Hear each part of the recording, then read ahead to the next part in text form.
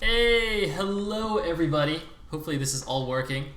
But welcome to the Teamliquid Legacy Cup series of tournaments. This is going to be the Legacy Cup #1, and I need to unmute my co-casters in order for them to talk to you. So, here we go. I'm joined by Bisu Dagger, who is now known as the hand covering the camera. And my camera just fell as you started. and an amazing XKCD, of course. So yes, welcome. I am. Disable this camera for a second here. Going bye. All right, here we go. I'm gonna fix this real quick. Hello, everybody. Beast Dagger, causing chaos as usual. Nice. It's okay. The panda works out. We can just leave it like that. Oh my goodness. No, I got this. Hold on. Talk to the hand. Talk to the panda. Oh wait, There we go. That should work. Hey, we have a Bisu Dagger. All right, and of course, amazing XKCD will be joining us audio only. It looked like Cloverfield in here. Yeah. It's gonna make everybody motion sickness before the game started. All right, so. Teamliquid Legacy Cups, guys, we're back. TL is back with more tournaments. It has been like, I believe, over a year since the TLS #3. That's but right. We're back with basically two major events, I guess. Of course, we're still doing the TLS Championship. That's going to be coming up in January next year. I can't remember exactly the date. January 9th, January 6th, something like that.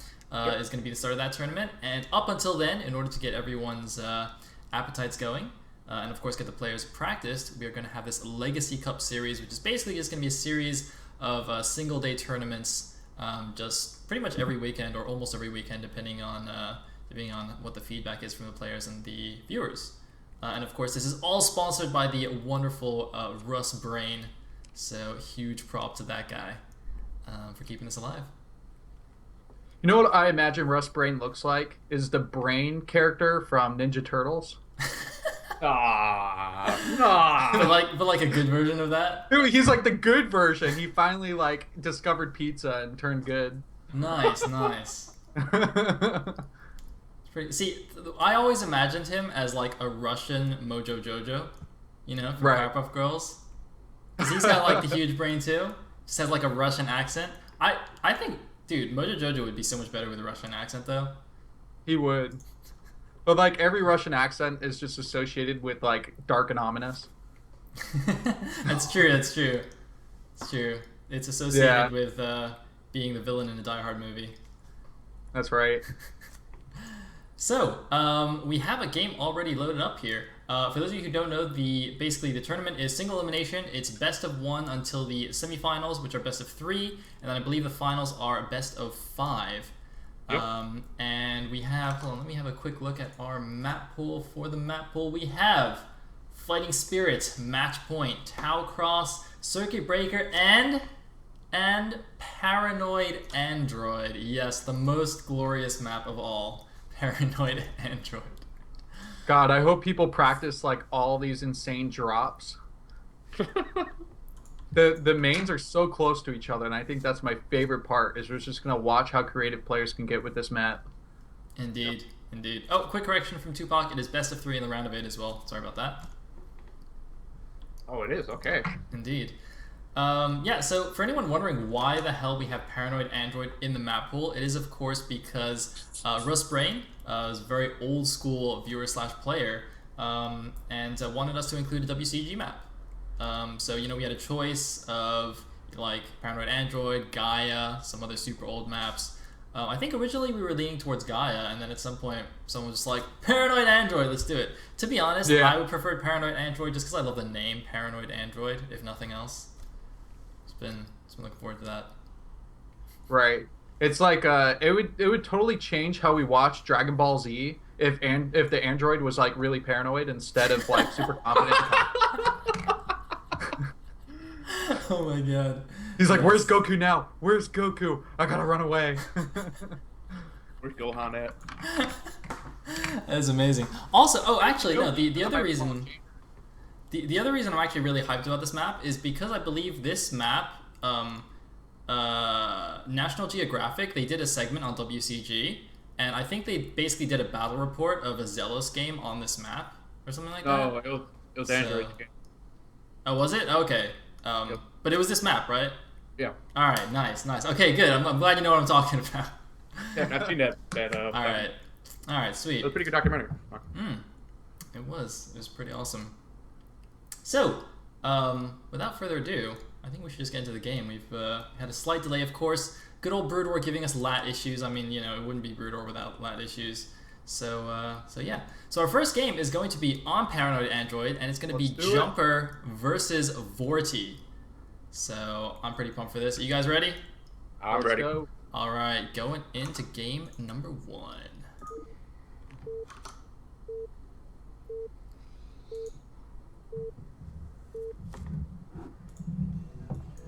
Alrighty, would one of you guys like to do the positions? I'll do the honors. So we have Jumper as the purple Protoss in the, I guess, the 1 o'clock location. Then we're going to have SAS 40 as the red Zerg in the 2 o'clock location. Indeed. So of course, Paranoid Android is a 2-player map. The Overlord can go straight over here. Very, very close air distances. As you can see, I barely need to scroll over here. Yeah, good times. Right, so I'm thinking like rush to Guardians maybe. Just perch them on the back of that Protoss mineral line and just take them to hell. Of course, we won't see that. Why? Because Corsairs are just going to be so strong on this map. And in fact, scouting with Corsairs is going to be super important. The base is really nearby, and you can do a lot of damage on those Overlords once you get to that Stargate tech. So that's what I'm kind of fearing for our Zerg player here. We got a random map hack by Jumper here. He's going 1 base, actually, interestingly enough. I'm just going to reveal the whole map here so people can see if they're not familiar. So you do have this normal natural, but there's 2 entrances. So there's sort of the wide front entrance, and there's also this back entrance, which makes it really annoying to do the normal Forge Fast Expand. And then there's like a 3rd base behind here as well. And then the next base, okay, no, there's a high ground base, and then there's like a shared base at this bottom left that could become contested if the game goes that long. Although I'm curious what Jumper's going to do with this 1 base strategy. I think the reason he's doing it is he actually doesn't know the map that well. Quite possibly. Because he's making that map hack call in chat, which means he probably doesn't notice. Or it might just be, BM. I'm pretty sure that was an ironic or sarcastic. So we have Vorti going for 9 full speed, looks like. Trying to get their early Zerglings out to counteract the 1 gateway base play. Indeed. That is very interesting. Let's see. Doesn't quite have the money for it yet, but he is making 6 Zerglings. I guess it does make sense to pressure your opponent a bit on a 2-player map. Of course, there is this narrow bridge that's very sort of the close rush distance between the bases, and then you have this much wider bridge at the bottom. That is where I think the bigger engagements will happen later in the game. So the first 6 Zerglings are coming out here. There's one probe's going to see. It's actually not paying attention. I killed Zerglings. Vorti, Jumper. Oh, wow. He's just going to leave him alone. I guess once it got away, he realized he wouldn't be able to catch it without speed, so there's no point wasting any time. Better to go put on pressure. But right. However, Jumper does lose it with his next 2 Zerglings, so oh well. And we're going to see Jumper actually pull a couple probes to defend his first ramp here. Zealot and 3 probes might be able to hold it off. Save time for the second Zealot to come out. There is a gap on the left side, so this guy's kind of tricky. Yeah, he definitely needs to block this properly. Go for it, Vorti, go for it. You can do it, Vorti. Well, regardless of this Zergling pressure, there are absolutely no drones on the gas right now. And in fact, there's a drone pool here. Can you see them, like, leaving? Oh my god. Oh my god, Vorti. What the hell, Vorti? Vorti. So this is completely all in at this point. But wow, that's a lot of Zerglings, a full control group at why this is Vorti point. And a making pylon at the top, so is he going to cannon at the top, maybe? No, he's got no forge. He's only got a cybernetics core. Oh my god, and he has no idea that this is coming. Vorti's completely all in on this first game. Here's the drone drill. It's going up the ramp. Is he going to do it properly? There's the drone drill. Oh my god, the first Zealot gets completely trapped. And this is really bad for Jumper, who thought in the thread he posted that he was going to take the whole tournament. Jumper needs to keep that Zealot alive as long as possible. Never mind. The Zealot goes down. Second Zealot coming out. That's going to get chased down as well. Pretty good Michael coming in from Vorty here. Not really utilizing it the best way possible, but however, Jumper leaving his ult alone to dive. Oh my god, Jumper didn't fix the rally point. His rally point was to the ramp and he lost the third Zealot for free as well. Oh wow, instant GG. Holy moly. Well, that certainly was not expected. That was smart play by Vorty though, because Jumper lost his alert to scouting probe, so he had no idea that Vorty was going to commit to it. Oh right. My Very goodness. smart choice to build. But that was a pretty ballsy play from Vorty though, and the thing is, he only pulled 4 drones for the drill, so he had to like have it perfectly done. Because usually when you do that, I'm pretty sure you pull more than that, because if you're like, because you want to make sure there's enough of there to like glitch everything through. Because if you don't have enough stacking, they don't actually push stuff properly. So man, that was pretty ballsy from Vorty. Right, and Jumper live in the thread right now says, "Who the hell put this map in the tournament? I could have beaten Scan in the final." Exactly, it's the map, man. It's the map. Oh man. Well, that'll keep him up at night. Well, don't worry, he has more chances in the upcoming weeks to practice that map. He does indeed. He does indeed. So that was a very fast and exciting game. Totally unexpected, and so yeah, we'll just have to wait for another game, I guess. Well, you know what we could have done, which would have been way worse, is put Heartbreak Ridge in this map pool. Dude, are you kidding me? Because looking at the Sonic Star League, no Terran has won and Heartbreak Ridge so far, all the way down to the round of 8. Dude, why did we not put that in the map pool? That's an instant way to get any good Terran player out of this tournament. Well, I mean, to be fair, we have match point's pretty difficult for Terran, isn't it? No, it's fine. Is it? Because the issue for Terran's defender base is because all the Terran's base is going to be along one side of the map and it's like a linear path. Whereas for Heartbreak Ridge, your third, it's really hard to defend because it's so hard to get to. Like, sure you can get to the back door, but you can only fit like maybe 1 unit at a time to that little choke point in the back. Indeed, indeed. Dude, BC Decker, I keep thinking your video's frozen. You sit like so still. I know. Dude, you're like the Terminator, man. Yeah, and you know what? Because Protoss fans don't have eyes, and that just further proves it, because you can't actually tell if I have eyes or not.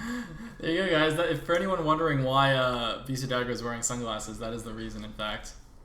Protoss player. Every once in a while, I'll just smile for you to make you feel like I'm normal and cozy. Yeah. But my DTs are coming. And see, like for me, these aren't even real glasses. Like you think I have eyes, but actually these are just eyes drawn on my glasses right here. Because you know, as a Protoss player, I don't have eyes either. So you know, there's a really good Calvin and Hobbes where he drew little eyeballs on ping pong balls and stuck them over his eyes, so it looked like he was awake in class while he was napping. Nice, nice. Wait, he could have just drawn on his eyelids. I guess he could have done that too. All right. Tattoo the eyelids. Go all the way. Indeed. So we do have another game coming up here. It's going to be Sero versus Scan. We're going to see our first Scan game of the tournament. Of course, Scan, big favorite to win. Well, to win everything, I guess. So yeah, we'll see how this goes. Sero, I believe, is like some B-ish rank player, maybe. Oh snap! You guys forgot to add me to the game. I forgot to join. Well, I'm like in the replay right now, so you guys can join unless you have latency. Yeah, make sure we don't have a problem here. All right. Wow. This game has already started. What? Yeah. Oh my! I hope, dude. I hope what's his name? Oh my god! I can't believe what his name. I forgot his name. Steve Man! Steve Man! I hope Steve Man isn't here. Oh my god, Steve Man could be here like taking all our game names. Alright, let's go to a new name. Okay. Oh my god, is it Steve Man? I'm actually so excited now. Is Steve Man back? Could you That would be awesome. Could he actually just be back like for the first tournament? That'd be pretty epic. I heard Steve Man under retirement was hiding in children's closets pretending to be the boogeyman. You can make a career out of that. You could. You totally could. Oh, I bet we're gonna have latency issues. Oh man. Alright, lap break time. Alright, I'll create. Lap breaks. Actually, do one of you guys already have the replay? You can totally just host it. I don't know if I'll have hosting issues, so better you host. Alrighty. Okay, join up. Alright. Alright. There we go. Okay, now XKCD, you leave because I made a 2-player map. I don't know why you keep doing that. I didn't think about it till now. Nice, nice. Just make it melee or whatever. UMS settings. Stop making it 1v1. Hold on. Let me find a bigger map here.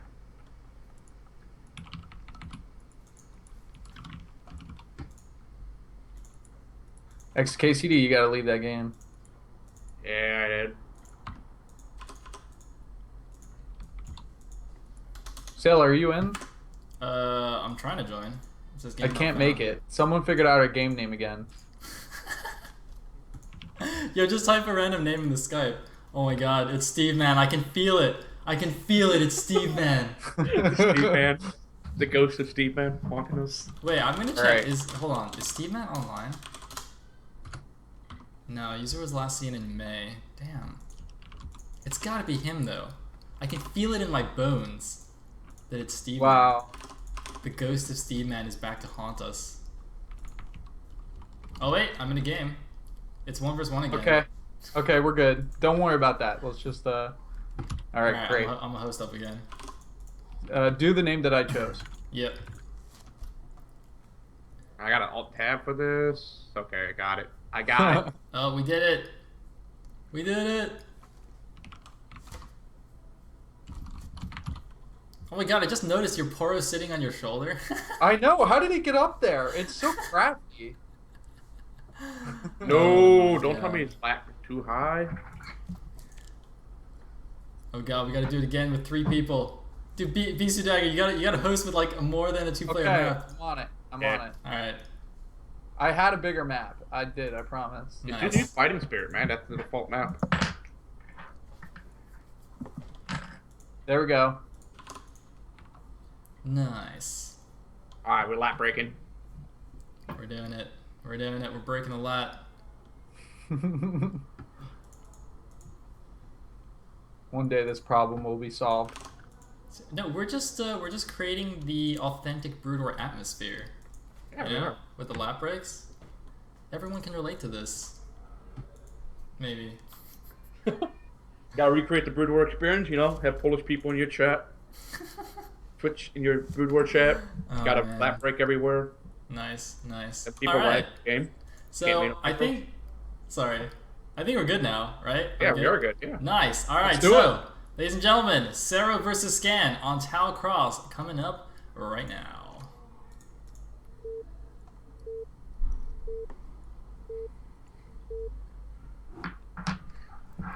All right. If one of you would like to do the positions, that'd be awesome. Yeah, I'll take the honors. It'll be up in the top right. We have INS.Zero at the Green Terran. And of course, we have the boogeyman of the tournament, the final boss himself. Scan at the in the bottom right as the Blue Terran. You know, I you have a really good feel point.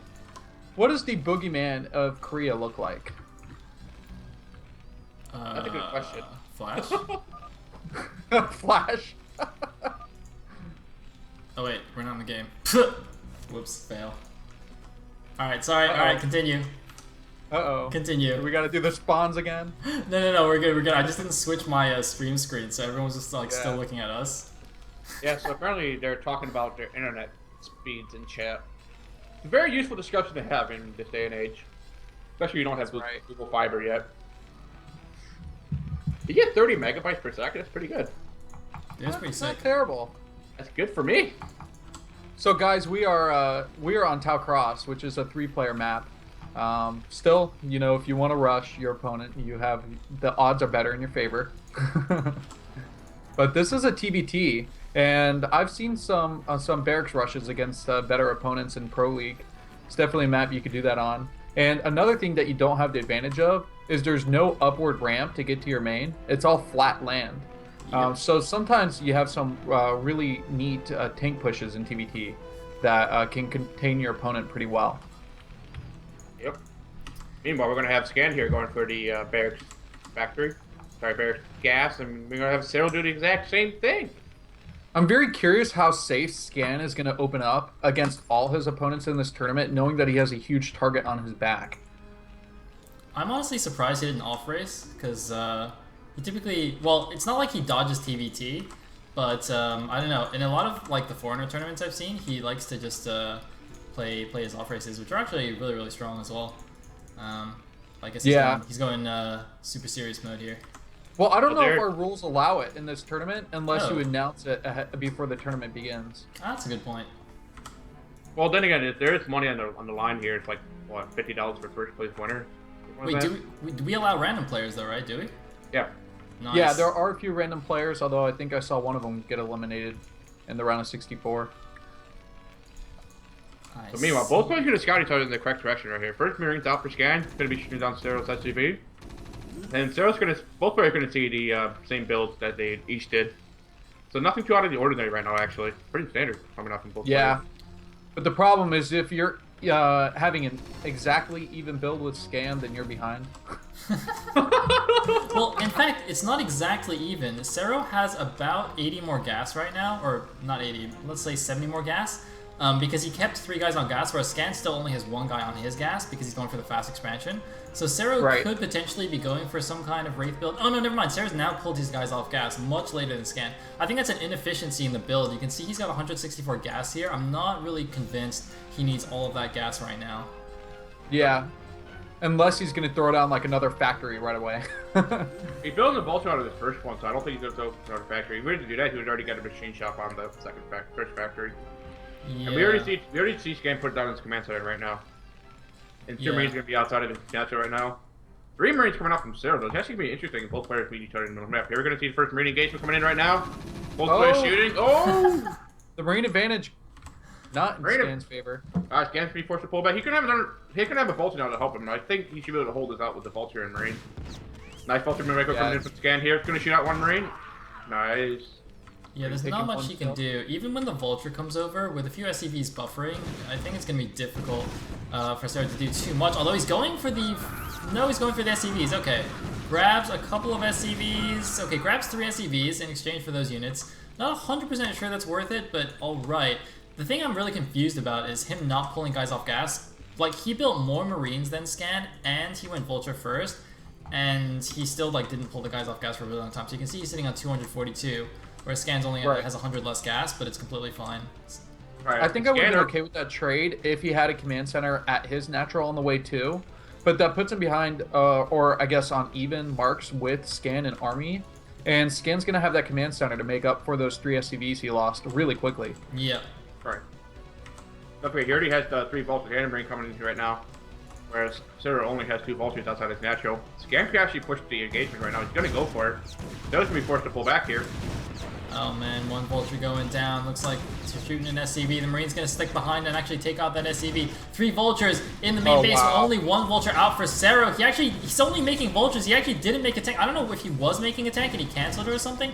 No, he couldn't have because that Vulture just came out. I don't know why he has a machine shop and he wasn't making a tank. Oh man, and he's not repairing that Vulture. The Vulture goes down so quickly. Wow. And yeah, he lost Arrow passed out. Well, that's one way to do it. And Sayle is out of here. All right.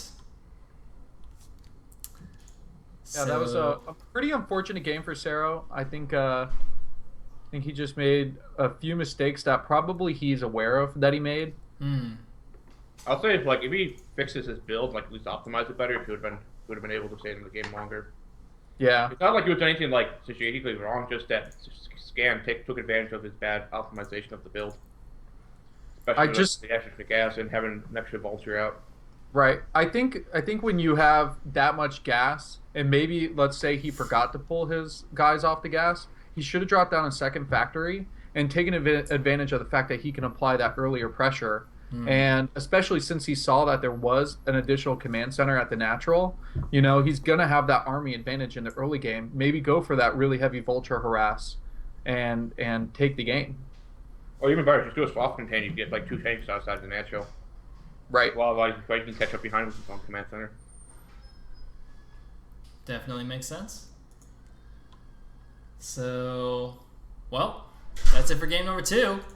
And I guess we shall wait for another. So, yeah, the tournament is actually ongoing right now, for anyone wondering. So we're doing this sort of like slightly delayed, but...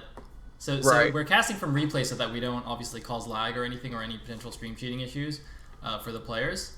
But the tournament is definitely going. We're basically like 1 or 2 rounds behind the actual players, the actual tournament in progress right now. So, yeah, there may be I some think we gaps. might be able to cast the finals live, or at least not the semifinals live.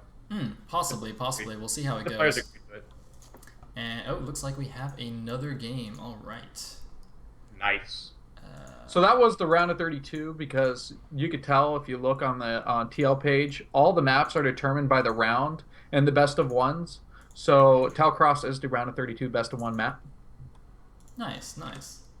Mm-hmm. All right, I'm in game, guys. If you want to hop in. This is going to be the scan game.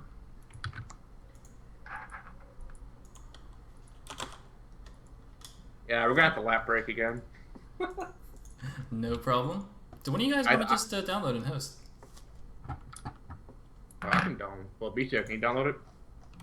Yeah, the latest one. Let me see here. I need that. Let's go to download.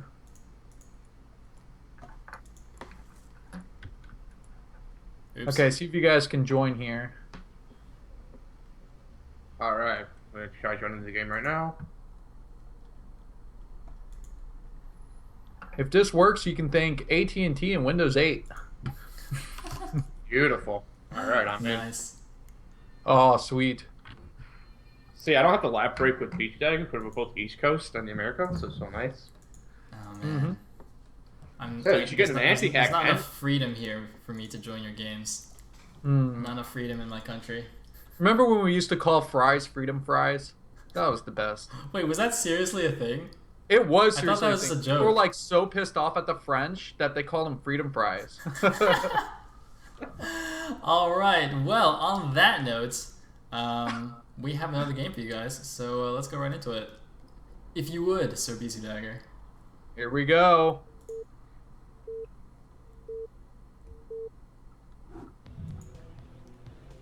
Oh, this is another scan game here. You know, people are so mad about some things we did in this tournament that it should be called the Freedom Legacy Cup. Just gonna throw that out there. Oh my god. All right, XKCD, kick it. Alright, so we have Paranoid Android again. Once again, we have Scan at the purple Terran in the top left at the 1 o'clock location. And we have Remag at the green Protoss. I actually have no idea who Remag is. No idea. He's like a B-ish rank Protoss, I think. He used to actually stream a ton, and he would only play PvZ against Zerg on Heartbreak Ridge. Like, that was it. He would only host Heartbreak Ridge, and he would only play against Zergs. So basically, he would just cheat his way? Well, he didn't cheese, though. He played, like, these ridiculous, like, 45-minute long games where he would, like, drag out the game to try and hit the late game, like, max Protoss army and get Dark Archons and stuff. Oh. Yeah. Listen, XKCD, if you don't know who Remag is, if he wins this game right now, you will know who he is. Okay. I'll keep that in mind. That's right. That is a early probe. Was it the Pylon probe? I believe this... Yeah, that's the pylon. Like, Yes. This could be for a gas deal. That would be a smart way to mess with Scan's build, though. However, you're gonna... Scan might be confident enough to actually go for the barracks expand here. So it may not be too much of a setback. But it is an interesting idea, because... It might be Remag's only chance here. Scan. He doesn't have 100 minerals yet. But Scan obviously doesn't either. Yeah, he's yes. still... Oh! Looks like he's gonna know. Is he gonna go for it? He's gonna go for it. Going Yeah, for the he's gas gonna- deal. And there's the gas deal coming in by Remag here. Nice. It's interesting because Scan basically didn't react at all. He sort of just let it happen. I mean, I assume Scan's faced this kind of situation plenty of times, and it is a 2-player map, so it's definitely something you probably would expect in a TVP as well. Protoss tend to do that a lot on these 2-player maps, like Destination or Heartbreak Ridge or whatever. So I don't think Scan will mind it too much, but it will have to change his build. Alright. And the gas does get allowed to be built. Look at Remax trying to harass the SCB building the barracks here, but it's pretty unsuccessful with so far. Meanwhile, we do have Remax getting his gateway and his gas at the same time. Indeed he is. I'm wondering why he doesn't have the cybernetic core up yet. Cybernetic core? Well, his timing's going to be a little bit late since he had to go for 2 gases to start the game. That is true. That's the point made there. Yeah, no, you're definitely right, XKCD. He put it a little bit late. I think he was just microing the probe in the turn space. Is he going to go for the gas steal again? He could put the assimilator back. No, his probe's a little bit too far. Oh, timing! Oh! Oh my, this guy's a hero already. Well, He's using so many SEVs to kill off this assimilator. I cannot believe Scan allowed this to happen and I can't believe that actually worked because it looked to me like the probe was too far away. It's possible Scan thought the probe was too far away as well, but it actually somehow snuck in and did it. So this is a huge delay, and it's interesting because Scan didn't just like immediately switch to going for a 1-rack expand. He actually does want this gas, so that's actually a pretty severe delay to him right now. Right, you know what I'm thinking? This could turn into a DT build pretty quickly with how well this is going too. But I don't know if it's gonna be a DT build because right now Remax can upgrade. Oh, he took the upgrade on the core. He might fake it though and actually cancel it later on if we're gonna see that. Right. Looks like he's about that 400. He should probably expand with that kind of bank. Yeah, what is he doing? So he's actually just doing a 1-gate expansion build, despite the nice little double gas deal here. Very interesting. Oh, he's looking for the SCV in his base. He found one. That's interesting. I don't know how he knew that was there. Because it looked like the SCV left and then doubled back and just hid in the corner. I guess Remag, because his first probe didn't see an SCV going back towards the Terran base, he must have figured that it was still hiding somewhere. So he just checked his base. You know, that's a pretty smart play, though, to be paying attention that well. Yeah. That's actually a really good play. Oh, look at this. Scan's actually checking for, like, proxy DTs or something. Look. Yeah. He's looking. He is. He's worried about it. Because here's the thing, though. Remag has yet to put down his Nexus. He already put down his second gateway before putting down his Nexus. That's even not that good for Remag, especially with the build he's trying to go for. Like, he did all this good things to get Scan's gas super delayed, but he's not really taking advantage of it himself. I'm very confused by this. Like, yeah, why did he take a... Okay, well, he's going to go for a robotics facility. He's getting the drops here, but I still feel like he should have gotten the Nexus down earlier. Right. Yeah. He had the 400 minerals. I don't know why he changed his mind. Because he sent a probe to his natural too, so it looked like he was thinking about doing that and just changed his mind. Oh man, he's going to get completely scouted too. Right, yeah. Yeah. This is not good for Remag at all, because now Scan's going to know what's happening. And remember, he already had a lot of Marines from the early gas deal. That SCV glitch through the mineral line was pretty impressive. Meanwhile, we have the Dragoon chasing the SCV on the left side of the map here. Yeah, that Dragoon on the bottom side of the map's already killed one, so that's pretty good. So 2 SCVs down for Scan, but not a huge deal because he has his command center coming up. It's interesting because even if Scan knows this is coming, I mean 2-gate, if he goes like 2-gate Green Reaver, that's still going to be extremely strong, just like straight up busting the front or something like that, or just harassing. So it's not like this is some kind of cheese build that's been scouted, but he's actually, no, he's going for the Nexus now, so presumably just going to get some OBS. Yeah, he can't afford to go straight for the Reavers if you do get the Nexus at this time, so a very curious build from Remag. Basically, 2-gate OBS is like the ultra, 2-gate OBS expand is like the ultra safe expansion build, but in general it's suboptimal, especially if you've gone for the gas deal at the beginning. It really doesn't make any sense to me. Right. Actually, once again, Scan's actually going to scout it now. He has another SCV that he may have to get around the Dragoons here. He's going to see that Nexus now, so I'm pretty sure Scan's going to open use as well as to what Remag's trying to do here.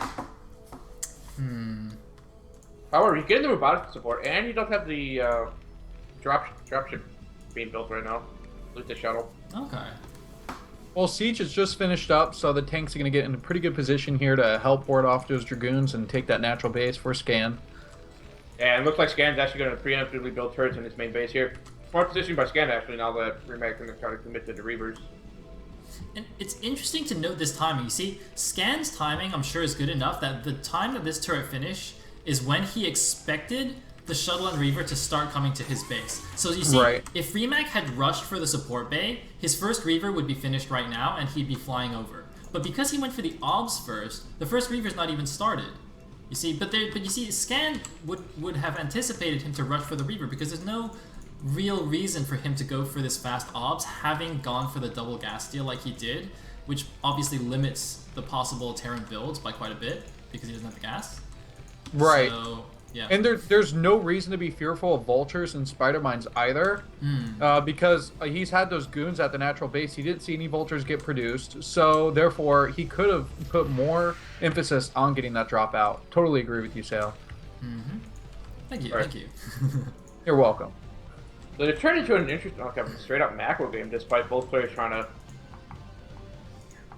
outthink each other here. However, we're going to see that Reaver come out right now for Remag. See if you can do any damage with it. Well, I feel like it's not going to be effective because Scan's already prepared himself yet to tank and... He forgot the Dragoon. He right-clicked the Dragoon to the shuttle, but he forgot it because he couldn't get in. Oh Look, my god. god. It's stuck in the mineral line. He forgot his Dragoon. Oh, man. He has to commit. He has to commit. Go back to your comrade. Reaver. Alright, Reaver's going to get one SCV there. I have never seen that in my life. Like, not noticing that your goon couldn't get in. Look at this goon, he's still trying to get in. He's like, wait for me. I'm coming. I'm coming. Oh! One hit. Wow. Poor Reaver. I didn't get the chance to use my Reaver talk. And the goon's just like, I'm sorry. Let me in. I'm sorry, Reaver. I could have saved you. You just have to let me in. Right. But here's the thing, though, like, point, there are way too many probes in the main base, and because of kind of how that he only has 2 gateways for production facilities, I feel like the best choice for him is to take a third. right. Which he did drop down his Nexus just now, so okay, he's actually thinking for the late game now. Alright, Scan's gonna scout it, but you know what you could actually do right now is also double expand off this. Like, take a really early fourth of all, just so you can get it back into the game. Because remember, Scan doesn't have any vultures, so he can't actually push across the map with his tanks. The tanks are just gonna get smashed in. Like, you need to have the vultures before you want to push out with the tanks. Right. If you look at the natural command center, you can see SCVs gliding through a tank. Right. Oh, interesting. At the gap. Oh. That's cool.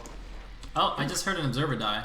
I think Scan scanned an observer outside his natural and he killed it with his marines.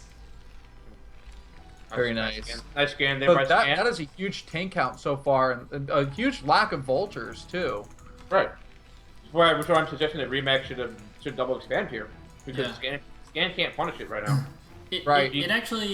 It makes sense to have the early tank count, because generally you start pumping out the tanks first. You can see he's only just now getting his Vulture upgrades, so he only had the 2 factories, so he pumped non-stop tanks, and now that he has more infrastructure, more income from the natural, he's adding the extra factories, and now he's just going to spam the Vultures to support, because Vultures obviously they build very quickly, and they move so quickly that you can they're very easy to reinforce with, as opposed to having to mass them up early. So, so I think that's fine. And looks like we're just gonna Vultures are going to wreck him in the later stages because there's no forge and he can't build cannons to defend his natural or his third base. So if he's going to move out with his army, he's going to have wide open mineral lines to just get wrecked by Vultures later in this game. Plus, he's not getting any upgrades. He's going for mass gateways, but having +1 on your units would be really helpful. Right, you know what I'm confused about? The fact that Remax decided to build a Templar Archive and a Stargate at the same time. So his gas is he's already limited by his gas. He only has 2 gases right now, and now he's going to try to. Oh, here comes the push out. Oh. The question is, how many scans are there? Because this is DT. See, the natural has no energy. The main only has energy for 1 scan right now. The DT, if it doesn't kill itself on spider mines, could do some damage. Does get a nice bomb on these tanks. Does he have another DT? If he actually had 1 more DT right now, that could be quite huge, but he doesn't. So Scan is going to do some serious damage with this tank. I actually don't know if Remac has enough to stop this because he didn't start attacking it straight at the natural. He's all the way back in his natural expansion right now. He should have started attacking when Scan was at his own natural. Right. Oh man, this is really problematic. He should be spamming Zealots right now because his leg speed just finished. Oh, he might lose this shuttle here too. Marine's doing a lot of damage. He needs to drop something. Drop on top of the tank. No, not good for Remac here. Remac gonna try to go for another push here, but it's not gonna be enough there. The tank line is simply way too strong here. Also trying to get some Marine Drago and leaving the game immediately. Hey. Yeah. His leg enhancements upgrade didn't finish until right at the end of that battle either. Oh, I see. Okay, I thought it was done already, but I mean, he's trying to do some fancy bombs. He was actually really close because there was a clump of 4 mines right above the tanks. Could have done something there, but oh well. Oh well. Oh man. I mean, Scan definitely had a good timing there because not only was the Reaver ineffective, but Remag was like in the middle of trying to tech to his Arbiters, and he only had his 6 gateways. So definitely not quite enough stuff from him yet. So good job by Scan to actually hit before the first Arbiter came out. Right, I mean, it's just going like Remag was trying to do like all this weird stuff, like he's trying to go for, I guess, the gas deal, and then he tried to go for an expansion, but trying to do like 2 gate opt at the same time. His build was all over the place, and just simply didn't have enough economy there at the end to stop Scan's push. Yeah, yeah. Even though Scan like had to delay his push for a long time because of lack of Vulture support. Mm-hmm. And he tried to go for like the Templar units, like trying to go for DTs while trying to get a Stargate at the same time. It's, I don't know. Remag like needs to go back to the drawing board and figure out what he wants to do with his builds. Like, gotta have like more clear focus. Yeah, I think it's just because he's more of a PvZ specialist, so he's not too sure what to do in PvT. Maybe, I don't know. Possibly. So looks like we might pass the semifinals live. Oh. Yeah, it's gonna be interesting. Hopefully, we don't have any latencies. Oh man, I might have to switch to IC Cup launcher then, so I don't, so that I have some anti-hack.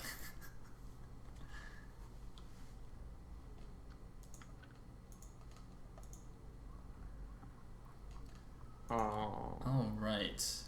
Beast Dagger, do you just want to host that random replay then, the PvZ one? Yeah, I got it right here. We're good. All right, join nice. It. Let's go. Yeah, what is that sound that you play? What? I hear like the what you want song whenever something in the background. What? I don't know. Oh, it might be. I think BC Dagger is trolling you, man. No, I don't troll. Yeah, you troll, man. Does this look like a troll face? Yes. I don't want to see you at 5 a.m. in the morning tomorrow in worse conditions. When do I become a Twitch kappa or whatever they're called? I think we need to get more consistent viewers for that. Yeah, we gotta scream on a weekly basis and get like at least 100 plus, I think, for that sub button. They do have some random dude with shades in the chat, though. I do find that hilarious. Okay, we ready? We are indeed. Let's go. Let's do this. All right. Rude boy. Hype. Hype. Oh, we're gonna have another Jumper game here, ladies and gentlemen. That's right. Jumper versus Madness Zerg. That's an interesting name for call yourself with the Zerg. We got it's going to be here on Talkcross here, ladies and gentlemen. We're going to have Jumper at the purple Protoss in the 9 o'clock location. And we're going to have Madness Zerg at the blue Zerg in the, I guess, 2 o'clock location. I'm not exactly sure if that's 1 o'clock or 2 o'clock. I think you guys it's a 1. We'll give it a 1. We'll give it a 1. Yeah. 1 out of 12. Yeah. 1 out of 12. That's an interesting name though. Like, you're gonna, of all the names you could probably think of, you call yourself Madness Zerg. It's not even. I like, still remember the day Zerg. that Sayle discovered how to pronounce Z key, or not like what it stood for, the actual Zerg key. The letter on the keyboard. Yeah, the Z key. That was like your greatest enlightenment moment on stream. It was. I mean, that's. I bet someone in chat has no idea what we're talking about, and it's like gonna blow their minds. Guys, it will. Z Go ahead key. and recap it. Z key, right? To make Zerglings. Z key Zerglings are really strong. Yeah. So we have actually a really early probe coming out here from Jumper here. Gonna go for the Pylon Scout. And he's actually gonna hit it in the first try. You just see Madness Zerg overlord come across the map here. Yes, indeed. And I'm wondering. If Madness are gonna go for a 12 hatch here? There's no spawning pool yet. He already made 3 drones. That would actually be suboptimal, because I don't know how many people of the current viewers were watching the Legacy tournament, or not Legacy tournament, the Nostalgia tournament. Wait, was that Nostalgia tournament? It was the tournament where like Mondragon and Sen and all those amazing people were playing. Cloud beat Mondragon on this map without losing a single unit. Mondragon just like tried the 12 hatch. Cloud built a pylon here and cannon rushed him. He's like, oh, leaves the game. Peace. So that Cloud was very proud of that. He was the only player in the tournament to beat Mondragon without losing a single unit. Well, I'm sure we're going to approve the petition for cannons to count as units. Here's the interesting part though. Jumper's actually going to go for a 14cc, and there's no way that Madness can actually... wow. Nexus, not CC. Sorry, not 14cc, 14 Nexus. I think it was a 12 Nexus actually. I don't think you can 14 Nexus without dying. I guarantee it was 14. Okay, well he's going for the forge now. Let's go back 30 seconds into replay. Man, if only we could do that. That'd be so useful. Yeah, it would be. So going Nexus Forge. Is he gonna be a real boss and build a gateway? No. I think he has to build a cannon first. Yeah, he only needs one cannon, really. Yeah, you can go for the gateway and then the cannon. You'll still have enough time on your map. Is this forge link tight with the wall? I can never figure it out on Tau Cross. I don't think it's link tight in the bottom. It doesn't look like it, but like I have this sneaky suspicion that this is actually tight, and okay, it might be link tight with the cannon now. Yeah. Might. I don't know. It definitely doesn't look like it, but Tau Cross is definitely weird. Yeah, so we're gonna see Manizark actually get his third hatchery up now, coming up, and he's gonna be spawning 2 Zerglings and get his own gas. Meanwhile, Jumper's natural Nexus has just finished right now. It's gonna be transferring some Pro Silver. So pretty standard, like 3 hatcheries. Now the extractor coming up. He's gonna be really late going to his lair, and fortunately for him, the first gas is only being taken for Jumper right now anyway, so he doesn't have to worry about Stargate pressure. It's interesting because watching the Korean games in SSL, a lot of Zergs nowadays are taking their gas like even before the third hatchery starts. So this is indeed a very, very late gas. Well, ideally you want to take your first gas while you're sending your drone out to your third hatchery. That's how things have been done. But my only caveat to that is Tau Cross is the notoriously good map for doing like 5 or 6 hatch Hydra and just like delaying the lair like for a really, really long time. I think I mentioned this during the Nostalgia tournament a lot because we saw it a couple of times. And I think Bakuryu might have done it on this map a few times as well. But going for 5 hatch Hydra with no lair is definitely a thing. And you can see the 4th hatch now, but the lair has started, so yeah, I guess we'll see what he goes for. Yeah, just having the lair sitting in your pocket so you can transition if you need to is always a safe thing. Actually, I don't find it too costly at this point in the game to go for it anyway, even if he was going to go for that 5 hatch. But he is dropping down the evolution chamber, and that actually would mean more of a 6 hatch style build because you want to get that +1 upgrade. What I don't like though is he's not building for infrastructure to defend against Protoss, because he's putting buildings like the evolution chamber inside of his main instead of trying to design his natural base a little bit better. Right, and the other two parties actually going for double creep colony here. It's not that great, I think. I think he's going to want to get early zealot pressure. Wow, Jumper skipped Stargate. He went straight Citadel. He's getting in more gateways. And +1 on his attack. Oh, sneaky Jumper. Yeah, you're getting +1, but I don't see the Citadel yet. Where's the Citadel? The problem is, at the natural base, he's going to lose that front sunken colony so quickly, because it's so easily accessible. Oh my god, he made a sunken in the main? He's making a second creep colony? Why? And he made a spore. Wait, why is he doing that? This makes no sense. A zealot got in there. Oh my god, this is like the biggest overreaction I've ever seen in my life. What the hell? He sees no Stargate. He already has an overlord his main mate that went to the natural. And he's building a spore in his natural? Just and the main base? Hydras he could have out right now if he wasn't investing in all these static defenses. No, he could have even had like 2 more hatcheries right now. Like, he had a hatchery at 3rd. They went for the 5 hatch. Like, you don't even need any of these sunken against a 12 next or a 14 next. You can just defend with pure links until then. I don't know if this is just because like Jumper is known as the DT guy, so he's like super scared of DTs in his main, but this is way too early for this kind of thing. As you guys say, Jumper isn't the stove guy, is he? He's not the stove guy. He's just the DT guy. He likes a lot of DT plays, but I mean, he does have your Templar Archive now, so you can still go for the DT play. However, like 3 spores. Yeah, he's got a spore at every base now.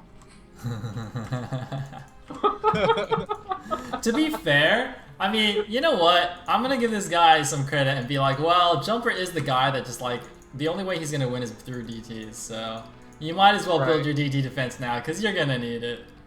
I mean, I feel like this guy, just after decades of getting slaughtered by the cheapest stuff from Protoss, he's just like, fine, damn it, I've gotta have spores everywhere. It's like the Protoss players who go like 3 cannons before Nexus in their natural because they're so paranoid of getting Ling run by. Oh, you're talking. Wait, speaking of 3 cannons, is 3 cannons in Jumper's main? Although he's sensing Mutalisks.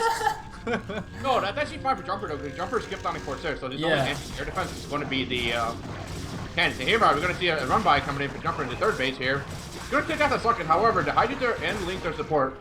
And oh my, these Hydras are going to die so quick. The +1 and the speed on these Zealots is going to be way too strong. The Hydras is going to have to be microed back, and they don't have speed yet.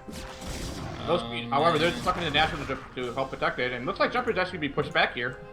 I'm surprised that Jumper shouldn't. Probably could have killed a couple drones here at the third. He definitely could have.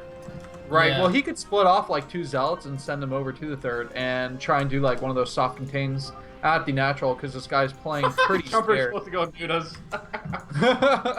Oh, he canceled the cannon in his main. In-game advice. That's a new one. He canceled the cannon in his main after he saw Hydras, but the other 2 finished already, so he's like, oh well. Wow. It's pretty awesome. Jumper doing some coaching while playing his opponent. It's pretty good. It's pretty good. It's pretty nice of him. You know, free coaching. So 2 more cannons coming down in the natural, and I wonder if he's gonna do anything with that Robo besides just let it sit there. He doesn't have a observatory, I believe. He's making one right under it. Alright, looks like Jumper is going to go for another attack. Okay. And the group of them are going to run by into the third. There's nothing there except the Suction that's going to clearly be overrun here. However, we're going to see Madness or Hydra back come up, catch up. And Jumper should actually target the hatchery. If he should target the hatchery, and he'll be able to get it done. He's going to go for there's the Archon there. That Archon can clean everything up. Oh man, here we go. It's like an old school Zealot Archon attack. The Archon does get focused down by the Hydras, but the Zealots are doing work. The Hydras now in full retreat. They're getting a little bit stuck. Note there is actually a 4th hatchery morphing while all this is going on. I don't think Jumper's aware of it, or he could actually kill both of these bases straight away. Looks like gonna grab 2 more Hydras and go for this hatchery. Meanwhile, what is going on in the Zerg's base here? Looks like he's actually going for a hive while all this is happening, so it completely ignoring the fact that Jumper's going for major pressure. He just went for 4 bases and a hive. It's pretty ballsy. I'm not sure if we're going for hive though when you just lost your third base and you have nothing. Hey, there's a hidden hatchery though. He's got a 4th down at the bottom right. Yep. I don't think Jumper's going to care though. You can just go for it right now. Oh, that's a lot of Hydras. I'll take that statement right back. Looks like Jumper's going to be the macro kicking in for the Zerg player right now. And they do actually have +1 carapace. Interestingly, going for +2 carapace rather than for the +1 ranged attack. Which does, actually, no, that makes sense because he's going straight for the hive. So completely sort of just barely getting enough Hydras to not die and then going straight for the hive tech. That's why he's going for the carapace. He's going for that, you know, Ultra Ling late game, which is very interesting considering he just lost his 3rd gas. So it's not going to be very easy for him to do. Meanwhile, Jumper's got +2 on his way for his attack. And he's getting the range upgrade for Dragoons. So I'm guessing he wants to go towards more of the High Templar Dragoon style mix-up, in case he has to deal with lurkers. Yep. Oh, you know Jumper's... we're not going to see Jumper got an elevator? I think he is. We're going to see some elevator Protoss here, ladies and gentlemen. What is that Zerg army doing at the 6 o'clock though? I don't even know what that's for. Only 4 Zealots in there. No, I'm wondering if that 4 is going to take it out. No. He can elevator all those Zealots in. Oh, I see. Now he brought that group over there. Yeah. And it looks like Madness actually moved all his army to the south so he can defend his expansion at the 6 o'clock. I just first 4 Zealots are in? Go for a base trade. Oh my goodness, the 4 Zealots run straight in. I don't know why Jumper didn't just wait to elevator all of them in. He could have done a lot more damage, I think, but he's going straight forward. He takes down the Spore Colony. What's he going to go for next? He's going to go for Zerglings. I think he might want to go for the Evos, but I think the melee attack, it's going to finish, and actually looks like wasted opportunity here from Jumper. Just going to run into the drone mine now, but definitely I think if he'd waited for the 2nd and 3rd batches of Zealots before moving in, he could have sniped some of these tech units, maybe got both of the Evos, but as it is, gonna get cleaned up. Right. Meanwhile, Jumper already has his 3rd out, and he has actually a pretty scary army if you look outside his 3rd in natural. I'm not sure if Madness can even clean that up. And Madness is actually taking the 6 o'clock base now too. I think he should take his macroed army and just drive it towards the natural of Jumper. Wow, Jumper's got a random group of units that are just gonna suicide though. What the hell? Okay. Alright. Might just be some hockey mistakes coming up from Jumper. Quite possibly. Oh, he's gonna have friends. Really good storms right here. There's 2 storms. That was a swift storm. Not a good storm. Yeah, that was a big one. Nice storm coming out here from Jumper. We're gonna get a lot of those Hydras down to low HP. Yeah, the 2nd storm is much better, and with the reinforcements, he does take down the initial group of Zerglings. The Hydras now on the retreat. Is there any Hive tech out just yet? I mean, the Hive is finished, but I see nothing that it's been used for. No Defile amount or anything. I don't even know if he's got Adrenal Glands yet. There's nothing in the spawning pool right now. Yeah, nothing. He just mass sunkening right now. I think Jumper's yet to discover these 2 extra bases that Manisurg has. Oh my god, he's going for the counter. Manisurg is going for the counter attack. This is perfect. This is exactly what he needed to do this whole time. Oh, force Jumper army to come back here. Oh, it looks like Manisurg's going to commit to it. He's going to take on all this 2 cannons. One first cannon is going to go down. Second cannon might be going down. Oh, there they go down. Take the forge down. Take the forge down. Oh, wow. He's got to pick up that one more cannon here at the front, but he's going to lose a lot of Hydralisks here. It seems like the army is coming back just in time to hold off. And so no significant damage done. And yeah, +3 attack is on its way. So it's a very slow upgrade, but we're going to have some really powerful gateway units once that happens for Jumper. All right, that's fine, though, because that gives Manisurg some time to recuperate. Oh, he's going to find some High Templars for free, though. These Zerglings, they're going to grab 2 High Templars. Nice pickoffs. Oh my god, Jumper just wasted a 3rd storm there. These Zerglings are starting to look scary. They have 2-1 upgrades, and they have the Crackling upgrade. I'm assuming he's researched that by now, since he went for that Hive Tech. Yep, and he's going for counterattack again. Counterattack. That 2-1, the 1-2 Zerglings are pretty strong here. There is no cannons there, so... Oh. He should run them straight into the main. The main does have 2 cannons there. I take that back. Alright, this is not going to do a lot of damage at all, fortunately. Yeah. Meanwhile, unfortunately, though, Jumper doesn't have an army that can deal with a ton of links because he's got these immobile Dragoons. And they can just get really caught up with some solid engagements from Manisurg. Oh man, Manisurg going for the surround. The Protoss army's in retreat. The Zerg upgrades are really good. 2-1 against just the 2-0 of the Protoss. Keeping up in the upgrades, or overtaking the Protoss in the upgrades. Now going for the Ultra's Cavern. He's got a lot of money saved up, actually. If you look at his bank, he can make like 6 Ultras at once or something. Jumper actually has a decent number of minerals as well. He's got this 3rd base cannon up. He's actually not mining gas from a 3rd. That's actually a pretty critical oversight here. Gas is pretty useful in PvZ in particular to just spam out those Templars and Archons. Right. That's a lot of cannons though. 6 cannons is going to be enough to clean up those units.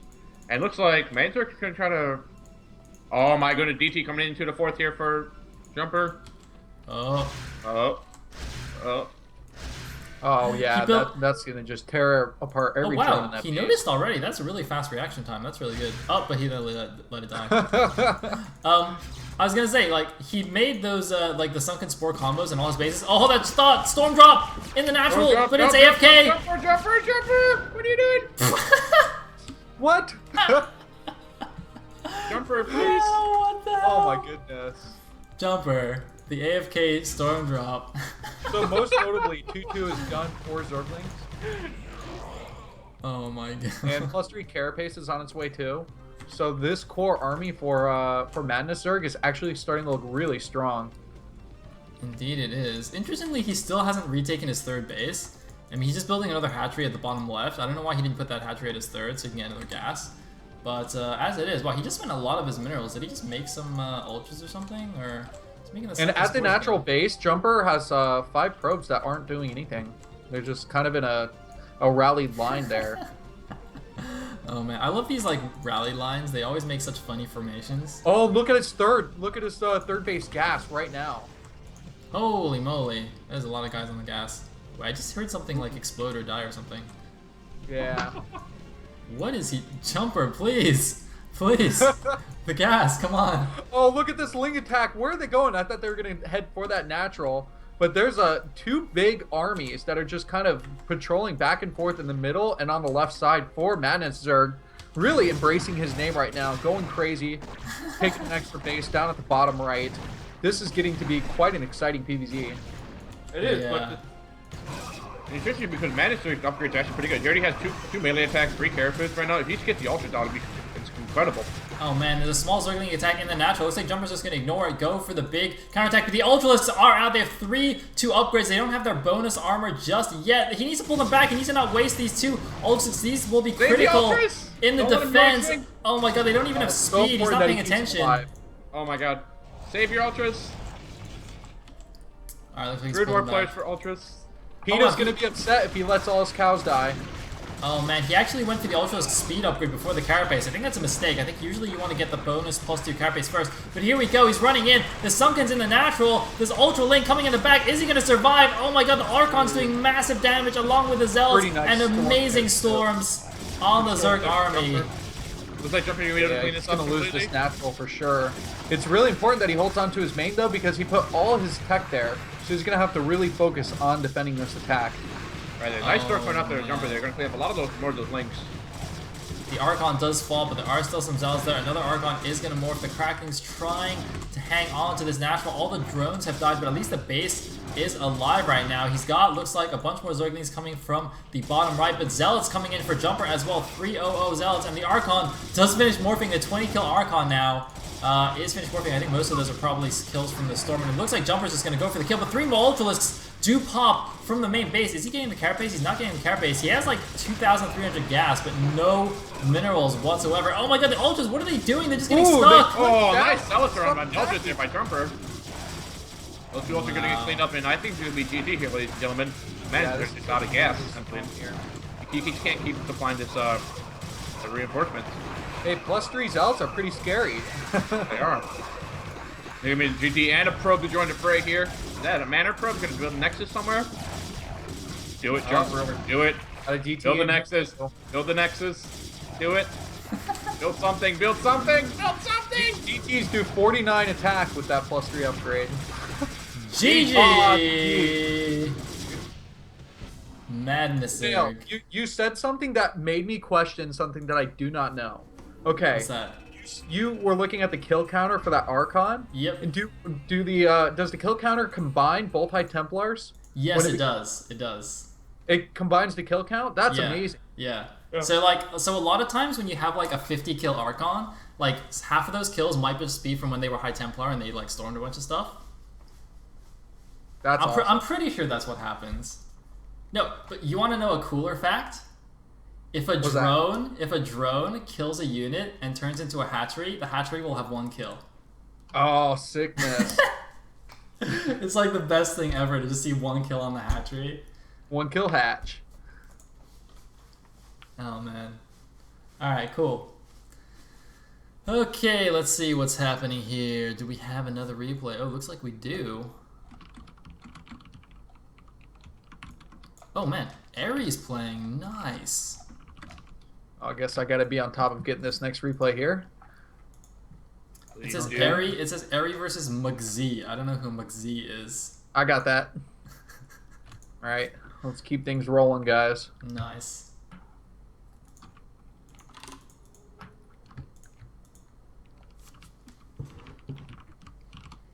Where are you at, Beat Dagger? Why are you not in the Cool Kids channel? Seriously. I'm busy creating the game that you guys want to watch. Does that mean anything to you? I'd rather be the cool kid than busy creating the game. Let you do all the work. If you're my friend at Battle.net, you know that I created the game. Yeah. Another Tower Cross game. All right. Hey. Yeah. Wait, Tower Cross is a WCG map, wasn't it? It was, because I remember seeing like WCC 2009, right? That was Tasteless and Artosis cast, and they had the Jadon first person view. Mm-hmm. I used to watch that for hours on, man. Oh, which reminds me, XKCD. What? I have a name for our casting crew. We are the Casting Conclave. Oh, wait. Yeah. Casting Conclave? That sounds like a cult. Well, you know how there's the Casting Archon? We can't be an Archon. There's 3 of us, so we're the Conclave. We share one hive mind. Oh, I'm okay with that. Nice. I'm okay. Speaking of, you ready to go in? Yes, I'm let's ready do to go it. in. Do we have like guys. do you have like a hand sign for the conclave? You know, like so people G check us in the street, be like we're the Casting Conclave. You like a secret Make handshake? cheers, like the handshake. All right, this MCA. Oh my God, it's MCA. McZ was apparently MCA. Holy moly! No, but MCA's Terran. I don't know. It says MCA. It says MCA launcher. What the? Yo, we need an admin to tell us who this is. What is happening here? Oh my God! I'm gonna ask Tupac right now. Who is this? This MCA or this is? Who is this? I have no idea what's happening, but it's Julia. My bad. Ladies and gentlemen, Julia versus Drone here. Oh, it's Julia. Okay. Okay. Yeah, Julia. Okay. So Julia does advertisement for MCA Launcher here. So, ladies and gentlemen, in the top right at the red cross, we're going to have Liquid Drone, whose also name is TOT Irradio. And in the bottom right at the green Zerg, we are going to have Julia, the most BM Zerg on the planet. You know, I always rooted for Julia to advance, just so I could see Julia BM people as Julia advance. Nice, nice. So keep it up, Julia. Say hateful things. Let the darkness consume you.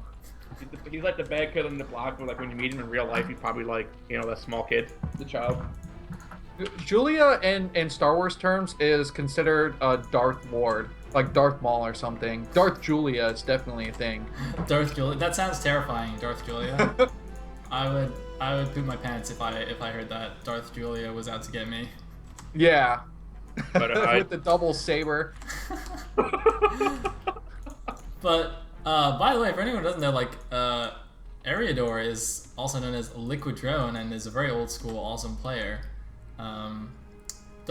He's a race picker, right? I can't remember exactly what he race picks, but he played some amazing games during the TLS seasons. So yeah, looking forward to this game for sure. So I think this game, I think this should be like a B plus level game from both players. So it should be quite evenly matched and hopefully very exciting. Right.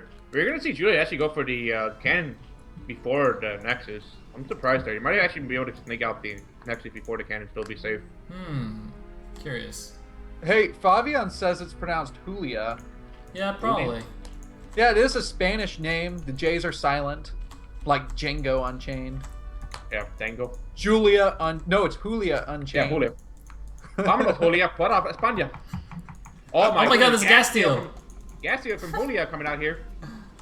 But see, you know what else isn't pronounced how people pronounce it? Hydra is not actually Hydra, but nobody cares. You know, like it's actually Idra, but it's like whatever. The Idralisk. Like Noni is also not pronounced Noni, and he actually got so frustrated that he changed his name to Liquid Tyler in SA2 because nobody could pronounce it. But the problem was everybody called him Liquid Tealer. So he changed it back to Noni. He's like, screw you guys. Fine, I'll be Noni. So obviously we're going to see, is Julia going to attempt to run by here? We're going to see Drone actually pull a lot of drones here. Oh no, he's going for the kill!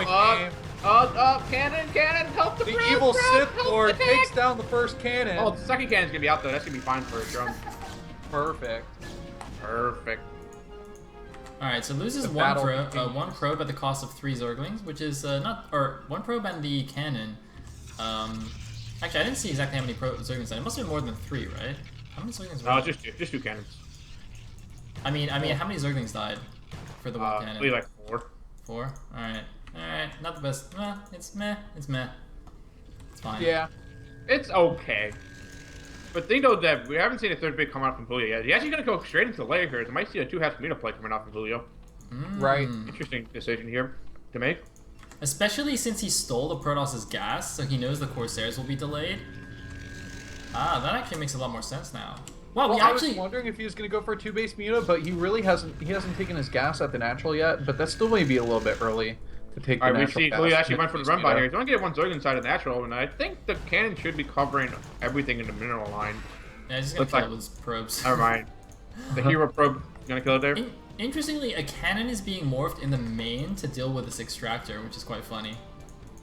And it's obviously, it's also provide like the Muta protection. He might actually see this Muta rush coming because his pro's been running around and doesn't see the 3rd base. So he definitely knows something wacky's going on here. However, we're going to see Julio actually going to produce his 3rd hatchery at that 7 o'clock location. Indeed. Interesting. And he actually has 2 drones blocking his main. Wow. Alright, the layer's not going to be done for Julio. Is Julio going to build his fire? That's that drone out there in the main main mineral line. Fire. Is there space for Spire there? Spire! There we go. Oh, nice. XKCD just had a seizure. Oh my god. Oh Build man. that Spire faster. Alright, we do have a first seller coming out here for Drone going to make it to the natural here. Only 2 Zerglings to block. This is not good. Oh, those will be strong Zerglings. Yeah, strong Zerglings. They're Drone can get there you go. Come on, Zealot. Make it in. Zealot's on the run.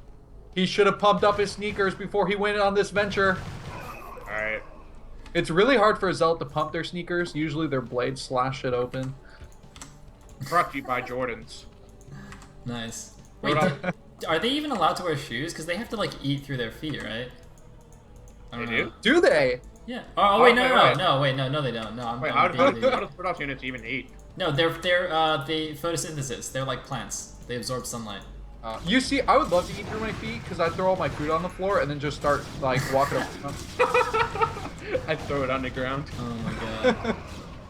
Yeah, who's gonna attempt to run by it? It's gonna be unsuccessful. Looks like that gateway's actually tight with that wall. Yep. On the left side. He does lose one Zealot, but that was not very good by Julia. Yeah. Regardless, Julia does throw his Overlord into the main base. I mean, the Corsair's going to be out shortly, and obviously going to know where to pick off this Overlord. But I think that was kind of a good sacrificial Overlord to figure out what's going on inside of Drone's main. Nice decision by Drone, actually. You're going to go for the +1 air weapons here, and the Bart's there. So in case Julia does commit to the Communalist play, which he is right now. He's actually committing really hard. He's getting +1 air carapace.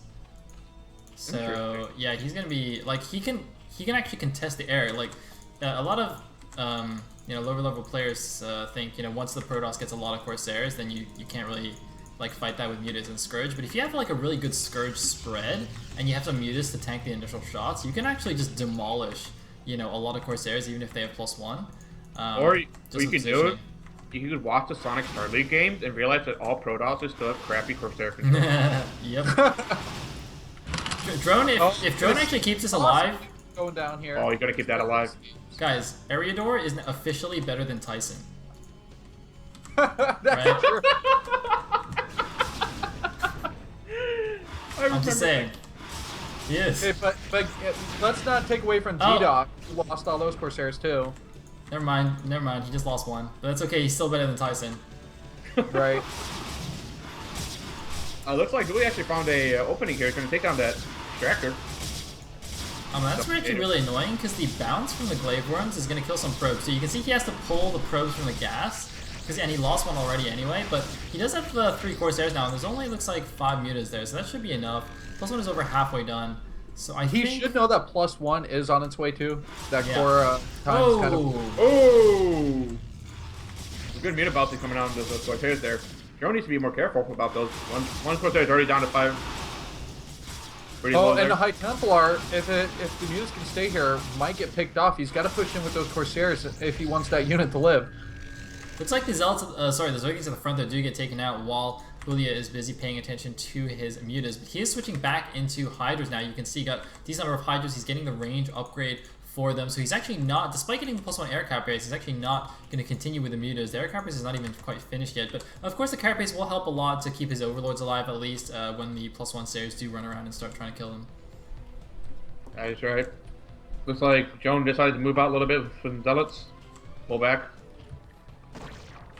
Meanwhile, is that a DT? Oh, DT going to get to third base. Julia is going to be scouted by the Overlord with speed, so it looks like Julia's going to go chasing for it right now. Really good reaction, too, to sniff out that DT. Oh, he's running back. He's trying to sneak by here. Across the bridge. Oh, it's going right into the Hydras. You can do it, Drone. Just do it. Oh. Missing that drone kill just by a hair. In the meantime... Got the Cocoon Range, got the Robo coming up. Do we have Lurkers on the way? Range just finished for the Hydras. Do they have speed? They do have speed, so we could start getting Lurker. Yeah, just gonna start evolving Lurkers now, so the Obs should be out in plenty of time to deal with this. But we do have some Hydras coming at the front here. And they're gonna get some free Corsairs!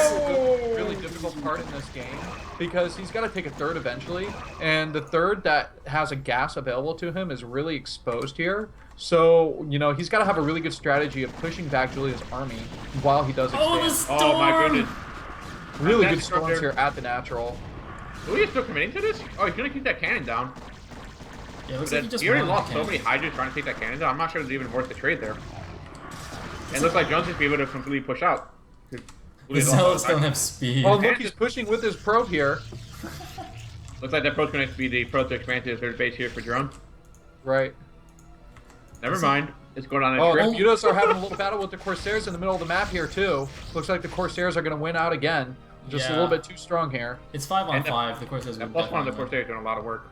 Forcing Julio to not be able to take it. Eriador forgot his leg speed for the Zealots. He's just started it. Wow, really? He has Storm finished, and he's just started his leg speed. Well then, Storm Broodlord here, ladies and gentlemen. Like, his goon range is going to be finished, like, way before his leg speed, which should definitely not happen in PvZ, unless you're going for, like, some kind of goon all-in. Totally forgot. It's alright, we forgive you, Drone. Well, Julia's actually going to be supply capped here. Lost already a lot of Overlords. Oh, yeah, that's true. 78 of 77. And, oh, he's going to might snipe some High Templar here, though. Ooh, no, he's going for the shuttle. Might be able to get the shuttle here, too. Get the shuttle. Dive with those skirts. He didn't dive. Well, yeah, just go for it. What just happened there? I don't even. Oh. Get the probe at least. No. Oh. That's going to get the probe. Dark Julia not harnessing his inner darkness. Dark Julia getting himself punished, actually. But a miss micro. And he's going to suicide his Mutalisk. Nope. Leo still has 22 HP. He's going to run away. Really not that many Mutalisks left anyway. Well, Lurkers are on the way, though. He does have that. And Julia's actually getting his 4th base at the 9 o'clock. So it's not too bad coming out for either player. And he's actually going to double expand to a 5th right now at the 11 o'clock. Very smart play. Yeah, I mean, even though he lost a lot of units there, he still has a pretty big army at home. Oh my god, he's loading up a drop! Ooh. Wow, he's loading up early. Is he going to fly all the way around the top left? Oh my god, he might get intercepted! He's gonna run army. Oh my god. It's gonna get scouted right here. Looks like he actually just got with the Overlord by the bridge there. He's gonna pull back some of his units and he's gonna go for a drop the other way, but I'm not sure if he's gonna do. He needs to defend his 3rd right now, his 4th. His 4th is gonna be given away to Freeze with drone. Yeah, he didn't have any drones there at least, so he's just gonna, looks like, give up that base, maybe put some lurkers on the side of the bridge, so Bros can't run over. Team Worthless Drone just now scouted the 5th with his Corsairs as well, so he's gonna lose that. He needs to cancel it right away. Oh man, there's an observer here patrolling. No, it's going to the army. It's gonna barely miss these overlords, but a dragoon's gonna see an overlord coming. Is he gonna know? Okay, now he definitely knows what's happening. Drone needs to pull his entire army back. The dragoon almost actually takes out that one overlord with 2 lurks in it. That would have been really, really nice. Looks like 2 lurkers going to the natural. The rest of the overlords probably going to the main. One lurker unloaded. Oh, 1 shot away from losing Perfect that overlord. There's gonna be 1 lurker in the main base here. Drone's gonna be pulled off the mineral line here. Where's that 2nd overlord coming in? 2nd overlord. Nope. Oh, there they are, coming to top right. Here comes the big drop. The drone is ready for this, though. Wow, the one in the main base, though, is going to town on the probe line. Looks like gonna get like only 3 probes actually, but the Hydra's in the back doing some work. Meanwhile, the Corsairs AFK, but the Hydra's actually just gonna run straight past them and let them live. But the 3rd base might be dead. Attacking Drone's 3rd here. Drone has nothing to defend this. His multi-attacking Julia is actually fantastic right now. Drone's is completely out of position with both his army. Trying to defend his own base, but he's gonna lose his 3rd at the same time. Oh, he might experience really bad losses here, and he might lose this High Templar if he's not paying attention. Looks like it is going to get picked off. Looks like fantastic play by Julia. Fantastic play. But behind this, Julia did lose that 5th expansion at the top left, lost the 4th base too, and so they're both getting kind of a reset to where they were about 5 minutes ago in this game. Right, but think about that Julia's once again going to be Overlord cap. No, never mind. He's made like 4 more Overlords. But he's keeping up on supply with Jerome, which is not something you want to do as a Protoss player. Have Zerg be equal supply with you. Yeah, definitely not. 102 supply against 118. Looks like a few more Sunkens being made at the 3rd base of Julia. And looks like the Protoss army is coming out now. The main army that went back to clean up the drop is now engaging the Zerg force at the 3rd. Gonna clean that up. Interestingly, Julia actually made this hatchery like right next to the Protoss, but Drone actually has no idea. Wow. Yeah, and he had the money if he wanted to go for an expand again, but it looks like he's just going to hold off on that. I think he maybe wants to do a little bit more damage while he's trying to take this expansion. Apply pressure to Julia to keep him inside of his base. Looks like Drone's actually going to try to expand to that same 3rd place right now. He has 3 probes there. One's going to build the Nexus right now and a pylon. Pylon? There we go. I mean, that is the only reasonable base to take still at this point. It's pretty hard. I mean, unless he wants to go take that mineral only, the Zerg actually has a hatchery there. But he's got the main army coming over now. We might see another big engagement. A bunch of random overlords flying over for no reason. He could actually lose these. Oh my goodness. Nothing inside of them, unfortunately, but still some damage done. Right, but here's the thing though. Who is still on lair tech? He has no defilers to support his army. I mean, sure, he has Hydra Lurk, but this may not be enough. Oh, Julia's got a counter group of Hydras coming into the third base here, try to pick off anything they can. Right, but man. Right here. Jerome, commit! Jerome, no, he lost his Overlord on Mike. It's over. Observer, stop this guy! Wow, did you see it? He just wasted 5 storms to take out 1 lurker. That is not good for He needs an observer with his army.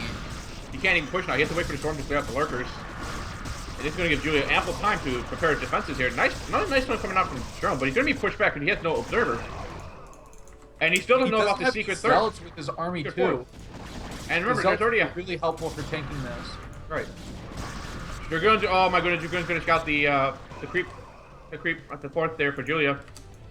Dragoon. Well, the Hydras do come into the 3rd base now too. They're going to be focusing down the pylon first. They really should try and take down the Nexus as quick as possible here. It looks like they are getting their focus diverted by a couple Dragoons. And this could be really good for Drone, who has an opportunity to save his base now. He's going after the Nexus now. He's right-clicked the Nexus. Is it going to go down? He's trying to kill the Hydras. 255 APM of right-clicking at his max. Right-click the Hydra faster. Looks like John's going to be able to clean that up. No, he should barely holds on. And that could be the key right here to him surviving this game. Right. We're going to see Julia going to re-expand to his 7 o'clock, and he's also going to take another expansion at the 10 o'clock here. Meanwhile, but Jones should know that Julia did expand to this 4 o'clock right here, very close to his own 3rd. Oh, he's going after the Nexus again! He's gonna get it! Oh, he took it out! Wow. Nice play by Julia there. However, is he going to be able to let his force survive here? There's a dropship. Jerome, what are you doing to drop the shuttle? Oh my! A ton of Sunkens and Lurkers going to try and defend this natural only at the bottom right. Meanwhile, looking inside of his base, Julia only has a lair still. No hive tech done. Yeah, but Drone is getting very, very starved of resources. He's very close to mine that his main is natural, and Julia still has a lot of fresh resources that he can mine. So even if he doesn't take up, if he can just keep Drone down to these 3 bases, even like sniping this base every now and then, you know, Drone won't be able to make any kind of big move out or big attack against him anyway, and he can't really afford to get much more tech anyway. There is, oh no, never mind. No, yeah, there's like not much else that Drone can do anyway. Right. High Templar snipe. Yeah, moving that little grab group of Hydra. It's not going to get much done though. Oh, she's thinking about taking that high Templar, but decided against it. And once again, drones are going to be re-expanded to that same 3rd o'clock location. Drones are just take back the 12 here. Or they try to expand to the left side of the map rather than... Oh, here comes the push again. Lurker's going to be right outside that 3rd. It looks like they're going to try and snipe this Nexus just one more time. An almost impossible place for a Protoss player to hold. Oh my goodness. Really nice storms. One more storm will kill both of those, but he doesn't have the energy. He's going for a big counterattack with his army. Yulia actually doesn't have that much here. He's got more reinforcements coming in from the back, depending on the storms. This could be the deciding engagement in the game. It looks like the 2 Lurkers were cleared up at Drone's 3rd. He's committing to the Zerg's natural, and the Zerg's, the army is actually funneling. He needs to storm as the units funnel in here. Oh, nice storm there. Nice storm coming out from Drone here. You're going to keep pushing into the natural here. Going to be a lot of drones coming down. Oh man, I think he's got to disengage the buildings and engage the army instead right now. Nice storm. Another nice storm. Oh my god, that's wow. Wow. These storms are all in Oz. That was some beautiful micro there. High Templar doing the work they needed to. That High Templar has 13 kills, all of which are Hydras and Lurkers, which is pretty awesome. He's going to stop the upgrade in that Evo chamber as well, that melee upgrade. I think he's going to kill the hatchery. It looks like 1 observer was sniped, but it doesn't matter. He's got 2 more here. Yulia is bringing up more units. I think he'll be able to clean this up with the reinforcements from the main, but a really nice win here for Drone. I mean, it did cost him basically his entire army, although it's not dead yet, and that was a pretty expensive army. But still, the trades were pretty good because 100 supply for Drone and only 84 supply for Julia. The problem is the economy for Julia is still going to allow him to build those really cheap mineral-only Zerglings and slightly costly gas Hydralisks. Remember, Julius still is able to mine out of this main base, and he still has 4 other mining bases right now, where Drone's only now had like his third just coming up again once again. His main dirty almost mined out. He already pulled all his probes away from his main. His naturals gonna be mined up pretty soon. They only have like 300 minerals on each patch. So really, Drone only has 1 mining base right now at this moment. So he's not gonna be able to sustain this the army only thing we're gonna see are tons of Lings right now, and they only have +1 carapace. Their attack is super weak right now. So this could play really well for the two upgraded gateway armies of Drone. Right, and they're already seeing it right now happening. Like Drone's winning disengagement. Julius forced to disengage from there. He needs to get more lurkers out. He has a lot of gas saved up, 650 gas right now. Yeah, it's a bit difficult for the Zerg to spend all the excess gas like Protoss can, just spamming Archons, and indeed, these 3 Archons doing a lot of work. And that one Archon was nicely controlled by Drone, pulling it back just before it died. Gonna take down this hatchery. Is it not gonna be? No, it's not gonna be cancelled, but a few goons getting caught in the back. Looks like he's just gonna run into a corner. If he's not even gonna run into the main, he's just gonna like sit. Okay, no, now he's going into the main base, and actually there's not much here to defend. He could take down a lot of these crucial tech structures. Where is Julia gonna go? It looks like he's going for a counterattack at the third. There is in fact only 1 cannon, 3 High Templars at the top though. They're not in position, but here we go, taking out more tech, another evolution chamber, another upgrade falling. The Hive could very well fall. There's the counterattack at the third though. How are the storms gonna be? Oh, he's gonna storm his own probe line, but it's oh, oh my god. Worth the trade. He still has this Nexus alive here. He could kill off that Hydralisk with his drones if he wanted to. And finally, that Hive tech was finished, but even with the additional HP, this building can go down. Meanwhile, Julius going to lose his 11 o'clock here. He didn't even cancel the hatchery. And Jones should keep pushing on to that the other main. There it is. And the Hive is falling. Looks like another counterattack maybe towards Drone's third, but there's an Archon, 2 High Templar, although only 1 storm between them. That is 4 lurkers though. Drone may have to run away. Remember, Drone has basically no more minerals in his main and his natural. He's gonna have to defend this if he wants any economy at all. He's counterattacking at that fresh base of Julia though, and looks like the probes are just running away. Look at this, he's only got a tiny few minerals left in his main, his natural, and it looks like though that Nexus is going to fall. He might just try and win with the units that he's got, which could potentially be possible. I don't know. Oh my god, he took out the base at the 9 o'clock at that. I like what Julius doing here. Julius going to build a like a slot contain outside his own natural here. Oh, he scourged the observer. There's no observer. Oh my goodness. There's no observer with this army. It's stuck. The only thing the drone has now is going to be those storms. And he loses a High Templar. He loses 2 High Templars there. He still has 1 alive though. This is getting really tense right now for both players. 2 observers are coming down. 2 observers are coming down towards the army. Right, and Drone's completely mined out right now. Oh, Drone's trying to sneak the 12. But the Overlord scouts it. There's a drone there too. But it's the only thing he can do. He has to keep it alive. That's the rest of his bank. If he loses this, he does lose out on the entire game here. Nice storms. But the Templar going down. The Lurker, being a hero in this game, takes out both the High Templar, and the rest of the Zealots do fall too. Oh my god, this game is so intense. The Nexus at the 12 is on the way. How many minerals? Oh man.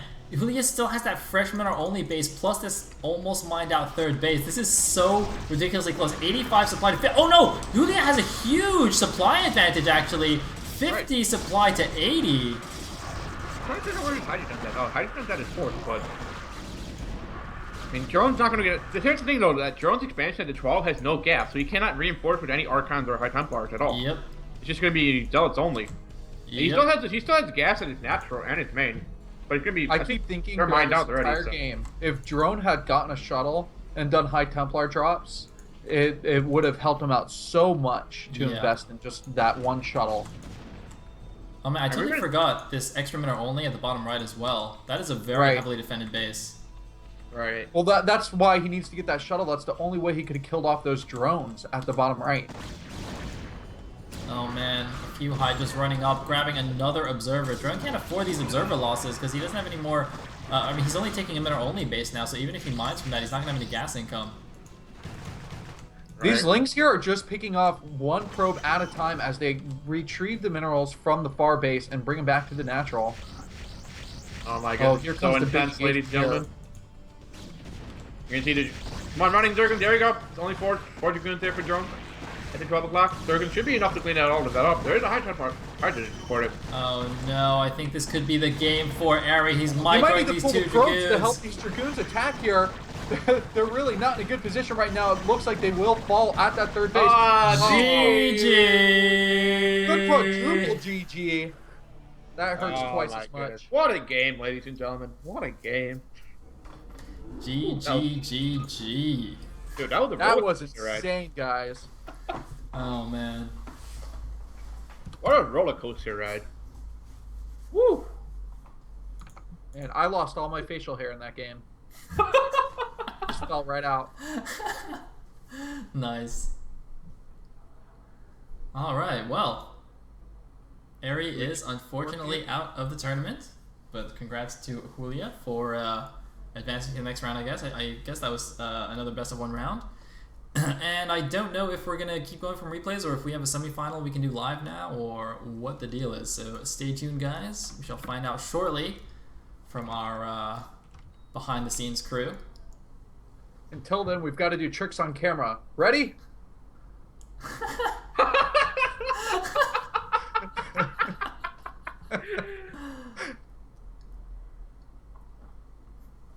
Nice. Nice.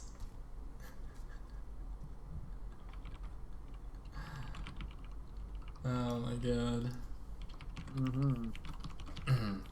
Oh wait, we've got another game I see. The replay? Oh, yes, it looks is. like it. Oh, here we go. This is it, guys. This is it. You have no idea what I mean, but you will. Okay. Another SAS player. It's Non, dude. It's Non versus Scan. I believe it's another TVT. Yes. More TBT. All right, join away, fellas. I'm on my way. Paranoid Android once again. All right. Hey. What? There's actually a StarCraft 2 map that looks exactly like Paranoid Android. Yeah. Wasn't that like old map from like the beta when the Liberty? Yeah, it was like the beta, and then like right at the beginning, it was in the initial ladder pool. Well, But I that have no idea that what wasn't it's called. Paranoid. No, they did a SC2 remake of Paranoid Android. Chapong Real. No. It was something station. wait. I don't know. No, Was no, it- Paranoid was it- Android. It was That's Paranoid Scrap. Android? Yeah, they did a remake of Wait, that. Scrap Station was Paranoid Android?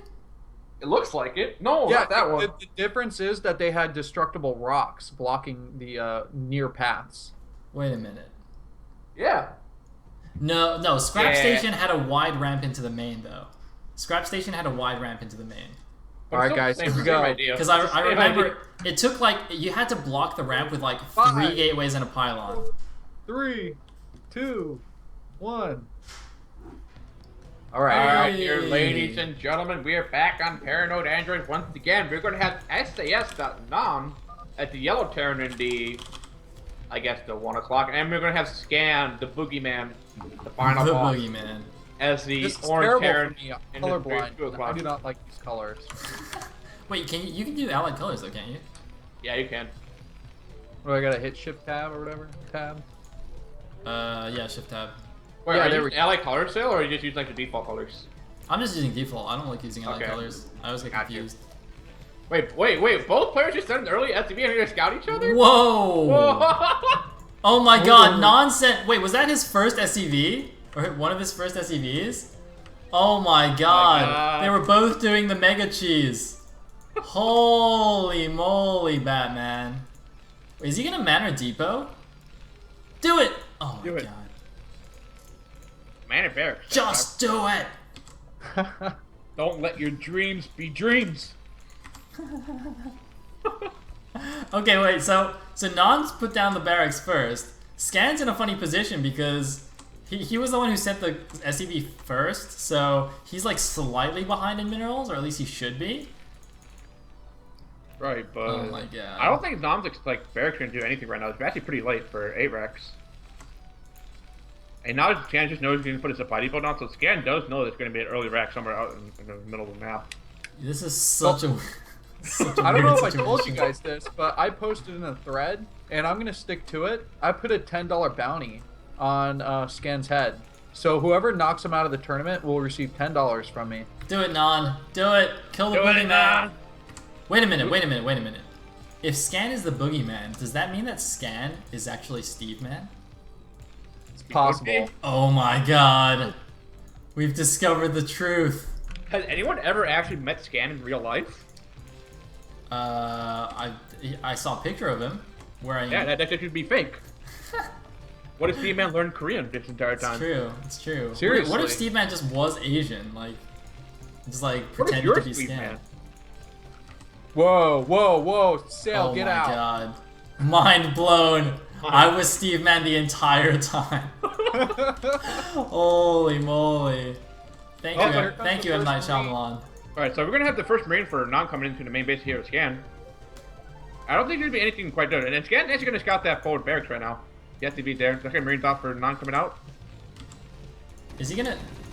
Nah, So he's just gonna camp the barracks he's to try and doing kill it. severe damage on that barracks. Oh, you know, Don should have built a bunker at the ramp. Oh yeah, that would have been... Oh, Oh! he's gonna get hugged to death. Build a bunker! Do it.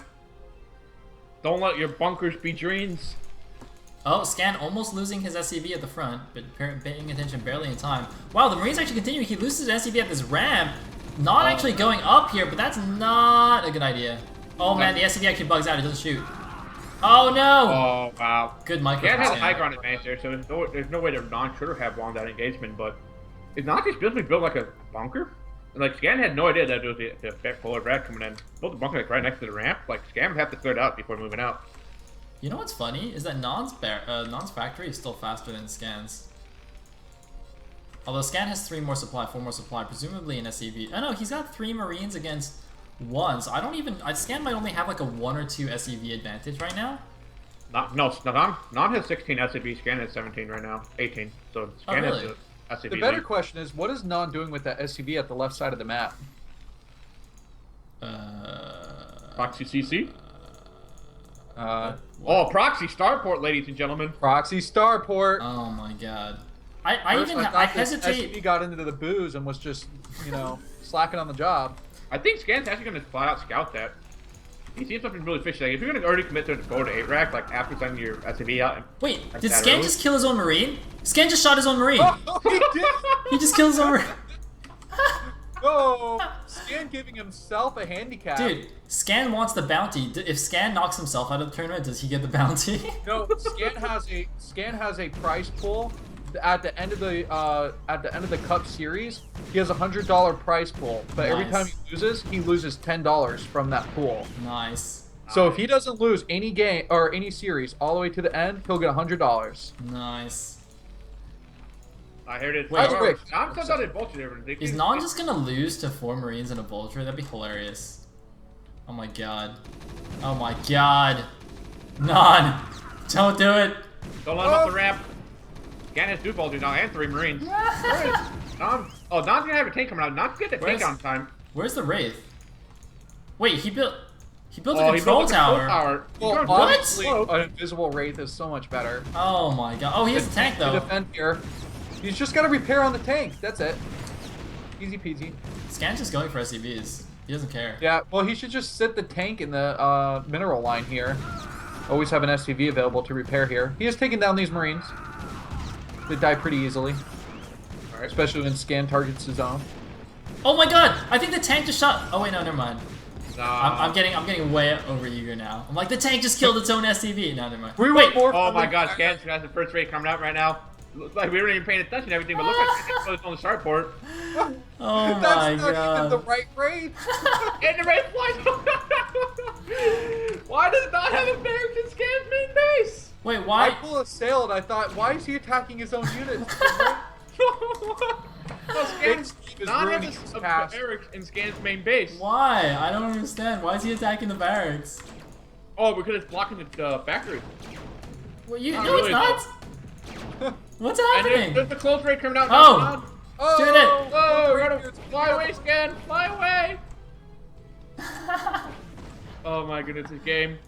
Meanwhile, Scan's not going to send a tank all the way across the map here. There's actually a tank inside of Scan's main base. Oh, Scan canceled his control tower. He was getting a control tower too. Why would he pull 5 SCVs to kill a barracks?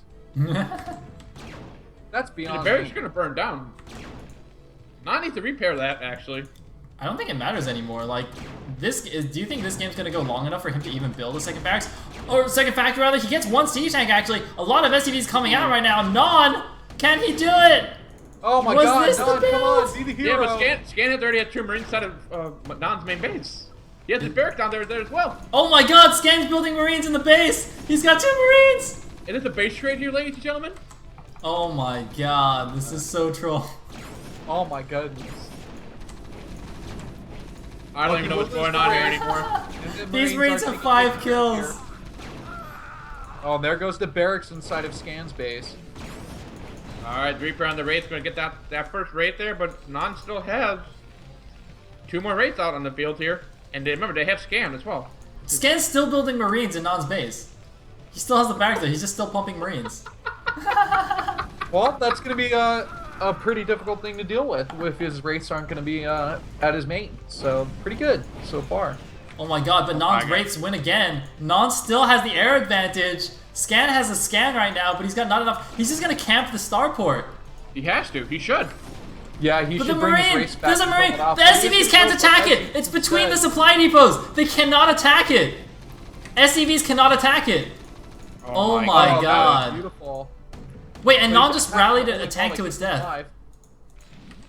What the hell? Okay, it's only now that Scan's actually getting his armory, but if Scan can get his armory and get the first Goliath out, I think he should be able to stabilize. Now I need to kill off Scan before this happens. Look, he's using getting control tower too. Scan is using Non's depots to micro against the SCVs. That's pretty awesome. Oh, you got the tank, Non! You got the tank! There, so close. Oh my goodness. Wow. Bit of a blunder here. GG! I have no idea what happened. That was one of the weirdest. That was the weirdest TBT I've ever seen. That was insane. Oh my god. I'm gonna need that drink after that one. That game was so good. Holy moly. My wallet feels a little bit safer. Oh god. I'm not even sure. The Marine Sim City against the SCVs. I've never seen that before. Oh god. Okay. That was awesome. Send us a rep as good as that, please. Holy shit. Okay. Uh-oh.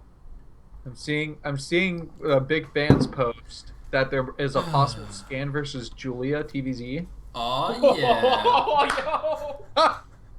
We got that Teamliquid thread about the announcement. Like, there's some huge Julia versus Scan grudges going on right now. Oh, it's even better. He's off racing. Scan's playing PVZ. Yes. Nice. Oh, prayers are answered. Our prayers have been answered. All right, let's do it. Let's do it, Bizu Dagger. C4 launcher here. Let's go. 3, 2, 1. Join. We are joining the game, ladies and gentlemen. Thank you guys for hanging out and watching this Teamliquid Legacy Cup #1. We're excited to be here. Obviously, Sayle is the host. He's doing an amazing job, and an XKCD is joining us on the side. I'll buy a webcam so I can join you guys when the second season. Nice. Yeah, you can get one for like $10. OGN style triple cast. Then that means I have to actually start taking showers on Saturday mornings now. You know, dress up, be a little bit more presentable for the stream.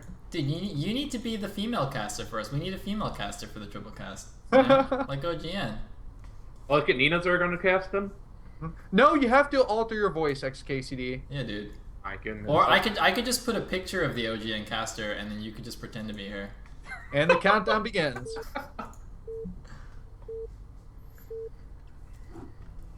Oh my goodness, ladies and gentlemen. Right corner, it's gonna be the Zerg player in brown. I think that's my best female voice. Should I continue? All right, this is actually gonna be this is gonna be a legendary match, only because of the fact that these players both have huge grudges against each other. We're gonna have Julia as the brown Zerg in the top right, and I'm gonna have Scan at the purple Protoss. He's off racing in the bottom right. Oh god, we have a from rush. Oh. Ladies and gentlemen. From rush. From rush initiated. What? In perfect English. What country? Oh god. Oh my the god. From rush is real. I think Julia's trying to bait Scan and say South Korea.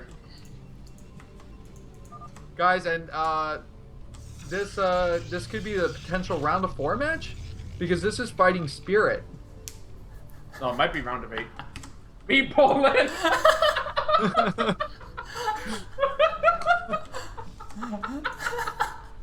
Is Scan speaking Polish to him? What the hell? German. 9 is no. German. Holy. Alright, so the Overlord's going in the right direction here. And Scan is actually going Gateway first here. I don't know if he's going 2-gate or a tech build. It's actually really interesting. I have seen a 2-gate be reasonably successful on Fighting Spirit, just a normal 10-12 gate. I think Jaehoon did it a lot. Was it Jaehoon? It might have been Jaehoon, I can't remember. Oh, it also could be the gateway expand that John B like to do a lot. John B like to do like a lot of gateway expand, skip the forge off because you can out faster, but still be aggressive enough because you have the early zealot pressure coming out. Okay, guys, I confirmed this. This is a best of 3 played right now. This is the semifinals, or not the semifinals. The round of, the round of 4. So semifinals. Wait, this game? Oh, yeah. So is this a best of 3? This is a best of 3. Nice. Yes. So the loser here still has a chance to take out their opponent. Nice. Looks like Julia's gonna go for the expand here off of that overpool. Wait, Julia's Overlord's about to see this 2-gate. It was a 10-11 gate, by the way. Oh my goodness. Whoa, okay. What is Scan doing? Fishy, fishy, fishy, fishy, fishy. What? Scan apparently discovered Fisher-Price toys. Oh my god. Trying to open up his new plastic scooter or wagon. And it looks like, wait, why are you sending out a drone when he's already scouted by the Overlord to the same place? Julia's gonna see that double gateway pressure coming out from Scan here. Yeah, I like this. Seeing the double gate here. Gonna go for more of that movie style PVZ. Movie being a Korean. Indeed. You sure it's Korean? I'm sure. You should test it with a From Rush. Ask him where he's Movie's from. not allowed at this tournament. What's a From Rush? You should From Rush movie. Oh wait, 3 Zealots against 8 Lings. Never had 7 Lings. Favor the Protoss here. Oh wait, no, 6 Lings. Wait, where did the extra Ling go? He's supposed to have 8. He only has... There you go. I think he lost one. Oh no, there are 7 here. So I couldn't tell because they're like brown Lings on like the brown background. Oh man, Darth Julia is gonna be a little pissed off here. I think this Zealot rush is gonna be a little bit strong.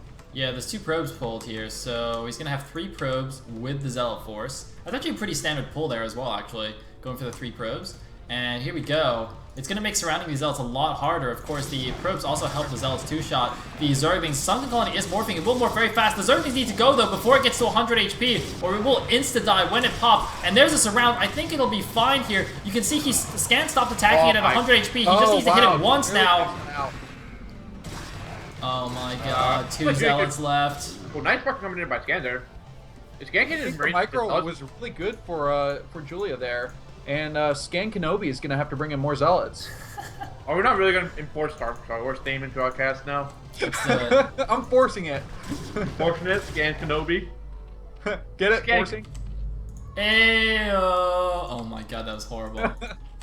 Can we just eject VC Dagger from the cast right now? Just like kick him off the Skype call. Hey, there's not enough puns in StarCraft. Yeah, because they're bad. They're all bad.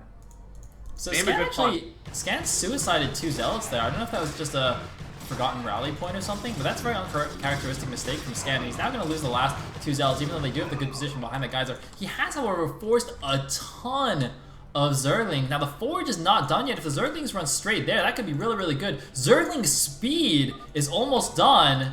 Nice Peru lad. I think he's gonna lose this Forge. If anything, he will end up losing that. If he builds a cannon on the cliff, will it protect the Forge? The cannon's going to be barely in range. If he does, it's kind of going to be a useless one. He'll probably build one right at the bottom, though. Yeah, don't have enough time to get that cannon out, though. Like, Cannon has to commit with these Zealots right now in order to defend that Forge. He isn't building a cannon right now, but I think he might be able to delay this attack long enough to get it up. And that might just be out of range, I think. Julia needs to kill this Forge, though. That's the best thing Julia can do right now. Oh, he's trying to do a run-by! Run-by! Wow, really nice play by Julia so far.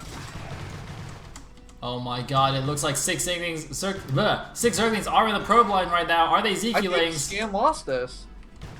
It's early days yet. It's early days. Look at the supply. 36 supply for Scan against 18 for Julia. He has double the supply. Oh, my God. Oh, but he's gonna kill the cannon before it finishes. Oh, this is a huge, and it's a cancel. And there's no forge. He cannot rebuild cannons. And there are speedlings all up in his grill. So I don't know what he's gonna do about this because he can't build a cannon. Oh, he's building the second forge there, but. Oh, okay. Never mind. These aren't ZQ-lings. It's fine. I'm wondering. No, it looks like Julia can't reinforce. But here's the thing, though. Like, this gives Julia ample time to like start macroing up again. Because like Scan cannot really move out until like he gets all these circuits out of his main base. Never mind. Scan actually have a lot of huge 10 zealots already on the map here. Whoa. The problem is he can't counterattack because Julia will just like run past and kill all the probes before the zealots can do anything and just like turtle up in the main. So you see, he has to use it. Even though if he attacked with these 10 zealots, he could do like a ton of damage. He can't really do it because he's too slow. So yeah, he's just gonna use them defensively here, as you can see with the Nexus. Building another cannon here on the low ground. And Julia should actually. Oh my goodness, Julia actually going for another run by here. 2 circuits here in the main base here. The rest are gonna be cleaned up. And is Julia gonna get any probes? Nope. 1 probe stays alive. He's doing it. He's trying to do it. I don't know if that second run by was very good. He's got the speedlings in. At the very least, it'll give him perfect scouting vision if he keeps these alive. And may occasionally pick off the odd probe if Scan's not paying attention. Yep, there we go. There's one. Oh no, but it looks like he loses. One Zergling, the other one's very, very low health. And there's the... Guys, bottom line, this Spire Tech is going to be really scary for Julia. And we could see a similar game to Liquid Drone that we saw earlier in this cast. Yes, indeed.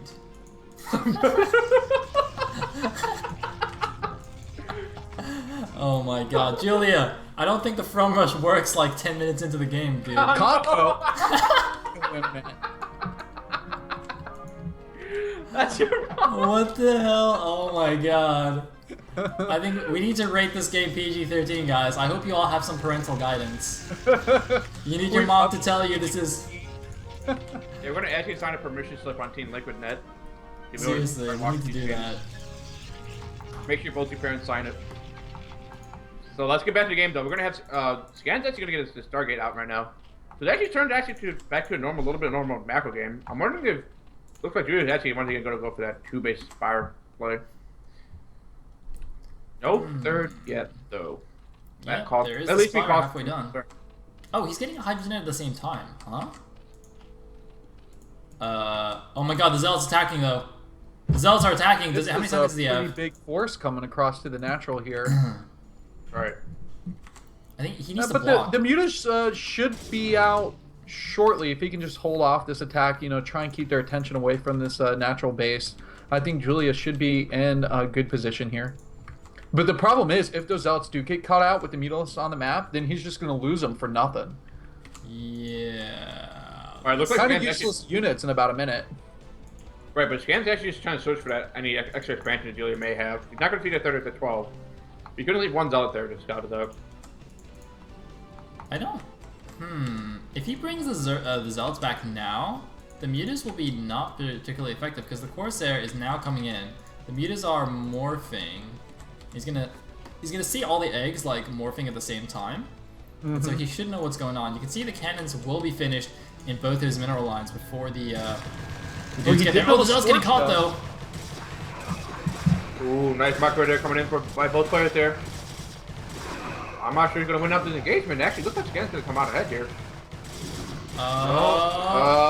Pretty close here. Looks like Scan does clean it up with 3 leftover Zealots. Nice micro, but there are the first Mutas. The first Scourge as well, chasing down the first Corsair, but it is going to get away free. And looks like we do have +1 air weapons coming out for Scan as well. He's going to continue to pump out those Corsairs, but he's also going for the Templar Archive, so it's not that kind of +1 Seraph, +1 speed lot, aggressive mid-game stall that we've been seeing a lot. It's going to be something different here. Meanwhile, we do have Julius Middle doing a lot of damage here inside of Scan's natural base here with the good middle micro behind the mineral line there. Yeah, that's enough Corsairs, though. I feel like the Mutalist damage isn't going to be severe at this time, especially since he is getting that +1 upgrade. There's only a limited time where Julia can actually apply this pressure. Wait, I don't understand how Julia lost a Mutalisk just there, though. Like, the cannon killed one, though. I don't understand how. Oh, wait. He's gonna run in. The DTs are out. Did he see the shadows? He may have, but I don't know. it'll depend on where he's going to move his Overlord. He does have Overlords at the front of his natural, so I mean he's going to be prepared for any DTs that do come across anyway. So these guys will just kind of have to sit out.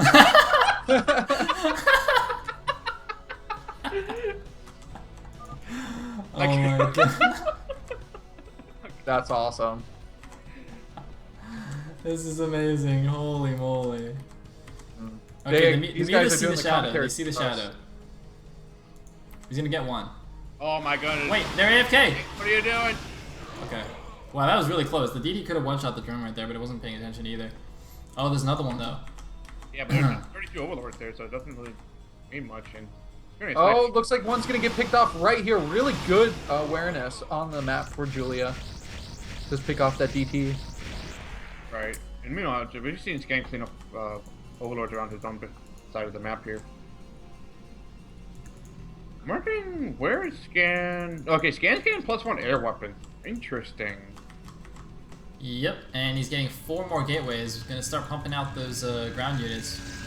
Yeah, he still doesn't have. He just started the leg upgrade for the Zealots, though. That's going to be late, and the +1 will finish up. So he'll have that +1 attack, but he won't be able to deal with these Hydralisks too efficiently. Right, but Julia doesn't have many hatcheries. He only has 3 producing right now, and a 4's on his way to 3rd. So it's not like Julia can mass produce Hydras that much. He can be. Oh my God, Storm isn't done. If Julia goes now, that could be huge. Oh, he's going to straight up try and bust this too. He actually might be able to. No, actually, Storm's gonna finish soon. I think it's gonna finish in time. It's gonna finish in about like 5 seconds. So looks like I think he needs to try and be more proactive about taking out these Overlords. Ooh, So nice. Nice Storm. Oh, that second Storm was. Oh, never mind.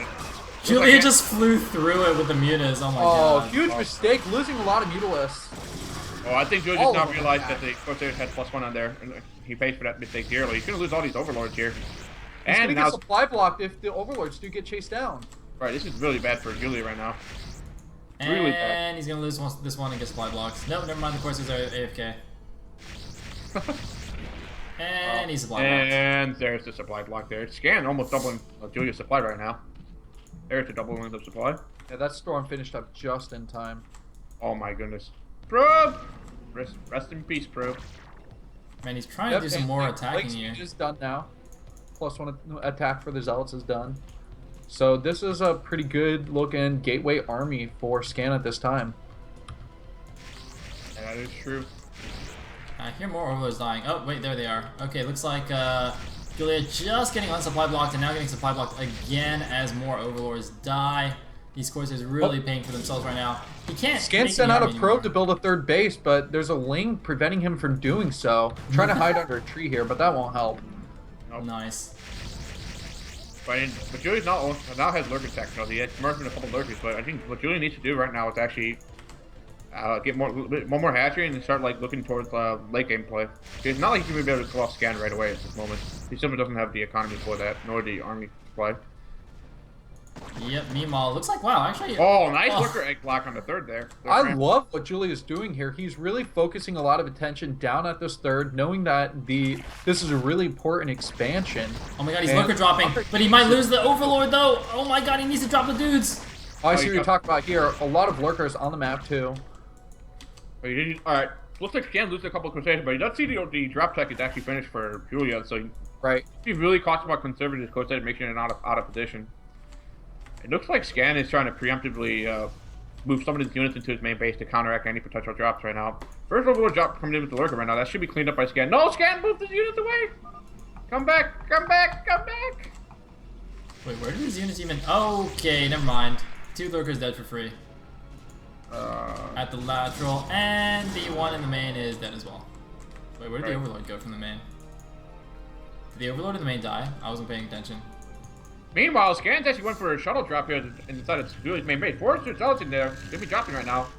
And they're going to be attacking Julia's main base. Julia has nothing to defend this, actually. He doesn't even see it. He has like 17... Oh, this is going to do a lot of damage here. Oh my goodness. Julia's being forced to death. Scan should just target the spire right now. You know, I would actually go for possibly the bull or maybe the lair. No, go for the spire first. Spire. Well, the spire's not really providing anything either. He's not making. Doesn't matter. The thing is, the Spire is by far the lowest HP building. It has 600. I mean, if you look, the Evo Chamber has 750 and the Spawning Pool as well, so it's much easier to get the Spire. And it's obviously the most expensive building. So I think there's an argument that could be made for either. I think in this case, like, Scam wasn't sure if he'd have time to actually kill one of the bigger buildings, but uh-oh, we have a big attack going in the front here. That's a big lurker field, but nothing supporting it. A lot of the Zealots getting erased, but the Congo lags so much that it doesn't even matter. The Congo lags OP. Oh, apparently he can't read macro. Ayo, bye-bye.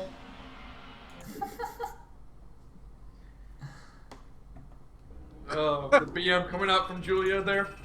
Oh, Darth Julio. Going at it again. Darth Julia. Taken out. No, See? best of 3. Oh, it's best of 3. You're right. But it looks Glorious. like because of a delay in the second game, we'll be seeing True Touch versus Luis, possibly. It's live or from replay? Is it just because there's like too much latency to the Congo, so we have to wait for a scan to load back in?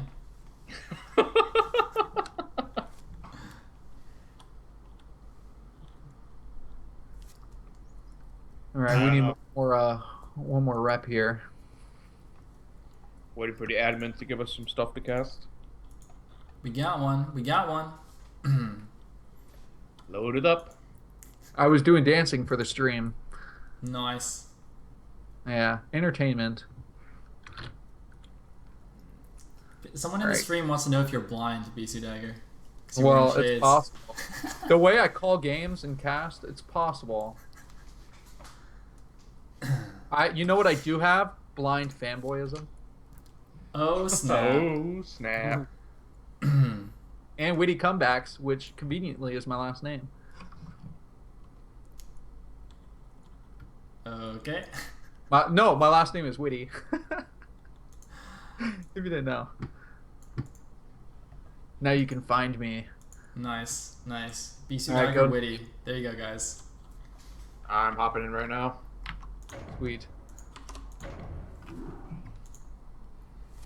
I forget that the camera's on because I'm like trying to do all these things on the left side of my screen. It's okay. No one can see where you're looking because of the shades. That's true. For you guys watching the stream, I'm looking directly at you. Just like XKCD is.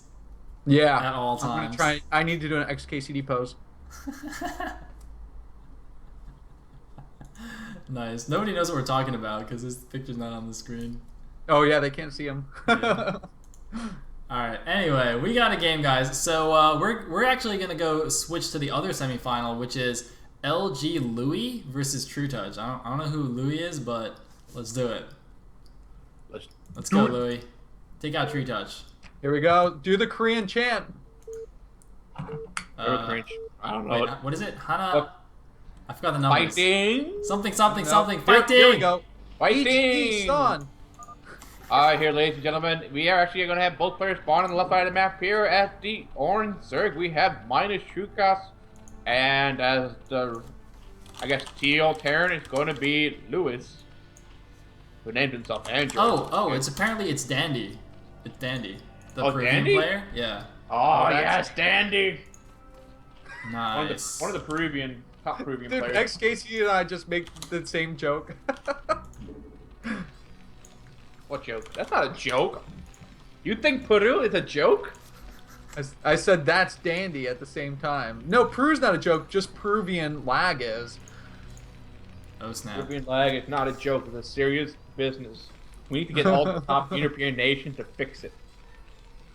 Right. So True Touch playing the Zerg player up here. And playing pretty standard.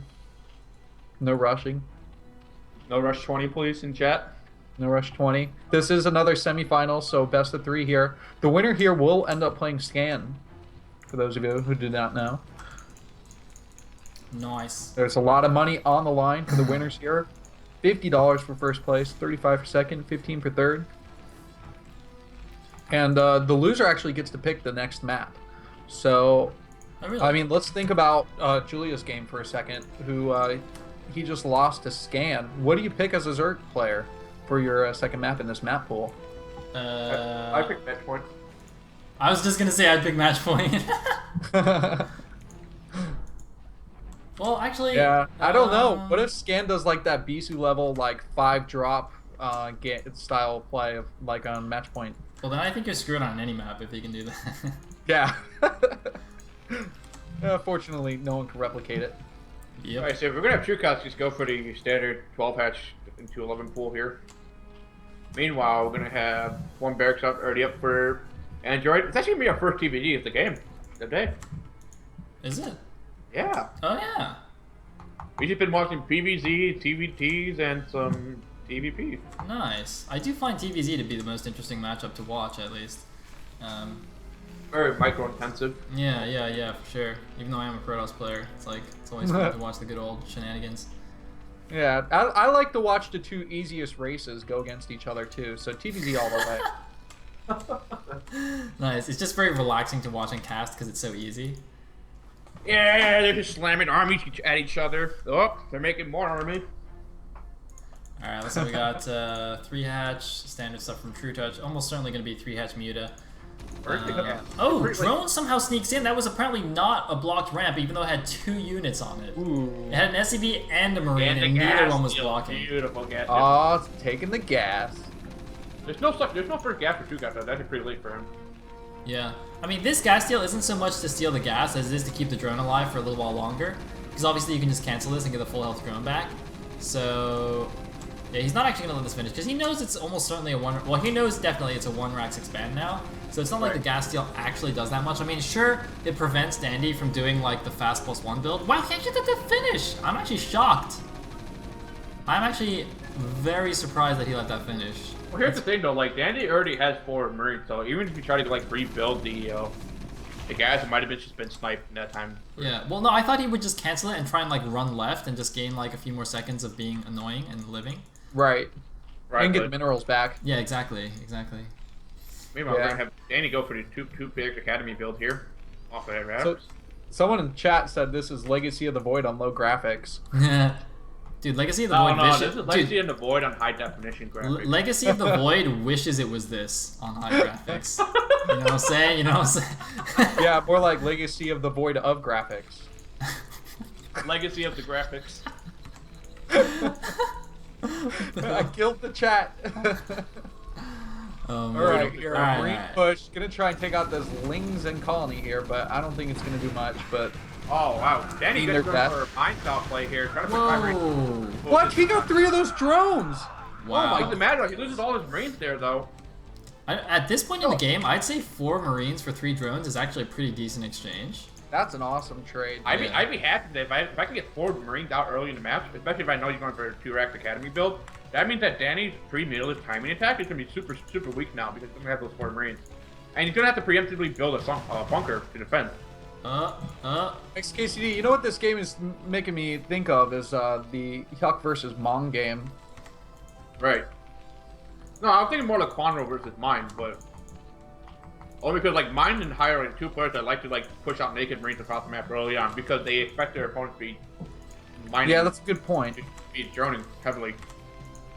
See, I was if you guys don't thinking remember this was, either of these games, you can watch them in the KSL. Yeah, but here's the thing though, like because Dandy lost those 4 Marines, he only has 5 Marines right now and plus 2 medics, so this is gonna be you can't even push out across the map here, so this is actually pretty good for TrueCast. However, where's this fire? Okay, there's fire's gonna be at the natural, and somehow Danny got his SCV inside of the main. What the hell? Wow, he's actually moving out. There. He's actually moving out though. He's a beast. But there's 5 Zerglings that's gonna immediately counterattack, so that was actually a terrible idea. Alright, this 3 seconds is gonna be a little bit of an over. Oh, there's gonna be an evolution chamber there. That was a nice reaction time from Dandy. He like immediately ran those Marines back. That could actually save him a lot. Right. We're gonna see a little run by TrueCast to the main base here, Dandy, just to slow down the Marines from reinforcing. Well, I don't think. Yeah, it looks like only 2 medics there for Dandy, so he's not exactly able to push into the 3 sunken line. Yep, so that attack is done with. But I mean, he forced 2 Sunkens as well as the Evo, the Evo Chamber cancel. So that's still pretty decent. I mean, that's pretty much all you really expect when you go for this against a good Zerg player. Like, you don't usually expect to win with that attack anyway. So I think it's a pretty nice win. And you know, he's got his barrack going. He's got his upgrades. Looks like Marine range is almost done. So and he should be able to build some turrets up in time for these mutas. I mean, if he starts building them roughly when the mutas are almost done, that should still be plenty of time because turrets build super duper fast. Right. And it looks like Chuka trying to do some poking here with these Zergans. Trying to keep tabs where Danny's army is. Maybe in sniper reinforcing Marine or medic here. Now look at Danny's now going to start building his turrets here. Perfect timing right now because she's going to be finished just at the time Chuka runs his main base on natural. I don't like the turret positioning in the main. I think they're too spread out. Usually you want to clump at least a pair of turrets together so the mutas can't pick them off one by one. Right, you should do like 2 turrets under the gas would be fine. Exactly, exactly. So I'm not too happy with that, but yeah, it's the natural at least is well protected. Right. Yeah, I wonder if that additional turret though will mess with the mining at that natural gas. No, it should be fun. Okay, so here's where we see how much damage is going to get done with this 2-base muta attack. Meanwhile, an additional drone is going to be taking a 3rd base at the top right. So behind this, there is a game plan for True Touch.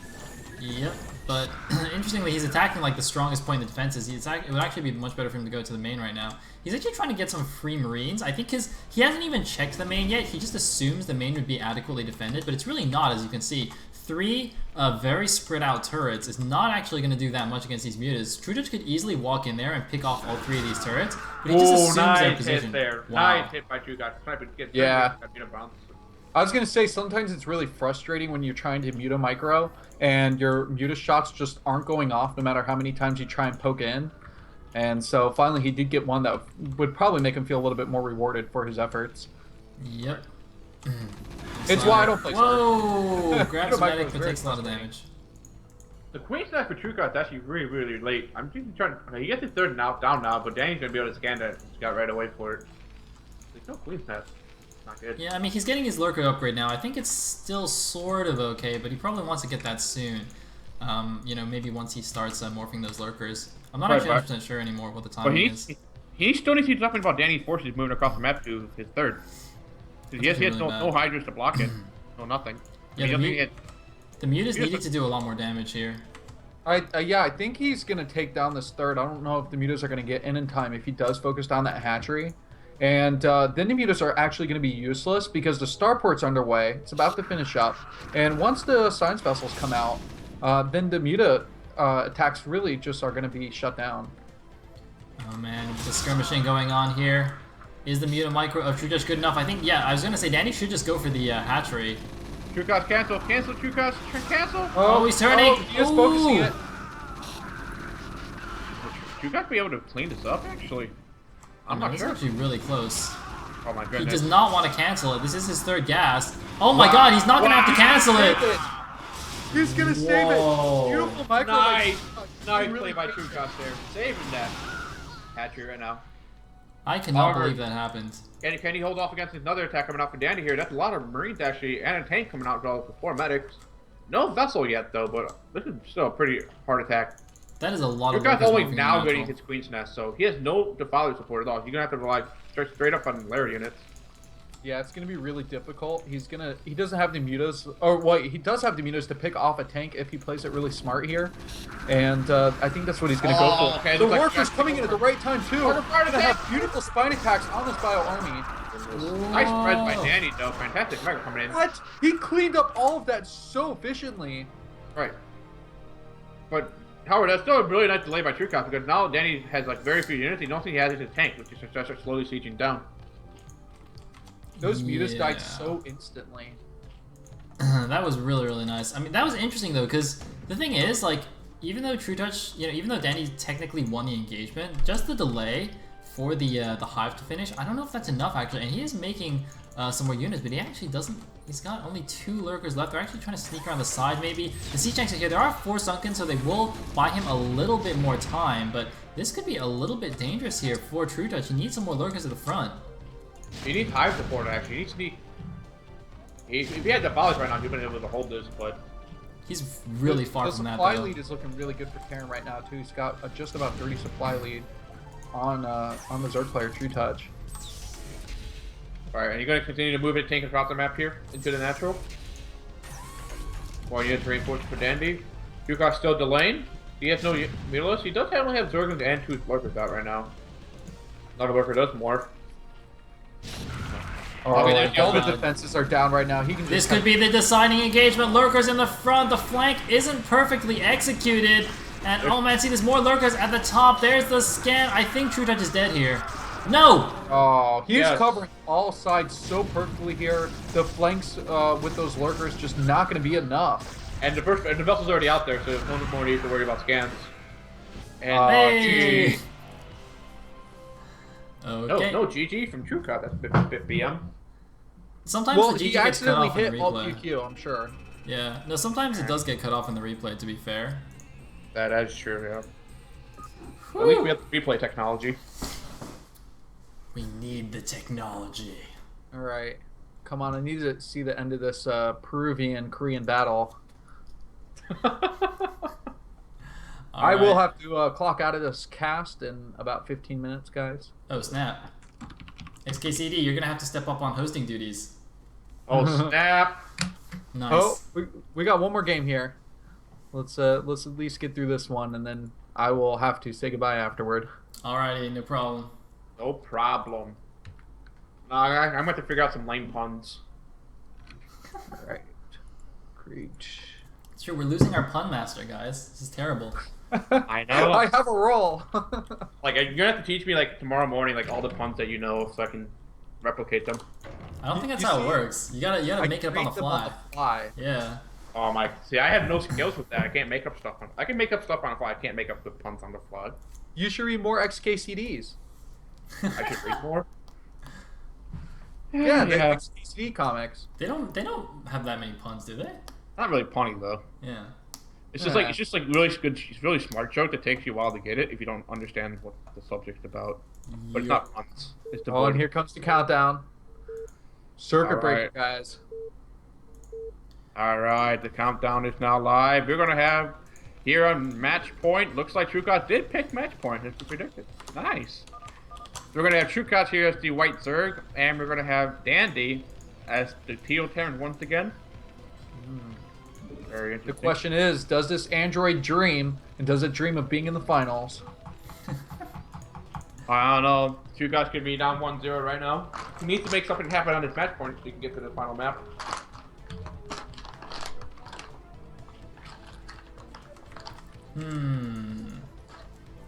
Well, cross bomb position, so this could be a 40-minute game. Definitely a possibility here.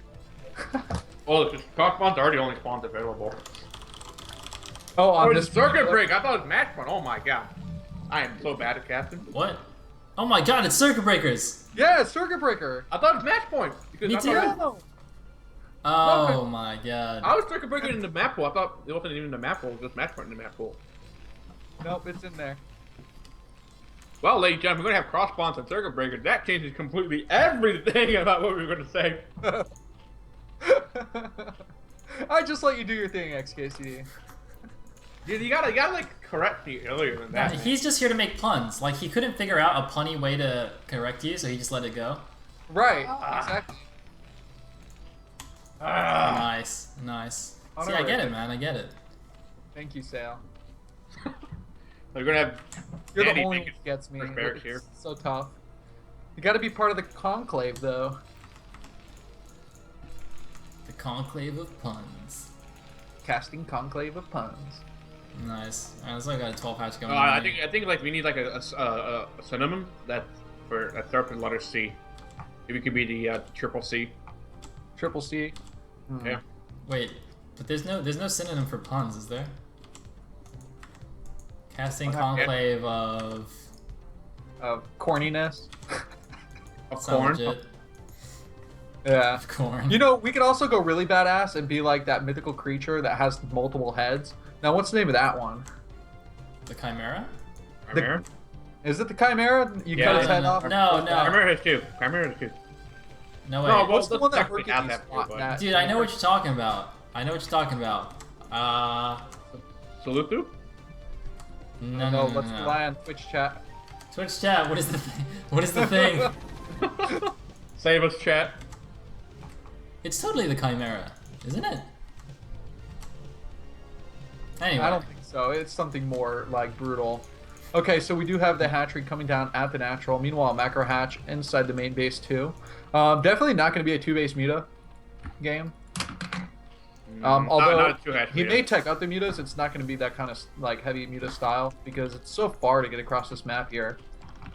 No, guys, chat, it's not the Hydra. No, the Hydra is like the multi-headed thing that regrows its heads. That's not what we're not talking about. That we're talking about the thing that's like a third lion, a third like eagle, and no, it was the Hydra. You're Oh. talking about the Phoenix, the Sphinx thing. Yeah, no, I'm not. No, there's like another thing. Oh my god, you know, whatever. We're just gonna go with Hydra. We'll figure this out after cast. Where did this lion rooster thing come from? What? That's the Egyptian thing, right? No. Hercules killed one of those too, man. Oh, Hercules killed. Hercules killed a lot. That's the bottom line. Manticore. Is that? Yeah, but Manticore, you're right. To see. Manticore. That's like the manly version of the rainforest. Wait, no. XCCam Star says Wars that is a chimera. Oh my god. You know what? Boom! Boom! I'm getting both Manticore and Chimera from the chat. Nobody knows what's happening. Sayle, the Manicore is now called the Reach Core.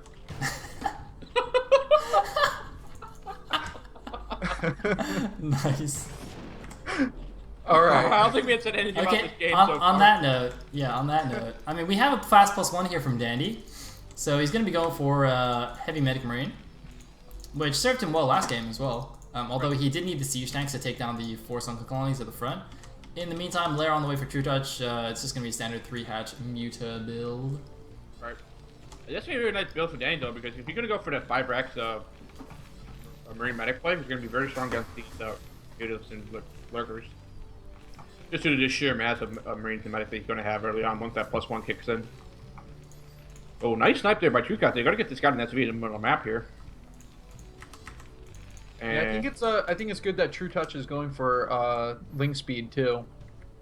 It's such a long map that you want to get that early on so you can maintain map vision and control, and you could maybe dive in for a few SCV kills at that natural if you see the Marines move out. But you always get it. Why would it be? Hey, sometimes you delay that speed for gas for your Lair and Muta tech.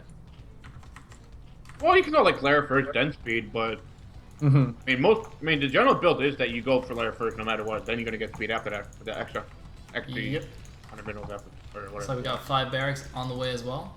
I just want to point. Oh, wait, somebody went to Wikipedia. Somebody went to Wikipedia for our thing. Apparently, a chimera is a fire-breathing female monster with a lion's head, a goat's body, and a serpent's tail. That's what you were asking about, right? Yeah. So it was a chimera. Yeah. I love how it's like specifically female. Like could you mate with one of those? Like, what would happen? Like, as a human mate with one of those? Because I don't think so. Well, no, Well, but like, how do what animal chimeras would you mate? have to be, though? Would you have to be a goat? I guess it's got a goat's body. Yeah, but that's a lion's brain. What? Okay, what is the bottom half of the chimera? That's where I'm pretty sure it's a goat, right? It says a goat's body and a serpent's tail, but the tail's irrelevant. It's a goat. It needs to be something large so it can be accessible to the areas.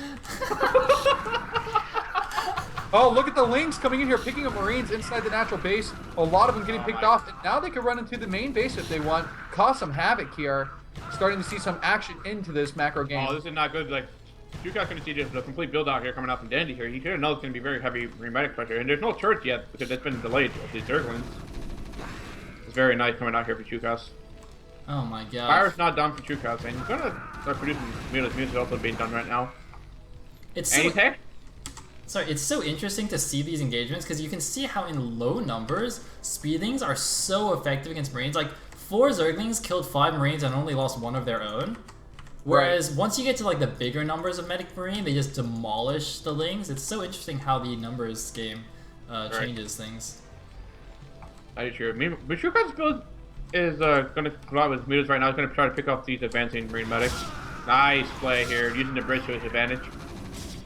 Good Michael coming in for a 2-cut there. Danny's not actually reinforcing at all. Oh, he can take out this force. He has a re-macro of a few more mutas coming into to join this group here. Oh my goodness, this is beautiful mutalist micro. I'm in love with this. Very solid game by TrueCut. Oh my goodness. And Danny's entire first force is going to be completely wiped out. Now, TrueCut's a complete map control. He's going to start advancing to the natural here. Doing some more. There is actually one way, if he takes the right angle, to get into the main base and camp on the mineral line. But the problem is that constantly produced Marines will be in the right position to attack them. That was actually a huge mistake by Dandy to try and fight on the bridges. This is like notorious position for mutas to actually pick off your Marines very, very easily. And especially given how good TrueTouch's muta micro was in the last game where he saved his third base. If I was Dandy, I'd be even more careful not to pick those bad engagements. Oh my goodness, Danny's like, He's doing it again. Yeah. Wow. Just carnage on the bridge here. See, for those who don't understand, the problem with this position is you notice only like the front line of Marines is shooting, and like all the ones in the back just like running around, like because they can't get in range. Whereas the entire clump of mutas, because they're air units and they're stacked, can fire at once. So you're basically only engaging like a third of the Marine force at a time, which is really, really good. All right. Anyway, we have the now, Queen's Nest. Now the Queen's Nest is actually going to be done on time here. Start making the layer 2 cost. You can do it. Press H. Press L. Actually, you know what I think also happened? Was remember last game there was that early Marine attack that killed like 3 drones and forced a bunch of early Sunkens? That probably really screwed up TrueTouch's timing, because his timing is way better this game. Right. That also might be the case as well, but I think once again, TrueCut doesn't need to engage right now. He just needs to wait until Danny tries to push up across the bridge. There's no reason to dive right now. And here's the thing though, like, the nice thing about this is that TrueCut already has a nice surrounded say Danny wants to move out towards the third. And he already has 4 lurkers there, plus a bunch of Zerglings to even counteract this. Oh my goodness, TrueCut gives the control of the map bridge back to Dandy. Dandy's be able to group up and out here. Oh, nice counter attack coming in from TrueCut though. Oh my goodness, it's gonna be huge. TrueCut lurking right into the map right now. 4 lurkers gonna be in position. Oh wow. Dude, TrueCut's gonna be Danny's gonna be forced to float. Stop lurkers! Oh no! Where did those come from? Oh my goodness, they'll stop lurkers. 3 kills instantly, and now he's gonna lose the natural. I think that we might be seeing a game 3. You might be here, ladies and gentlemen. Danny needs to float the command center right now. I can't let it get down any lower in health. Well, trying to scan on top of the ramp here, but these Lings are getting in there, killing off the Marines. The medic's not healing quick enough here. And GG. And GG. Oh, it's gonna go to the ace match, guys. Nice. No, I totally didn't see those lurkers and Lings go in from the side. I was like watching the mutas suicide themselves in the front, and like every other unit went around the side. Right. Nice. All right. Well, that's going to be the end of me joining in on this cast, guys. Oh man, I have to now do work and download reps. Dude, wait, if it's just us, we can lap break and it might just work, since I don't have to do it for all 3 of us. That's true. Alright, let me see. Let me go for it. Less annoying, for Just sure. do it. Don't let your reps be dreams. Nice. Yesterday, you said you're going to practice tomorrow. Thank you guys for listening to me. Promise. Bye, Bisu Dagger. Next week, more puns. Yeah, are you going to be casting? Oh, are you going to cast tomorrow morning? Yeah. I've taken a Viking to you. Are you gonna wake up tomorrow morning? Oh, XKCD, I'll be up. Sayle, you want me to join in? Yeah, I'll be casting too. We can do another triple cast. Nice. Hey. You see, I feel like we finally got the handle of it, because our first triple cast, like, we had no clue how like to feel each other out. Yeah. No, dude, you were also like, your stream was also like, 5 seconds behind. Right. Yeah, it was kind of a pain in the ass. Yeah. This live stuff is good. Was. Nice. All right. Have a good one. Put XKCD's face in my slot. Oh, I'm gonna do it. All right, I'll do it. Okay. Later, guys. See ya. I don't have a webcam, so you're just gonna see my still face. All right, guys, you ready? You ready for the ultimate face? All right, this is the Mona Lisa of casting. It's gonna stare into your soul. Oh wait, let me. All right, there you go, guys. It's amazing XKCD, and we're ready for game number 3 from the series. All right. Oh my god, I have to do. Oh my god, I have to redo it because freaking Bisu Dagger like left the call or left the thing, so now it's like reposition your face. Oh my god. All right, 1 second. Oh my god. All right.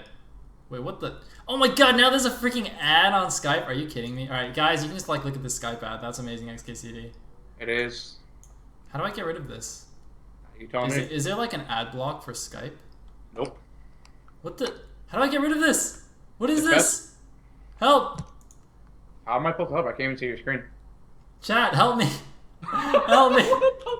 What is happening? Like, close the call and like reach. No. Oh, wait! You had it. What even is this? Oh my god! Whatever. I'm just gonna switch screens. How do you? What the hell? How do you get rid of the ad?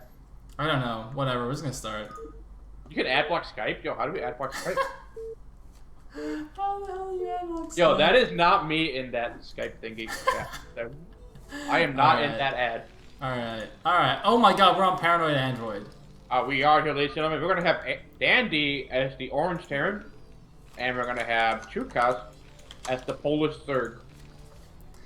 Oh my god, then he picked Paranoid Android. I mean, to be fair, he's using the ID Android 19, so that makes about a bit of sense. I would assume it's actually a Terran favorite map because it's very hard for Zergs to protect their expansions. I would assume. Yeah, but I you've mean, yet to see a ZVT, so I can't really say that yet. But surely, like, 2-hatch Muta is just such a huge pain in the butt because of how close the air distances are. True. Like, if I was Zerg, I'd just 2-hatch Muta all day on this map. All day, every day? All day, every day. Good thing I'm not Zerg. That'd be very sad. So the question is, it actually might be a good plan for Danny to go like straight up mech here. Yeah. There's not a lot of ramps though. So like, you can just go flat out mech and just like go heavy glides and vultures. It's interesting because that game that I was talking about, the one on National Geographic, it was a TVZ with mech, right? Wasn't it? It was TVP. I think it was a TVP. Oh, was it? Well, then it makes sense that it was mech. But I've definitely... Oh, wait, no. Maybe I'm thinking... Because I've seen a few games on this map, actually. I think maybe I'm talking about a Day 9 game where he played some ZVT and the guy went mech. Or something. I don't know. Anyway. I don't think Day 9 was in that documentary. No. I mean, like, in a different context. I saw Day 9 on this map. Oh, okay. Yeah, not in the documentary. Interesting. We're going to see Trukas go for an overpool. Interesting. Indeed. I guess, well, I mean, it's a 2-player map. The rush distance isn't that long. He just wants to be super safe. I mean, the SCV is actually going to be a pain and block the hatchery, so I guess it's better that he did do that. Right, but they're not going to change Danny's build any further. Danny might just go for the 1 rack expand. That's normal. Yep. Nice. Yeah, he's going to go for that 1 rack expand. Put down the second deploy depot, then put the CTA on the lower ground. Is he going to kill the ground? Oh, it's 1 hit! Oh, God. Oh, man, he should build an eBay here. Alright. The drone gets to regenerate. Oh, my he's going after the red health one. Do it. Wait. Do it, SCB. You can do it. Do it for Peru. Do it, Dandy. Oh, my goodness. Oh, my goodness. Oh, Dandy, you tried. That was a really good delay. Look at this. 366 minerals before the hatchery is planted. So that's a pretty nice delay. Alright. Wow, he's building a bunker straight up, though. That's pretty hardcore. He has to, so you can get that command center. What that seems to me, though, is that bunker going to block the scan? The comsat station? Maybe? No, it's not. I don't know. I don't think it is. Maybe. No, it probably isn't. No, I don't think it will. Because it's in line with the geyser, so I'm pretty sure that's fine. Yeah. Probably. You're going to see two guys might try to go for run by here. I don't think he's going to be able to pull it off. And he does have a lot of SCVs pulled though. He's probably, he can wait here, and when the SCV starts building the command center, if it swings to the left side, he can probably kill it out of range of the bunker. You know what I mean? Right. Look at this, Dandy's scared. He's gonna build it off location because he knows that's what True Touch is trying to do. So he's gonna build it down here. Oh wait, he might still be able to do it though. Oh, wow. Nice. He still did it. Nice play by Chukas here. However, Dan does get his SCV inside of Chukas' main base. So you're going to see that layer spawning right now without a third hatchery. So you know it's going to be a 2-hatch, but it might be 2-hatch lurkers or 2-hatch metas. We're not sure yet. Most likely 2-hatch metas, just due to the close air distances.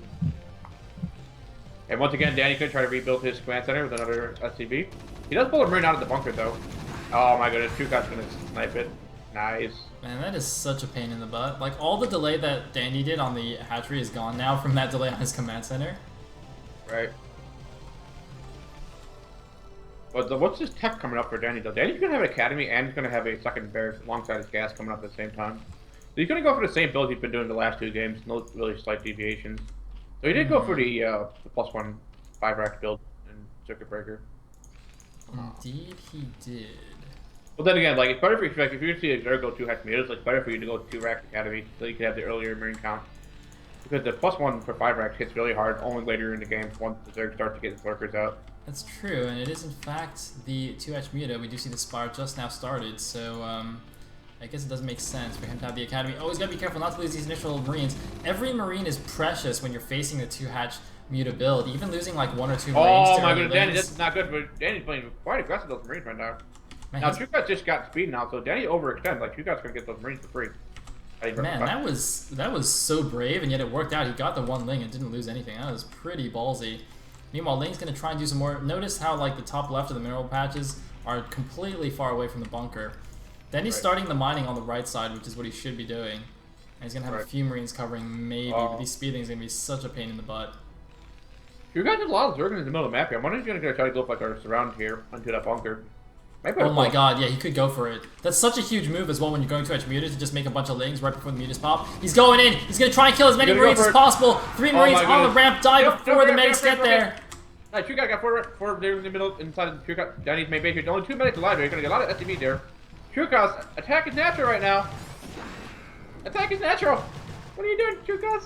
Fire bats. There's 2 fire bats being produced right now. 4 marines are still in the bunker, but the SCVs are falling in the natural True Touch with the multitasking. Where are the mutas? The mutas have not been made yet. It looks like he's too busy focusing on the Zerglings. He also doesn't have enough minerals. Looks like a slight mistake there in the resource calculation, I guess. Finally making some mutas, but he won't have 6 mutas popping. Perhaps he made a few too many Zerglings there to try and do this attack. He didn't actually save enough minerals for his mutas. You can see the slight imbalance. He's got almost 400 gas and no minerals. Oh my goodness. Danny gonna go for the counter attack right now? Yeah, 2 fire bites. He's gonna definitely bust through the sunken right now. Looks like gonna stay back. The medics are leaving. Oh my god, what the medics are leaving! The medics! No, medics! The medics! Medics! God save the queen, medics! Oh my goodness, you got could have sniped 2 medics right there, so it was overlooked. Middleless, for sure. For sure. Mistake countered by mistake there, which made it actually alright. I think Trudich wasn't sure. He wasn't sure if the marines were following up straight after, which would have made it more dangerous for his Mutalisks. But yeah, it was actually just 2 random medics running out. So. Oh, but he has vision of the bridge, so like if he didn't see any marines on the bridge, he should have definitely went for it. Yeah, that's true as well. Yeah, I guess he just instinctively pulled back and lost a good opportunity there. Because actually picking off those initial medics is also really, really huge. But he's going into the main now. Looks like the turrets are just now finishing up. Oh, this one not quite going to finish though. Not quite going to cover the barracks. So the marines going to come here to protect it. Right. However, Danny does have his mineral lines pretty turned up nicely. He only has 1 turret as his natural, though, so definitely we should see Chukat take advantage of that. You know, it's going to be very hard to attack just because of the natural location of where that natural mineral line is going to be. Yeah, it's funny because the natural's like so far away, so the mutas have to swing all the way around, whereas the main is so much closer, it's much easier to harass. But as you say, it would actually be much better for True Touch to go to that natural right now. Looks like he's swinging around just now. He's going to see only the 1 turret there. There is a bunker. It's actually empty at the moment, though. And here we go. Going to get some free stuff here, I think. Right. Nice. Oh, missing a bounce there. He could have sniped the turret off for free, though. That's going to be nice of him. There it is. Nice. And get out of the marine, though. That's pretty nice. Another bounce coming in. Nope. Not going to hit him. Okay, going to kill a medic. Good market coming up from Chukat here. Danny needs to reposition his marines better. Or at least pull SCVs off the line. Yep. It is a here thing, though. It's going to give Chukat a lot of space to like take his third, or if he wants to like take it, even go like straight up to a hive off of 2 bases. Go for the Guardian play. He's actually getting +1 air weapons right now. Yeah, and he's continuing to make mutas, so he's definitely going hardcore on this muta attack. Not necessarily all in, but he's committing a lot of resource to this. And I think when you do this, you do tend to get the +1 attack. It's very interesting, actually. Instead of like getting +1 carapace, getting +1 attack is a little bit better. I'm not actually 100% sure why. Oh my goodness, Chukat's going to flat out engage here. He has a full stack of Mutalisks right now. 2 turrets go down. Third one's probably going to go down by burning. Danny once again out of position with his marines and medics. Man, it's hard to get in position though. He has to run all the way back here behind the main minerals. The Marines, I think, were mainly at the natural there, but he does come back. He is going to get quite a few shots up on the Mutas. TrueTouch needs to be a little bit more careful with these. Yes, he's killed all the turrets, but the Marines do a lot of damage still. In fact, the Marines will do way more damage than the turrets if he engages them for a long period. So definitely needs to keep up with the micro. Right here, nice more micro coming in here from Shukas. Danny does need to scan though, so you can get these though. Oh, you should get that. No scans yet. No. Okay, looks like Shukas gonna expand to a third now, so it's not gonna be an all-in meta play. I'm so surprised that Dandy picked Paranoid Android and didn't have a good response to a 2-hatch Muta. Because this is like the obvious build to do on this map, just a hardcore 2-hatch Muta. And Dandy, you can see, is just struggling with this, with all these mineral patches blocking his Marines. You should have went mech. I feel no, mech is really strong on this map though. How does mech fare against 2-hatch Muta though? Aren't you like really weak in the beginning? No, but you have vultures, right? So vultures should deal with any early Oh, okay, yeah. Then, So you, and then you go 4 vultures into mines, then you get the armory down off the 2 factory, and you get just pump Goliath until you have a critical mass of Goliath in +1. Yeah. And then here's the thing though, because of that, Goliath is easier to defend like these weird like locations in his bases. Yeah, because of their range. Oh, GG! And TrueTouch in the finals takes game 3 with the reverse 1-2, 2-1 victory, losing the first game, taking down the next 2, and will be going through to the finals, which we may possibly be casting live right now. I'm not sure. Give me a second, guys. But yeah, let's see what we're gonna do. We're asking the admins. We're gonna live cast the finals here, ladies and gentlemen. Oh, nice. All right, hold on. Give me a second. I'm gonna have to switch to IC Cup launcher then. Oh my goodness. Very, very nice. We got the #1 Congo player play against the #1 Polish Zerg. #1 Congo player. Exactly. That's exactly what we're doing.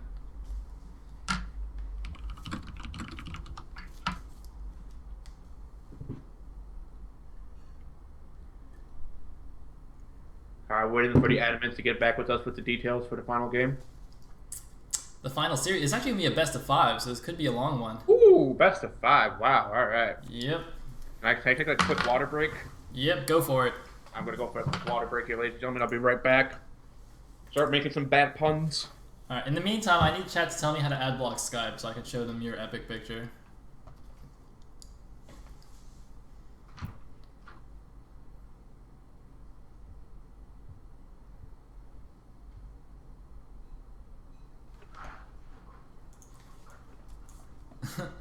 Brutal tournament. When did this happen? It's happening right now. You are in the middle of it, in the midst of the Brood War. Revival? Awesomeness? I don't know. There have been like 12 Brood War revivals. I don't even know. I don't know whether that's still a legit thing anymore. By the way, guys, look, my IC. Oh wait, I can't move this. Oh wait, I can. Oh, except you guys can't see any of my screens. My IC Cup launcher is patching, guys. It's patching.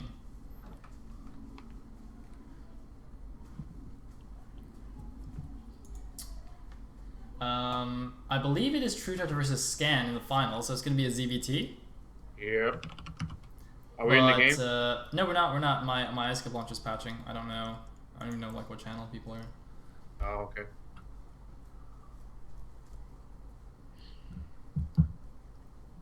We're live, boys. We're going live. As long as there's no lag. I think there shouldn't be. I think TrueTouch and Scan are pretty good. They don't have much lag, contrary to what Julio would have us believe. Oh, we have a game name. You got to tell him to wait a second for me. For my patching. This IC Cup patcher status thing is like it's so troll because every time it goes to 100, it just starts at 0 again on a different file. It like shows every file separately for some reason. Wait, this is Sayle, right? It is indeed. Sayle, please analyze the turret guy situation in next game containing a turret. Alright, I will do that. If we see a turret, I shall analyze the guy. Oh, there's Korean Dusters in the chat? Yo, that's Nabi. Nice. Cha cha cha cha. Are you in the game? I now am, ladies and gentlemen. Nice. Alright, tell him to wait for me. Oh my god, can you guys hear that crying baby? I swear to god that's not my fault. There's not a crying baby in my basement. Most likely. I don't know what that is.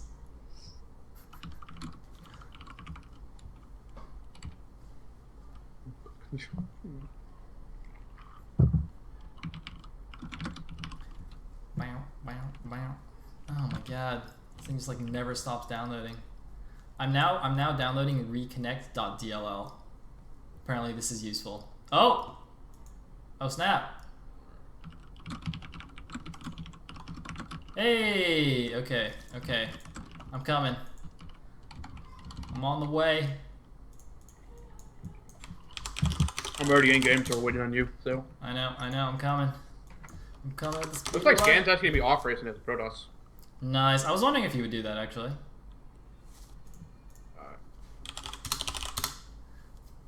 Alright, ladies and gentlemen, it is time for game number 1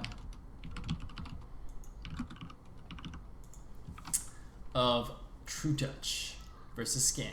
I need to unmute Brewer. Alright, here, ladies and gentlemen, this is the grand finals of the first Teamliquid Legacy Cup series. True Cuts versus Scan here on match point. We're going to have Scan off racing as Protoss here. It's going to be the blue Protoss in the top right. And we're going to have True Cuts staying true to his colors, being the white Polish Surge in the bottom left. Nice. Alright.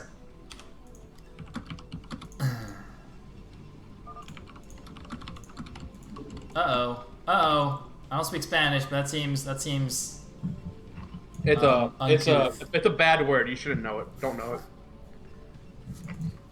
Oh wait, that was you typing. I was like, who's yellow in this game? There's no yellow player. I'm the yellow player. I know some Chinese. Nice. Weird to say, but I took like Chinese 101, so. Nice, nice. True Touch knows Chinese too, as you can see. He took a Chinese 000. Yeah. So it's pretty good. It's pretty legit. All right, so this is actually match point, I believe, not actually circuit match breaker. point is actually live. Hey, it's the thing. What is this thing from Scan? I don't understand. What? No idea. Tongue twister. Oh my god. That's the tongue twister rush. Catch your opponent try to do the tongue twister, mess up their build. Nice. Like the front rush, you know. 5 points. It's the reverse from rush. Alright. So here we're gonna have True Cut's gonna be reverse picking the 5 pull here. Probably gonna be mostly gonna be in for open pull. Meanwhile, Scan actually went pylon scout. He's True Cut going for 12 patch. And Scan's gonna Nexus first because he scouts this. There's like a number of reasons why you don't 12 hatch on two-player maps in particular, and this is one of those reasons. You just get easily pylon blocked, and you're just sad. Just get very, very sad. Alright. And True Cut's gonna respond by putting down the spawning pool, so I mean Scan actually might be able to go. You're gonna go for Forge Nexus. Probably would be the safe play here. Yeah, but he can delay this this hatchery for so long. Is he even gonna let this finish? He might even let that pylon finish. Oh snap! We're getting some lag. Lag, boys. Whoa! What is happening? Hello. What the hell just happened? I'm gonna blame you for that.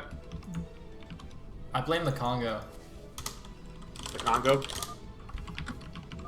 Congo lag.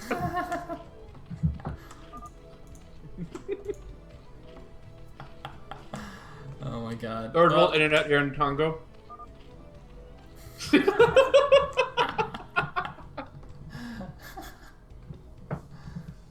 So we're gonna True Guy's actually gonna expand to his third here. They can actually the far right, far left. We're gonna get that second gas up pretty early. Meanwhile, Scan actually might reinforce with a cannon. It would be ballsy if he actually did it. Nope. Nah, I don't think it would make much sense at this point. But because like 6 things will take down 1 cannon pretty easily if it's not like blocked in. And looks like Scan doing the normal wall here is gonna build the gateway to the right of that cannon. That should be complete. That will be completely tight. It's pretty nice, and if you can, and that's actually one thing I love about match point is you can make a tight wall here, and then you can just mine out this mineral patch, to let yourself out. Right. Ooh. Somehow that's probe tight, not probe tight. So looks like two guys gonna clear out the blocking pylon of natural. Gonna get the natural hatchery down. So you're gonna have 3 hatchery in total. Scan's gonna scout this 3rd hatchery pretty soon right now in a couple seconds. Yes. So both players are gonna know exactly what each other are doing. There's no gas yet coming out for Scan yet, but that's not really much of a concern. Only because he did delay with the pylon early on, so he can definitely delay his own tech. Not too bad for either players.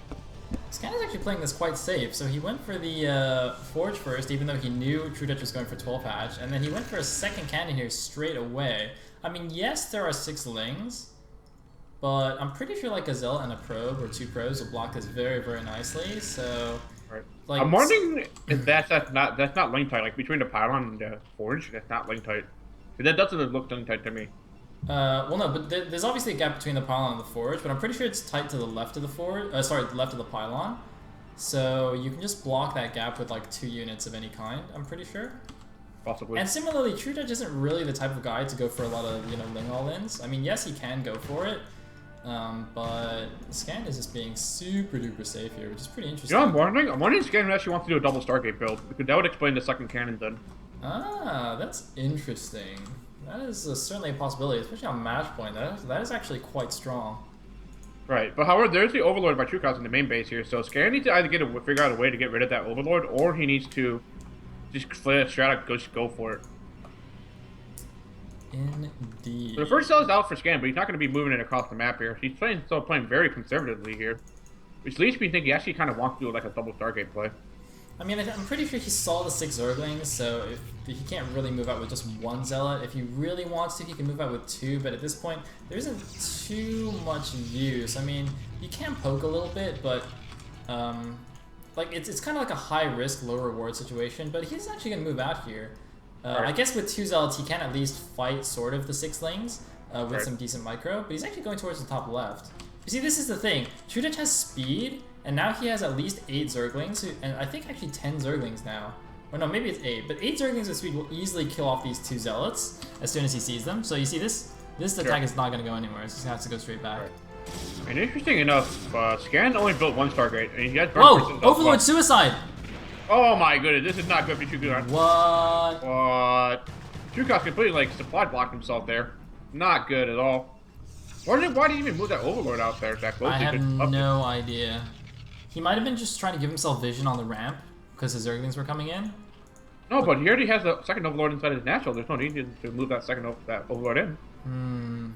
Mistakes It were looks made. like Scan's actually going to go for Sarah DT. He's going to have the Templar Archives up pretty soon. And he's getting the +1 on his and his Cybernetics quarter. Yep.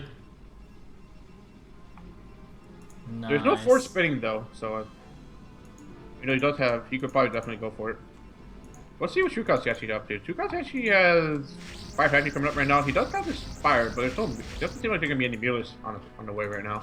Oh man, is this Overlord gonna see the archives? That'll be huge. Oh, is it gonna see the archives? It's really close. I think it will see it. He sees it. He sees it. Yeah. He definitely sees it. Wow, that's actually huge. Now he knows exactly what's going on. Right. Let's see if Truecaus gonna go for like a static defense with his board. He's just gonna use his Overlord as his detection here. Yep. Emerge. Truecaus is actually once again killed another Overlord, so he's gonna be completely supply blocked once again. So you can see right now, like in his minerals, his economy could be completely backsided. Yeah, it's a little bit unfortunate. I mean, the second Overlord, you can't really fine. do much about It's fine it. as suicide 1, but like losing that first Overlord early on definitely set him back quite a bit. Absolutely, you're absolutely right. In the meantime, Speeding's just chilling at the front. He's got 1 Ling checking out this mineral only, but Scan's just chilling in his base. I mean, when you go for this heavy tech build with the Sares and the Templar Archives, you're not gonna have much of a ground force early on, so you have to be quite defensive for the time being. What's interesting is that we haven't seen a Hydrogen yet come out from Truecaus. I'm wondering if I want to go for like straight like their game. Okay, there's the Hydrogen now. That was a bit delayed for me, in my opinion. But yeah, that's we could definitely see Truecaus go with like more of an effort playstyle, like heavy Zergling playstyle. Oh yeah, that would actually be really cool. I think it's a little bit tricky on match point because it's not as easy to like do multi-pronged attacks all over the place. Like for example, Scan could just block the ramp outside his natural with 3 or 4 Zealots, and Zerglings can't go through it anymore. There's the first strategic gonna come into the third here, but that's gonna be blocked by the Sunken plus the Overlord there. And two guys is actually putting 2 more creep colonies there. I think one of them might be the Spore.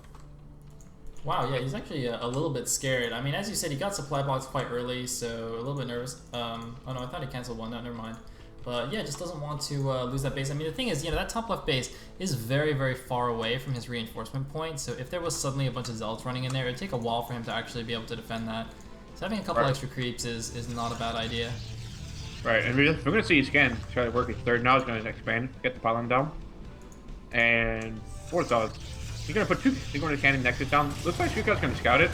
Oh, nice probe snipe there. Very nice. He's going to pull away with that. Nope. DT's gonna clean up one of the Zergums.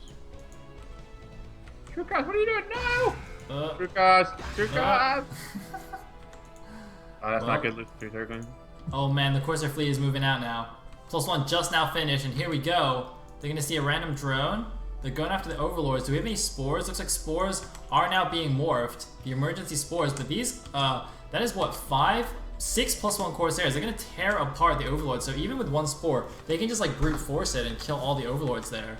Right. The other thing to note is that Screwcraft hasn't been doing anything about the growing Corsair army. Like, generally speaking, like you want to control the Corsair count as much as possible. All the +1 characters on the Scourge. Alright, nice chase here. He's not. Nope. Interesting. Scourgers can't really attack DTs, unfortunately. Man, Scourge needs to be able to dive bomb just onto the ground. How awesome would that be? That'd be StarCraft 2 then.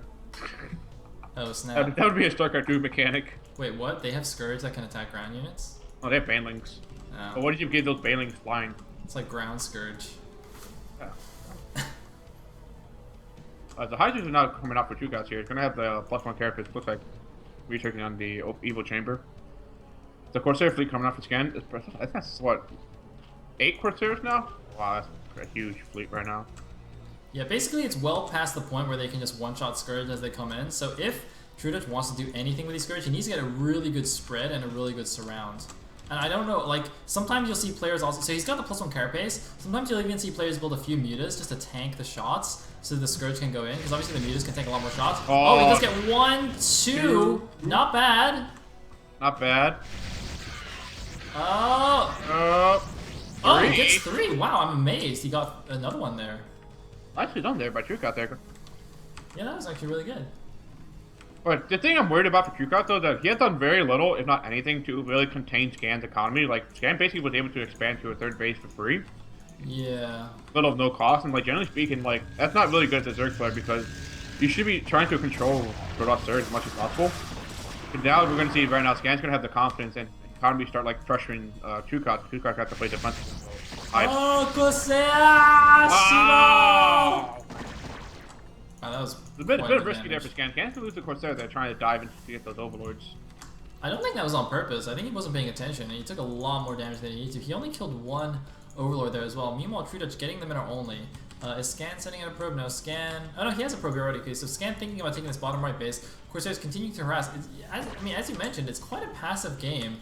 From both players, really. I mean, sure, Scan's trying to do a bit with the Corsairs, but he's being very conservative with his ground army. It looks like both players can tend to go to the late game PvZ on this map. It's curious to me, because I thought Zerg would struggle, because it's quite easy to split the map here. I mean, obviously the side bases are quite obviously, it's quite obvious who they belong to. Generally, like the 12 and the 6 are the contested bases, and even then, it's not the easiest to like swing a giant Zerg army to attack those bases. Oh, it looks like storming one of the Corsairs to death by accident. But in the meantime, while the Hydra army, the attack at the front was a distraction. The more Hydras are coming down to the bottom right. There is only 1 cannon though, so that's just gonna get cancelled.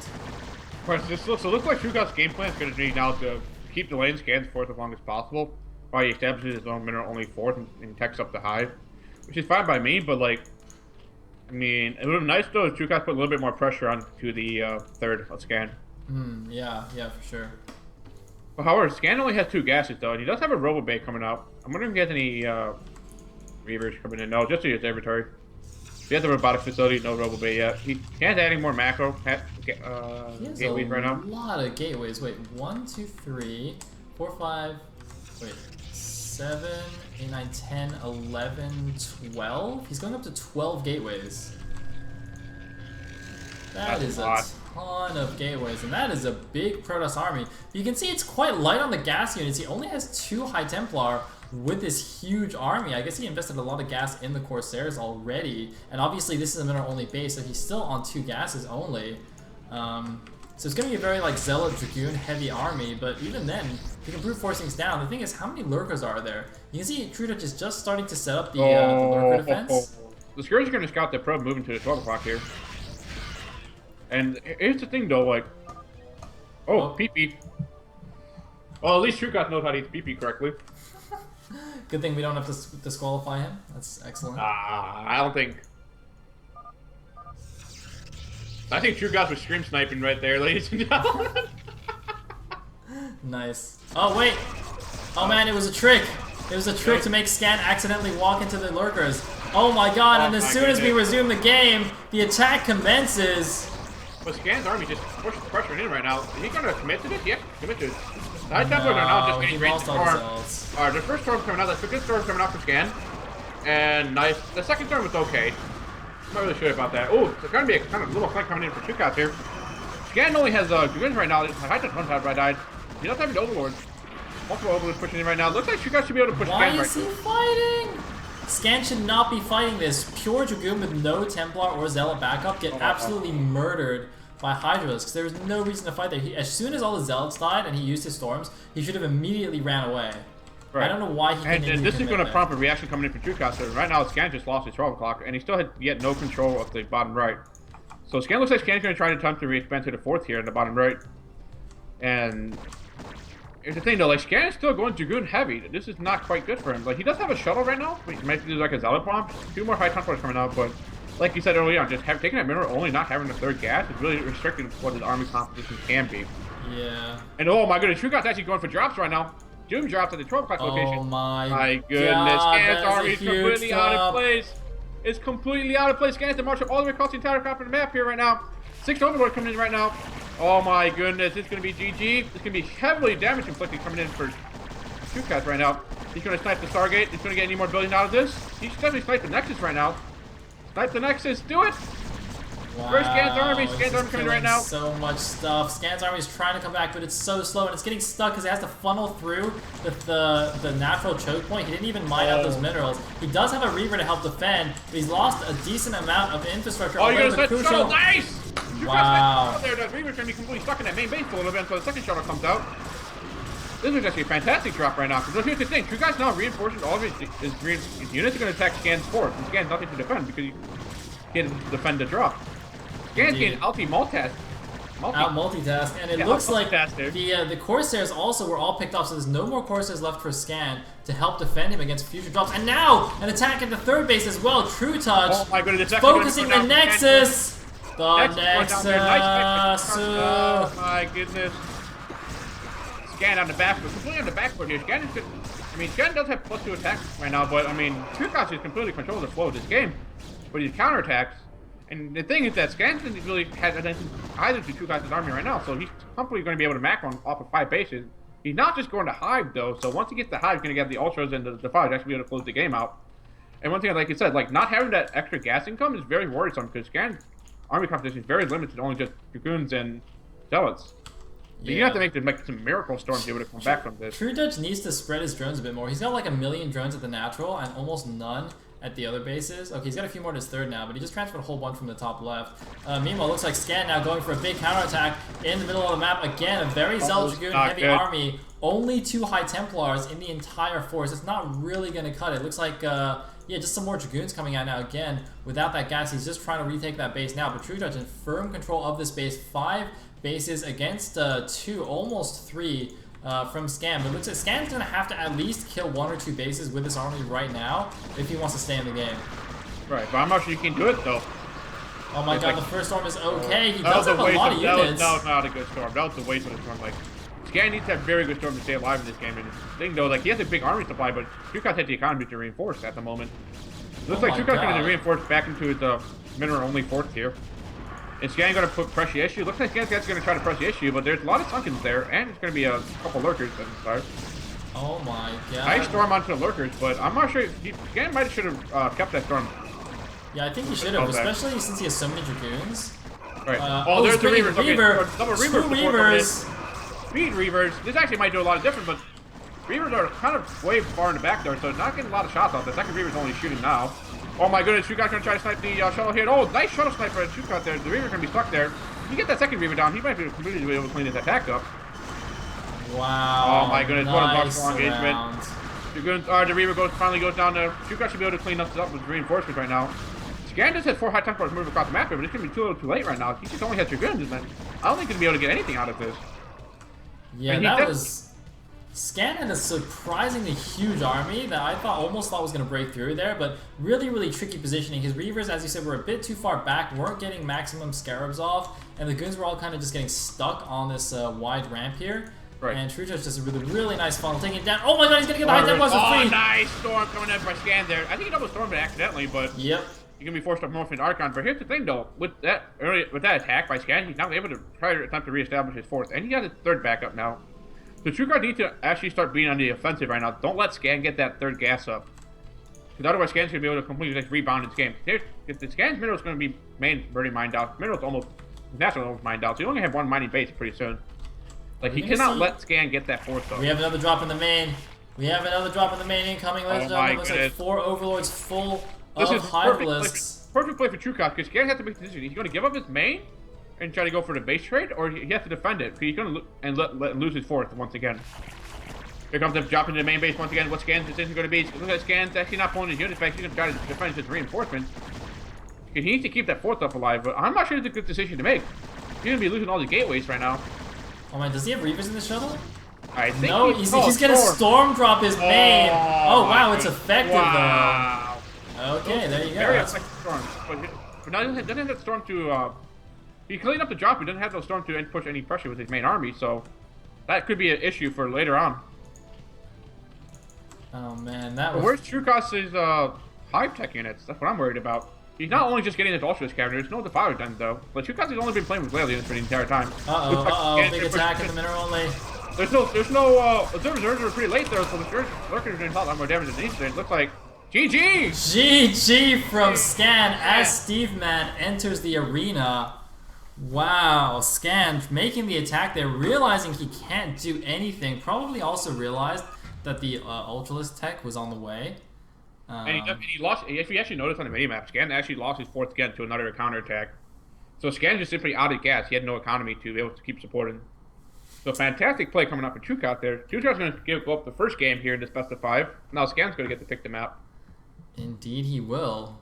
Wow, True Touch up 1-0. Very, very nice. Very, very nice. Oh, wait, I'm on the wrong screen. Hey, hello. Hello. Hi, Steve Man. Steve Man. He's back. The Steve Man. I was wondering where he was.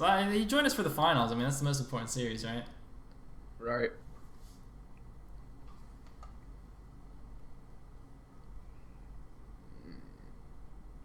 Alright, is it going to be the same game info? I don't know. I don't know. The game I selected was not found. Apparently, True Touch went to the toilet. Okay. Nice. Alright, well, I guess I'll have a drink of water. Am I allowed to get a snack? Or is that, like, unprofessional? Well, I mean, I don't know. I think you... I don't have grapes, though. I'm quite sad. I have trail mix, but that's about it. I have trail mix and I have carrots in my fridge. So I need to do some shopping. Man, what do I have? I think I have like some strawberries or something. I don't know. You should get some trail mix. Some trail mix. Yeah, why not? Yeah, fair enough. Nuts and raisins and peanuts. Fantastic.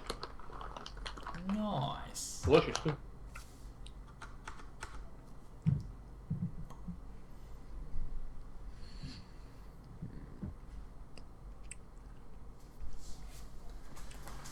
The chat. Someone in the chat is telling me to get a snack. This isn't a DX Racer. I got this. Oh, it doesn't say because I took the head thing off. But yeah, I got this when they sponsored TL. Because I was like, it was like perfectly at the time I was looking for like an actual chair, like a desk chair. And then suddenly they sponsored TL. I was like, well, guess I'm buying a DX Racer. I'm not even saying this like, you know, as a TL fanboy. That's totally how it works. That's like the same. That's like the same reason I got my phone. Like I have an S4. It's gonna like, well, Stork is on Samsung Con. I guess I'm getting a Samsung phone. I got a Samsung phone because that's what I always had. I'm like, I'm gonna get an HTC phone next time because HTC sponsors Team Liquid. This is true. Well, see, I've got the best of both worlds. Because so I've got the Samsung phone, but my girlfriend has the HTC phone, so technically, like, we're supporting TL still. You know what I'm saying? Mm-hmm. So I don't need to worry about it. All right. Oh wait, looks like we got a game. All right.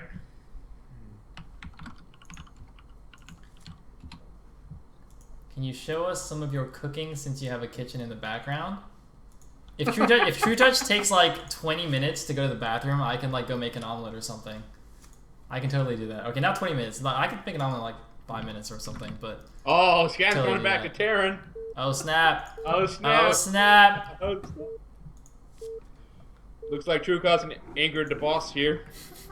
Boss went to the second phase stage of the final fight. You know, like the video games where it's like there's 3 stages? Yeah. So like TrueCost beat the first stage, now Scan's in Terran mode, and the third game's going to be in Korean mode.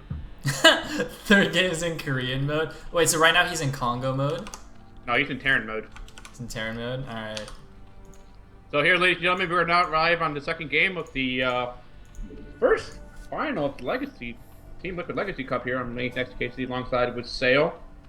And we're going to be here on Circuit Breaker. We're going to have TrueCost at the purple Zerg in the top left, and we're going to have Scan at the orange Terran in the bottom left.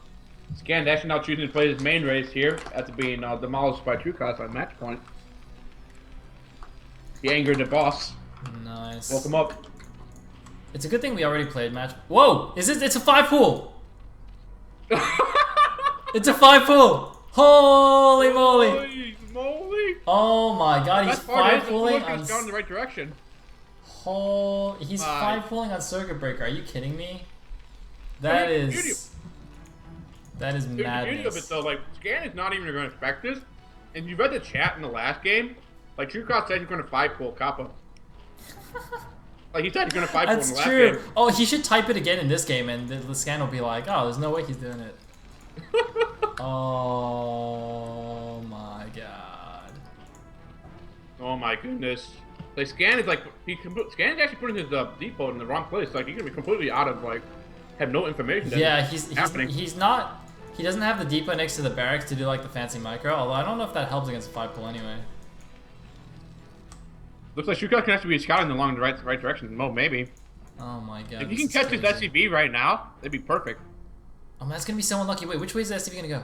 Oh, it's gonna go the wrong way. Oh my goodness, Scan's gonna go the wrong way with the SCV. What's even worse is... Oh. Oh, the lanes are coming, boys. Oh my goodness. The barracks is at 700. Second depot. Scan still has no idea. Alright. Oh wait, the Lings are going cross map though. No. He's going cross map. Okay, go. Okay. The Overlord needs to see the SCV. He needs to change direction. Change direction right now. He's not changing direction. TrueCost, what are you doing? True Touch! You're going the wrong way. Okay, now you make the decision. Okay, there you go. Okay. But here's the thing though, Scan's not going to see it either because that SCV second SCV is going to be going the wrong way. Oh, the SCV missed it. Oh my goodness. Oh, he missed the other 2 Lings too. He missed the other Lings. Oh, he's gonna lose the first Marine! Oh no, he's gonna realize what's happening. Scan pulling all his SCVs off the line right now. Get the Marine! Get him, boys! Oh my god. Wait, he can't fight this straight up though. You cannot fight the SCV straight up because they are really strong. You have to micro this properly. You have to get the Marine. Oh, he's going after the SCVs. Go. Oh my god, get the Marine, we get the Marine! Wait. There's 2 SCVs mining minerals right now. And there's a bunker being made. Can he get the Marines? He cannot get the Marines. Oh, no, TrueCost, hit that Marine. What are you doing? Oh my god. Wait. There's 5 drones mining minerals. And there's three SCVs mining minerals. He canceled the bunker. Wow, Scan actually canceled the bunker. Oh, because he can't cancel the bunker, he now has control of his own ramp. Like, he can just indefinitely hold with just 4 SCVs and 3 Marines. Oh, I think Trukot's flat out lost this game. Oh my god. You're gonna have to go back to joining. Trukot's already joining again once again. Oh my god. Because he lost control of that ramp. So like Scans can just slowly pull SCVs off until you get the critical Marine count. Oh my god. But the thing though, like, Touch. Trukot, man, you had it. You got the first Marine for free. That was like the perfect situation for the 5 pool because he ran around the second SCV as well. I know. Oh my god, like the Marine was at the bottom of the ramp when he got there. That's like a Zerg's wet dream. Oh my god. He had Lady Luck on his side that entire time, and he couldn't pull it off. Seriously, Assault says exactly what I'm thinking. Like, what's the point of 5 pooling if you can't win in that situation?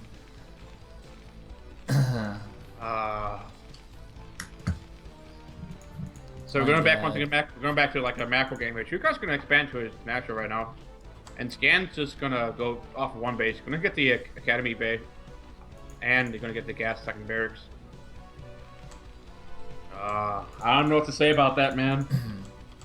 I don't even know like what the game plan is now for True Touch. Like, do you go? Wow, he's going 3 hatch. Okay. Yeah, you just have to go economy, like go 3 hatch. Well, I mean, even still... like skip Mutilates, just go like straight to lurkers. He could have gone like 2 hatch lurker cheese or something. I don't know.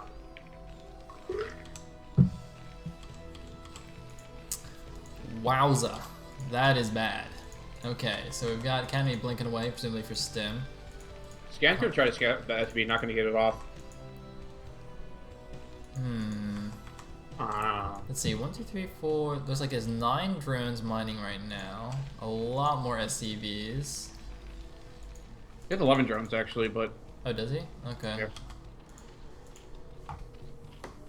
Yeah, so his natural knowledge just popped up. He's gonna have his gas pop up as well. So if you can try to go play that 3 hatch Spire build, but it's gonna be very delayed. But the thing for Scan though, the Scan doesn't have his natural up. That's fine though, because Scan's actually gonna go for a 1 base attack here. He already has his medic and his fire bat out, so like once the stim finishes, he's probably gonna start pushing across the map here. Second medic's gonna be out, so Scan's gonna start pushing across the map. He's gonna hit the 2 guys with natural when the stim just finishes. This is very dangerous for Trukot right now. He needs to figure out a way to deal with the 2 medics and the fire bat. Yeah, it looks like 2 creeps are going to be forced here from True Touch. Possibly 3. No, I think 2 should be plenty here because there's only 2 medics. Oh, I think he has to do 3. He has to do 3. Oh, and it looks like True Touch agrees with you. He's going to make 3 because he's going for the counterattack. I was going to say 2 would be fine if the Lings came back, but he's not. He's going for the counter. There's 1 medic, 2 Marines. If the second medic gets there, there's no way they're going to get up. Yeah. If he does the double medic block, it's like literally impossible for those Lings to break through. Right. And so there's going to be 3 sunkens there right now, but I'm wondering if Scan's going to attempt to break this, or he doesn't have the fire bat, so it can be a lot of firepower. He can't break it. There's no way. He can try run by, but that's it. But there's a drone block. No, you can't run by. That sunken's way too close to the ramp. Yeah, there's too many sunkens. There's nothing you can do. But the thing is, he forced 3 sunkens from a guy who went 5 pools, so he's already shattered the economy a second time, basically. Right. But Scan doesn't have a natural either, so... Scan actually going straight up to vessels? Ooh, this is some mind play coming out from him. 1 base Terran. Interesting. That is very interesting. I don't know. It might just be dropship though. That's a very early start port, especially when you know that Trukot doesn't really have any tech coming out. Like he has no Spire out yet, no Hydras.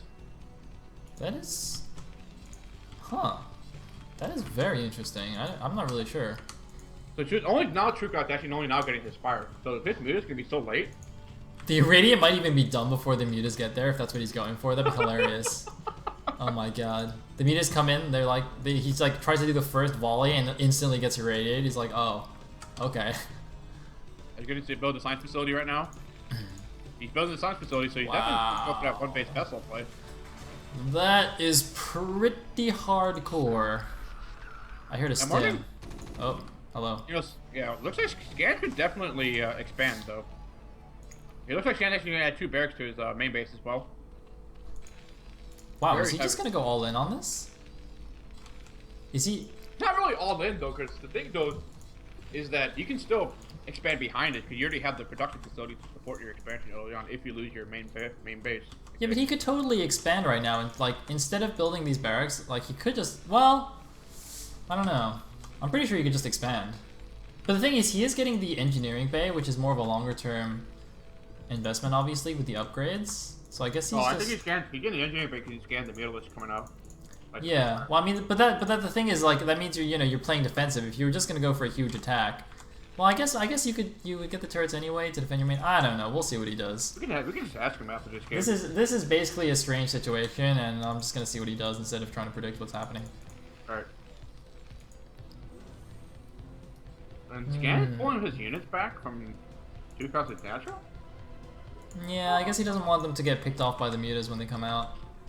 That is true, because he didn't have any good hit very little units. Looks like Scan Firebat actually going to 2 costs potential third, so it's a very nice play from there. So 2 costs actually going to have to force it to expand to a mineral only perhaps. Yep.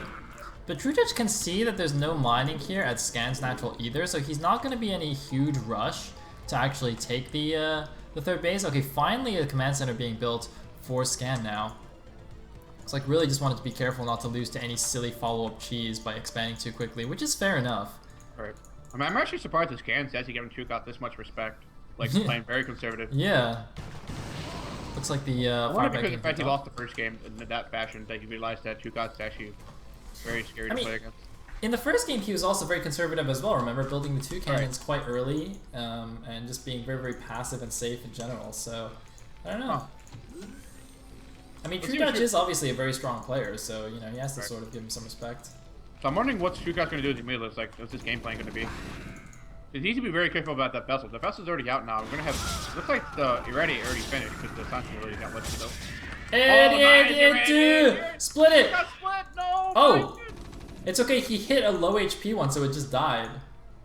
That's okay. Wow, that is so lucky for True Touch. Oh my god. Scan clicked the clump, and it was one of the bottom ones, but somehow it was one that had low HP. That is ridiculously lucky by True Touch. Because True Touch even failed the split, as you saw, but it was fine. Oh my god. Meanwhile, we're going to have True Touch actually taking his third right now. And it looks like the Firebat got cleaned up somehow. Holy sunkens, Batman. True Touch has to have those many Sunkens because they don't have any lurkers on the field. I know, it's just so funny to see that many Sunkens in one game. Alrighty then. Scan is still playing very passive. He's waiting for tanks. Yeah, he actually might wait for tanks to come out before he starts pushing across the map here. I guess. He's gonna have to wait a while though, because like even when the machine shop finishes, he won't have siege mode for like a long time. Alright. I was hoping you just go like flat out SK Terran. Like it's just double starport up. That seems to not be the case in this game. Looks like we're gonna have Scan moving across the map here right now. He's gonna have 2 vessels. It looks like 3 guys gonna counterattack with mules into the natural here. He's got a nice couple of mutal bounces here. Gonna off the Marines and a couple of SCVs. But he does need to do something about that main base of Scan. And there are actually Scourge waiting on the side there to intercept a vessel if it does come down. Looks like there are 2 vessels out right now. So, yeah, looks like just gonna pull back for the time being. The Hive is on the way. There are some Hydras out, not morphing into Lurkers. Just yet, 2 Hydras gonna morph into Lurkers on this bridge. Oh, what? What? Did you see that, Sayle? What just happened? Sayle, Scan just lost both of his vessels. What the hell? Oh my god, I totally missed that. He just lost both of his vessels. Holy moly. Alright, he has a new vessel coming out there, but that is huge. Okay, now here's the thing though, because you lost both of his vessels, like his third can be indefinitely protected for a longer time now. Because if you got to snipe that third vessel out right now with those meterless, Scan can't push up this ramp. And he doesn't can't push across the bridge. You have to wait for his vessel. Alright, nice radiate. Split it! Split! Okay, nice split. There we go, nice split. A little bit of lag. Put it back! Don't put it back! Okay. See, that vessel already wasted his first irradiate, right? So the thing though is that Scan can't push up this ramp now. He doesn't irradiate. He has 32 lurkers on there. Yeah, and Scan knows that, so he's just gonna pull back. He realizes that that's the case. Meanwhile, more lurkerling going around the side from the natural. Looks like the Hive still not quite done yet. But let's see. What does Scan have? Scan has 2 tanks right now, so and second vessel coming out. Indeed. So it looks like two guys going to engage here in the middle of the map here. Whoa, hello. Hello. Nice engagement coming in. We're going to have the Mutas coming in. You ain't going to lose that vessel once again. He's going to lose his third vessel. No, the Mutas by themselves don't do enough damage. He needs a Scourge for Vessel Snipes. And looks like the Lurkers are going to get surrounded and picked off here. So a bit of a loss there for True Touch. It's an interesting idea. He didn't realize the reinforcements are coming out from the other side so quickly. So it does get taken down. Kind of engaged at an awkward angle. I was trying to cut off the retreat from that force. Knew they would be going back, but doesn't quite get it. He does have 7 Sunkens, so he's okay for now. Though there are 2 Siege Tanks. So really the 7 Sunkens are just going to buy him a lot of time. But he needs the Defiler tech. Defiler mount is almost finished, but it's still going to be a while before they have enough energy for the swarms. Like, you need to have the swarms finished up pretty soon. Or you take it to consume research and time. So it's gonna be a very long wait again for TrueCock. Let's see how long TrueCock can delay this push. More than that Scan wants to push in right now. The 2 Siege Tanks season up TrueCock's Nascar right now. You know, TrueCock can actually go for a flank right now if he actually decides to delay it long enough for it. Oh, we had a stim. Is he just gonna go? No, he's not. Wait, how did Scan lose another vessel? I just heard a vessel die. I don't know. Maybe it was intercepted on the way there. There's some Mutas and Scourge in the middle. Like, if this goes late game, like if TrueCock can survive this push right now, you can have such a big advantage because Scan has. Oh, he's gonna get another vessel for free. Oh, he's gonna go for it right now. Oh, he missed. My goodness. He's defending Nascar right now. Where's TrueCock's units? Oh my god, he was waiting too long. The Defilers are out. There's one Lurker there. Wait, Defilers, where's the consumed Defilers? One's gonna get irradiated during the second one. Wait, okay, there's a Lurker there. Where's the rest of the units? TrueCock, do you have units in the middle of the map? Reinforce, please. No, he can't bring those back because there's Siege Tanks on the other side of the bridge. He's just using them to cut off reinforcements because that's all he can do. But this game is pretty much over. The natural is gone. And yeah, GG from True Touch. The failed 5 pool, and Scan evens up the series 1-1. It would be really funny if TrueCock went for the 5 pool again in the third game. Well, it is his map choice. I mean, he could totally pick Paranoid Android and do it. That is true. But man, that was unfortunate. I mean, he had the perfect 5 pool. True Touch could totally be up 2-0 right now. He's probably tilting a bit from that.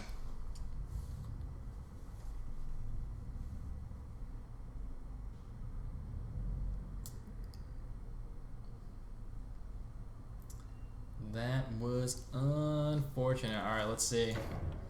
True Touch. What is the map? Oh, we're in game. Let's go. Let's do it. Alright, let's do it, ladies and gentlemen.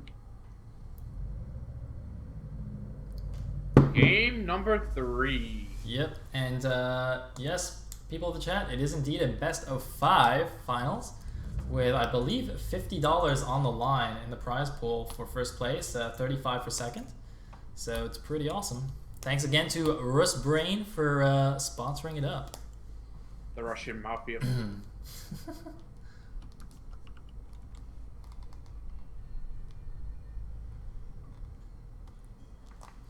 All right, go.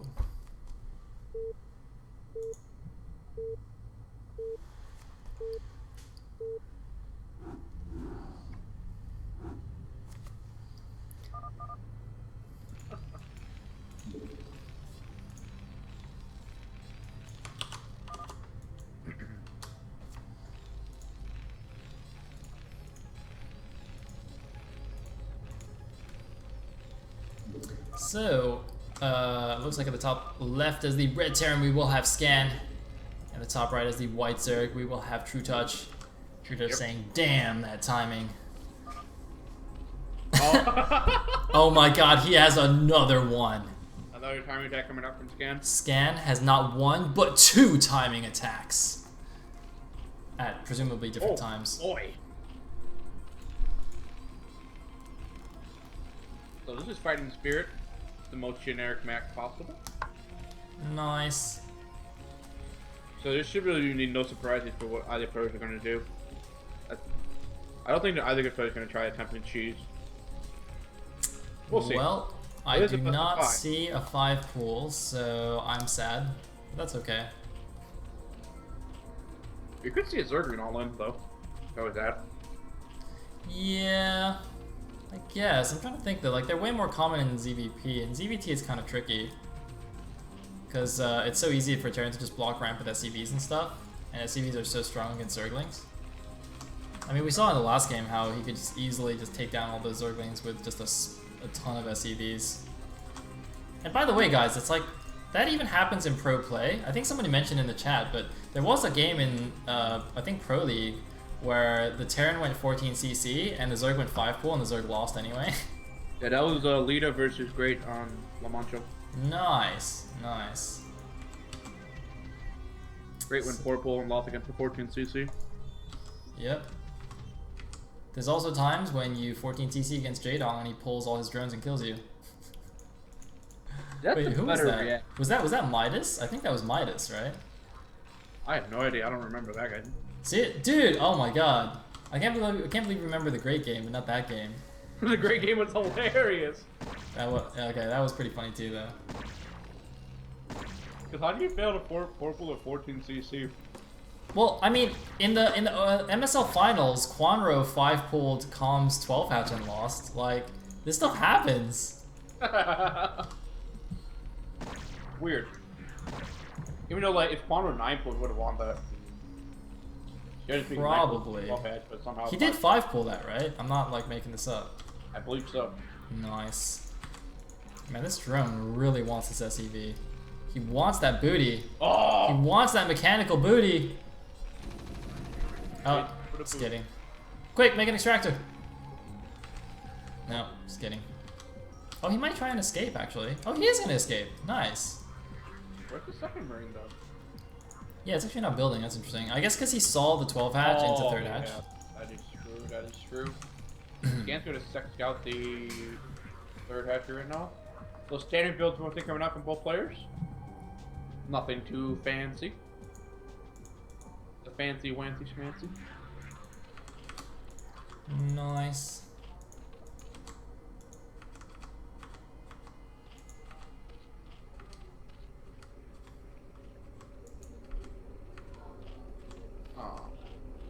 I just now realized that I actually bought tickets to the soccer game here, but I forgot to print them out. Okay. I don't have a printer. Do you have any, like, I don't know, random internet cafes near you that can print? Because there's a ton of them here, so it's like really easy to just print stuff. Right. I'm wondering if I could just like show the barcode on my phone to be like okay with it. I don't even know. Wait, where do you even live? Indiana. Nice. Best place in America. Nice. America. So we're gonna have the ooh. Again, HP is gonna survive a little bit longer. And it's gonna be 3 hatch Muta against 1 Rax expand. It's gonna be fast +1 though from Scan, so Scan at least varying up the build a little bit. Yeah, this I is like the anti 3 hatch meter build for Terrans. Oh my god, I hope Scan goes for like that 8 barracks all in or something, that firebat hero did. I think Scan did it once too. It's hilarious. He actually might pull it off. He should. I would love to see SK Terran play this game. Do love me some SK Terran. Especially since it's on Fighting Spirit, you know, you might as well do something a little bit more tricksy. More difficult, I suppose, not tricksy. Yep. So somehow Scout has 2 SCBs in the middle of the map. He's actually going to get a second one to cross by. Scout's got the Manako once again. But you guys that had 2 Zergers spawning right now, so maybe not block off that SCB. Nope. Fail. And the other SCV even gets away from those things. Oh wait, no, they're gonna trap it! Oh, wait. Hold that thought, ladies. You don't Smack it! Nice. It wasn't close enough to see the lair, was it? No, it was not. But even better, it wasn't even close enough to see Drukop's fire put down this time. Nice. However, Scan's going for his, looks like it's going to be a 5-3 Raxes right now.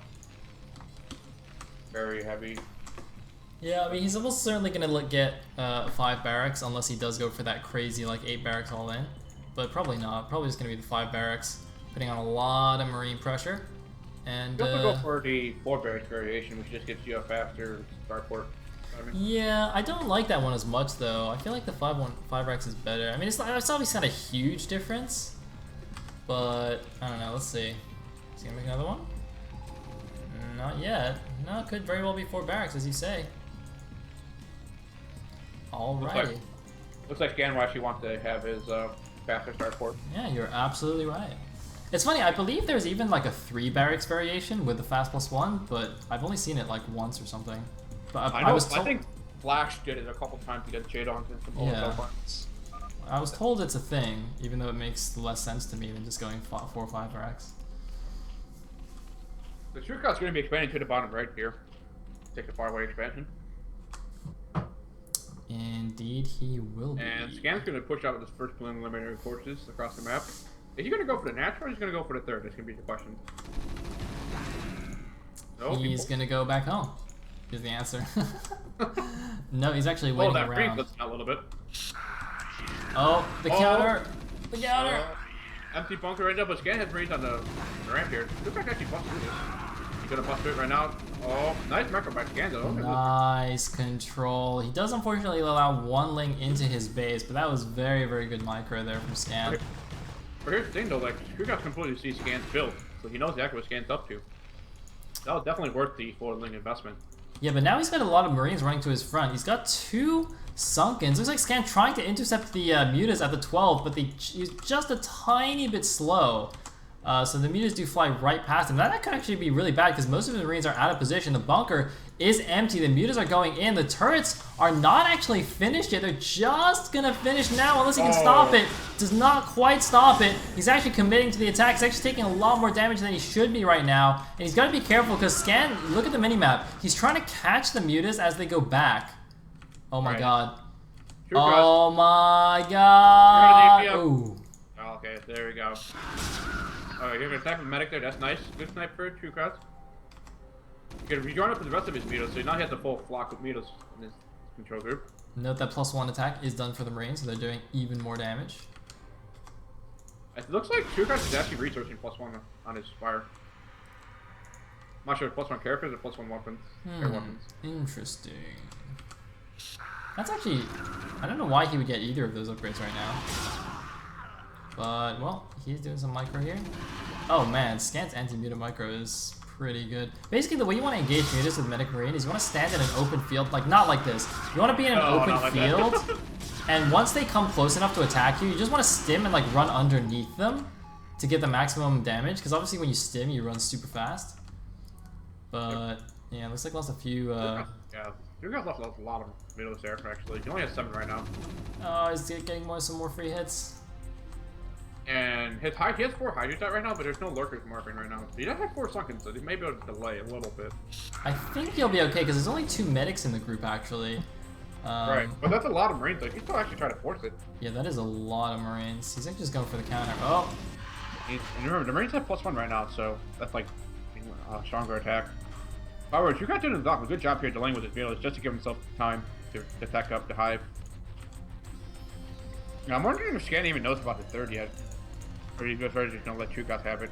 I mean, he probably assumes it's there, but there isn't really a good way for him to attack it directly since it's cross-map. So he's just going for the attack on the natural here, it looks like. Again, he also doesn't have a vessel. Looks like, oh, a couple of links gonna see him coming. What is going on in the main? Does he have the vessel coming out? No, not even close. This is a nice timing attack coming in from Scan here. This is the pre-vessel timing attack we saw by Mine versus Killer and the KSL. Exact same thing. Oh, the lurkers though are done. If he gets a good flank, it could be good. But they get scanned. Is he gonna go? Oh no, he needs to. He needs to be careful. Oh, Scan pushes the tank here. Oh, he's getting just close enough to try and pick off the siege tank. Oh. Oh my god! God, please! Oh no, that was horrible. Okay, that's less horrible though, because Scan's killing himself on these lurkers.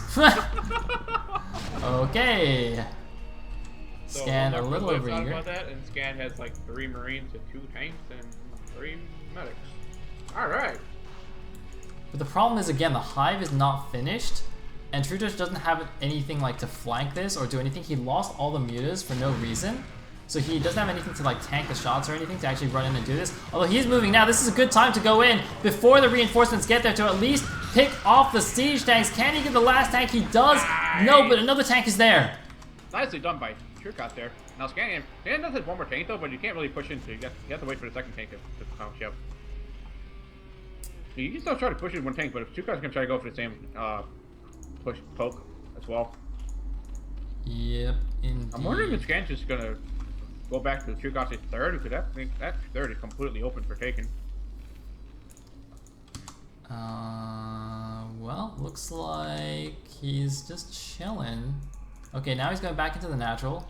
Does he have another tank coming? He does have a second tank coming all the way to help bust down the sunken line, and I don't think that's... Oh my god, the Hive's still not finished, so Defiler's nowhere near going to be in time. He's going to need to just kill this straight up with Lurker Link, but he's only got half a dozen units to flank with. I guess he's just going to try and intercept the reinforcement with this, but this Marine Force I think will just kill him straight up again. And the problem is that now the vessel is not done for Scan, so... Those Lurkers are going to be in huge trouble. And he only has 2 Sunkens left to hold on, so once that Sunken's goes on, Scan's going to try to bust it in. He's going. There it is. He's going for it. The True guys have anything to defend? Oh man, I don't think it matters. He's done. The hatchery is done. There's nothing he can do about this. This position is just too good. Like if he tries to attack here, he'll be running through a narrow area into a wide firing line. This is like the worst position to attack into. And there's the stim and go in. This is there's nothing True Dutch can do here. Last hurrah for True Oh man.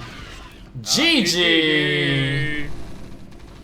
And Scan takes down 2 games, meaning he is 1 game away from winning the first Teamliquid Legacy Cup.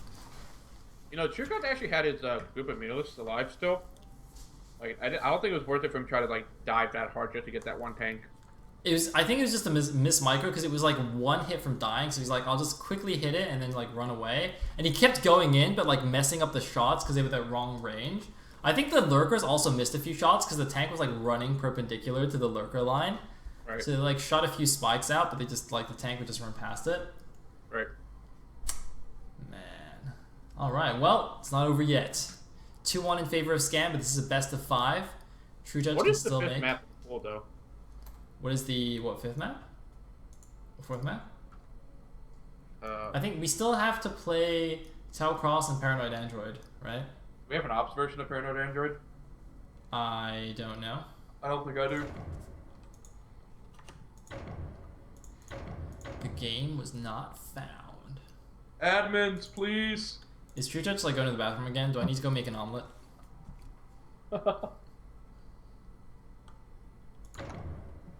Apparently, I would get some fans if I turn this into a cooking stream.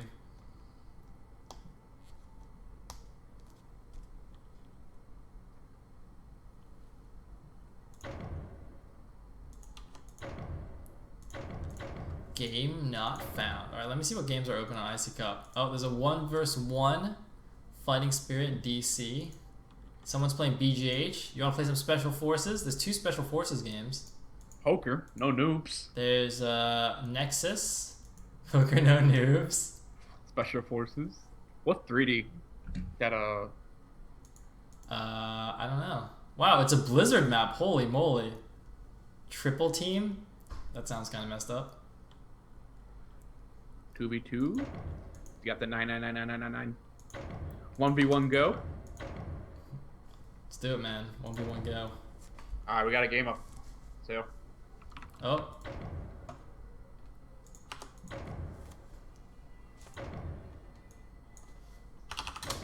Paranoid Android. Hey. Tyrannical says I'm basically the husky Broodor. That makes me very sad, Tyrannical. That hurts my feelings. Oh man, Tupacalypse is in here. Oh, I guess because nobody had Paranoid Android obs. Nice. We do have 544 viewers. That's pretty awesome, guys. Thank you all for tuning in, by the way. This is the Teamliquid Legacy Cup #1. It is the first in a series of weekly cups we're going to be doing, thanks to Rustbrain, our sponsor. And this is all going to basically be a lead up to the Teamliquid Legacy Star League Championship, which will be starting next January, 2016. So yeah. You get 6 months of practice. Exactly. 5-6 months of good practice for that. It's pretty awesome. Basically, the weekly cups are supposed to encourage players to start practicing heavily once again, so we can get the best possible games coming into the championship series. Exactly. definitely having a $100 prize pool every week. Good incentive for that. Oh man, this download is taking forever. What is going on? Tupacalypse, please. It's the Congo lag. It's the Congo lag. Exactly.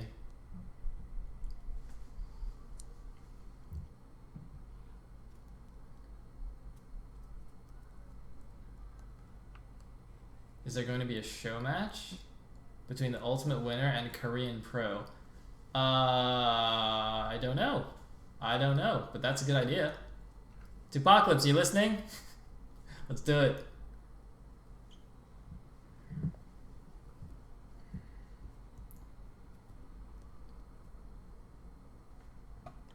Oh, it's like we're gonna get a rehost from Le True Touch.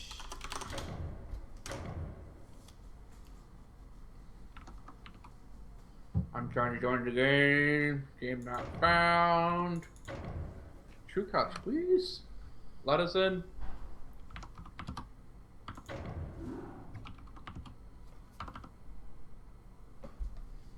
Bump, bump, bump. Yep, this downloads a lot faster. Alright, I'm in. Nice. I just gotta wait for Scan to come in. Gotta wait for Sir Congo.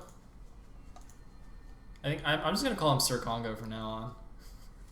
Sir Congo Terran? Oh, he plays like a Congo Terran. Keeps all the Marines in nice orderly lines. Marches them to the beat of the drum. Nice. It would be really ballsy if True Cops went for a 5 pool on this map.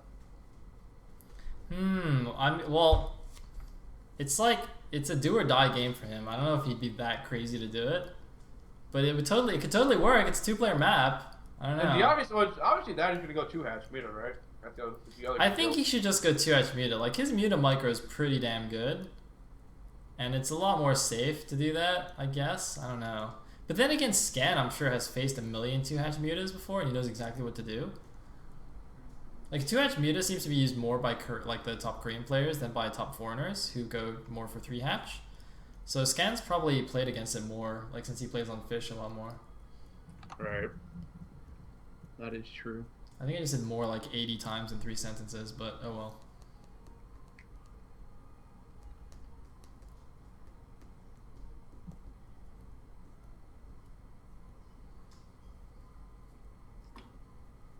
Alright, let's do it.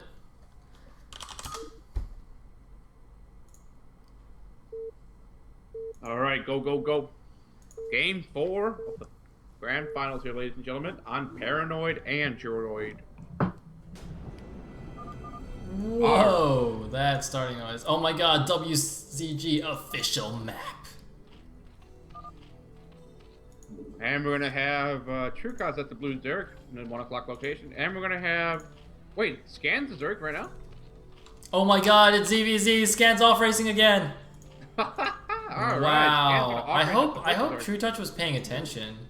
I mean, I guess his Overlord's gonna see Scan's Overlord now. He's gonna see the creep. Did he realize that that's what Scan did? I hope so. Well, he's not saying anything, so I guess he was paying attention. I was the only one, or I guess we were the only ones not paying attention. I was not paying attention. ZVZ. Interesting. Oh, this is gonna be so crazy. Like, the air distance is so short. It's gonna be like epic Mutal battles nonstop, like right between the mineral lines. What's even funny is that both players can now see complete control of the other player's place. So it's like the mind game. Like, who's the first person to make the spawning pool? You know, just drone up hard. Oh my god! I hope they have a game of chicken where they end up with like 80 drones and no spawning pool. They just keep making hatcheries and drones. That would be so glorious. It would be. You just max out on drones because nobody wants to like be the first person to make a spawning pool. I think we're actually gonna. Okay, we're gonna have Gas coming out for Scan here. Gas can check it out first. Huh. True Cops is gonna get Gas himself as well.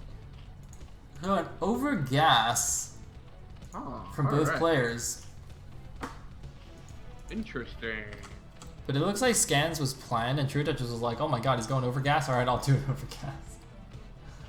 Alright, over Gas pool now. Where's True Cops' pool? At the same time? Alright. mirror builds coming out for both players. I think TrueCut's going to like do the exact same thing Scan does. But see, the thing is, if TrueTouch copies Scan exactly, but does everything one drone later, he'll have an advantage, right? Like, that's how ZVZ works. Right. Just, although having said that, the air distance is so short that I don't know if there's some kind of like weird thing where if you're like one drone slower, that's just enough time for the other guy to like camp your larva with Scourge or something. I don't know if that's possible. That's probably, it sounds possible to me. Oh my god, Scan's doing the annoying Overlord spin.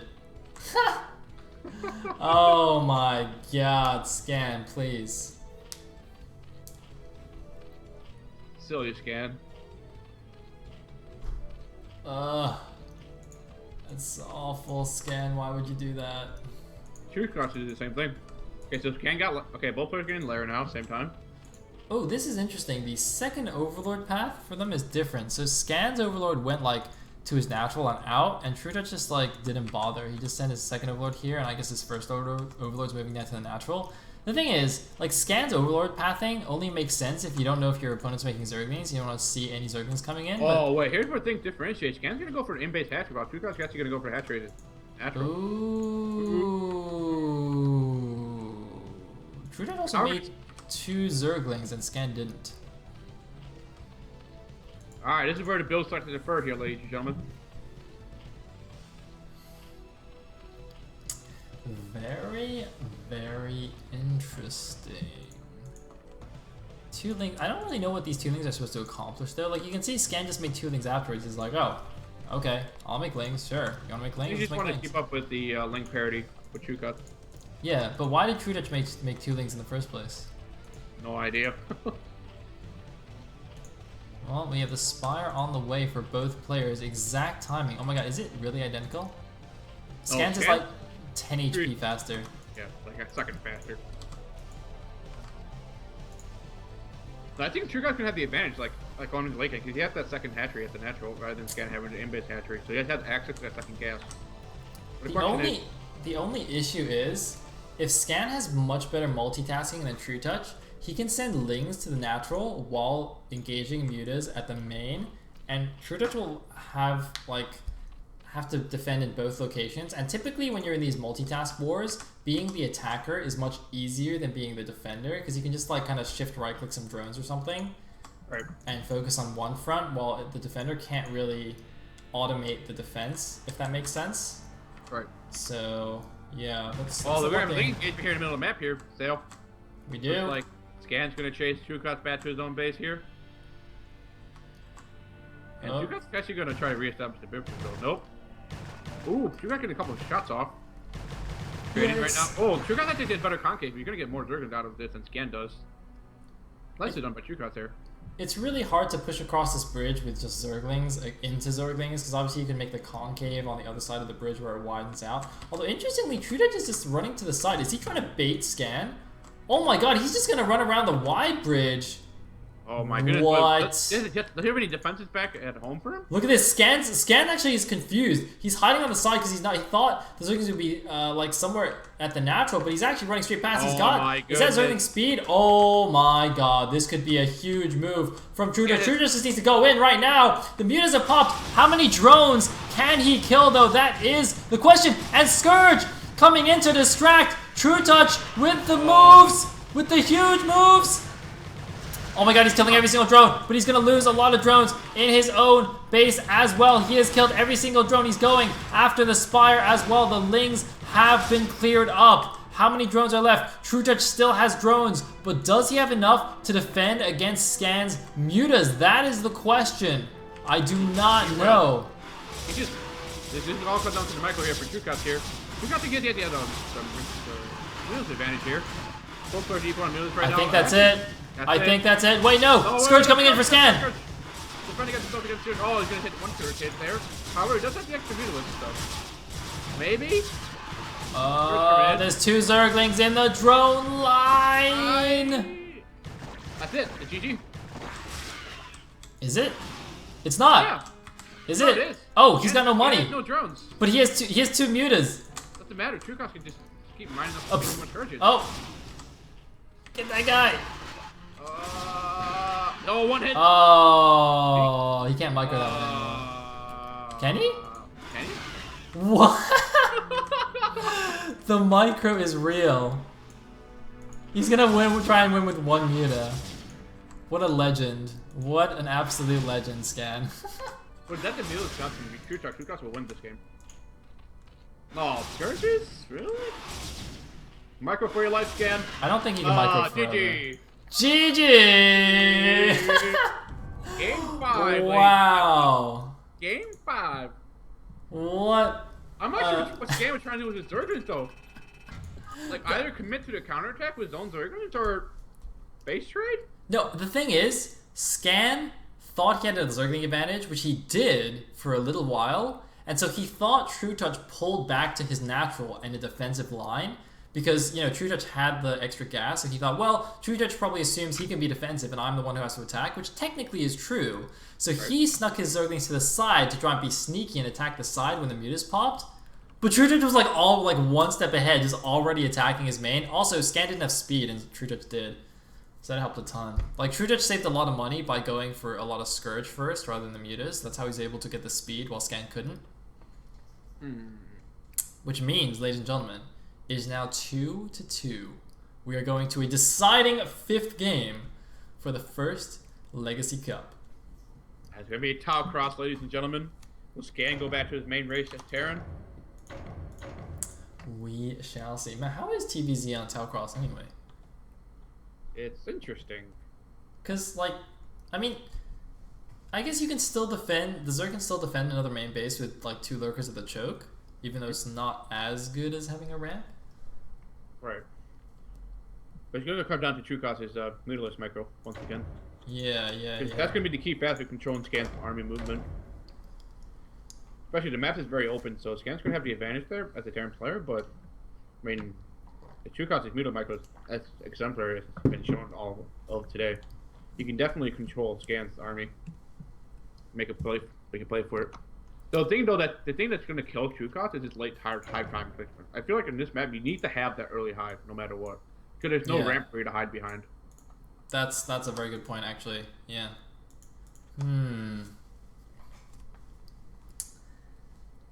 You need to have that hive, and then the True Cost have been played always, like historically, always got like late hive.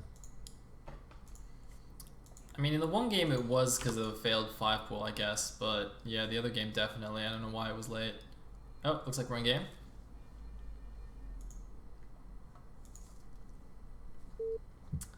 Alright, here we go, ladies and gentlemen, the 5th and final game of the Teamliquid Legacy Cup #1.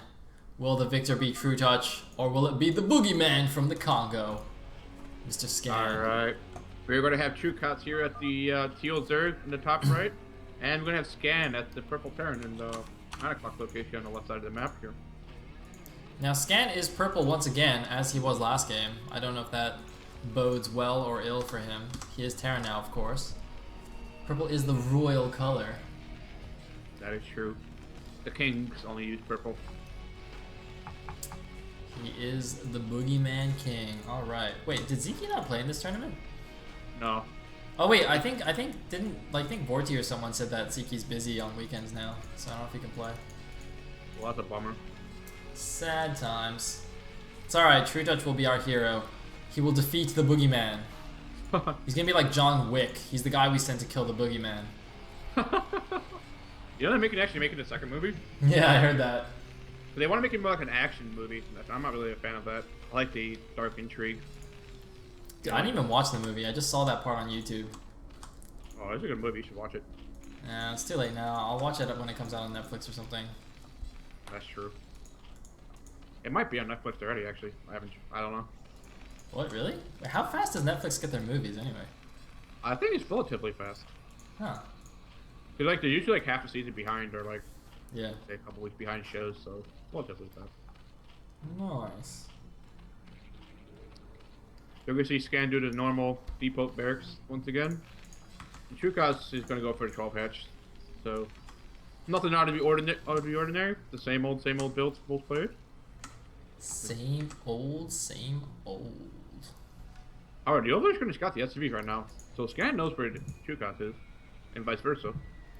So there's that. Yeah, I mean, I think because well, at least from these two players, they generally don't do any crazy builds early on, barring the 5 pull, obviously. I don't think the initial scout changes too much. I mean, I definitely expect to see a normal 1-rax expand against the 3 hatch from True Touch here. So I don't think this SCV is gonna do too much for the time being. Right. Oh, you're trying to block that SCV with just a drone? I'm confused here. Interesting.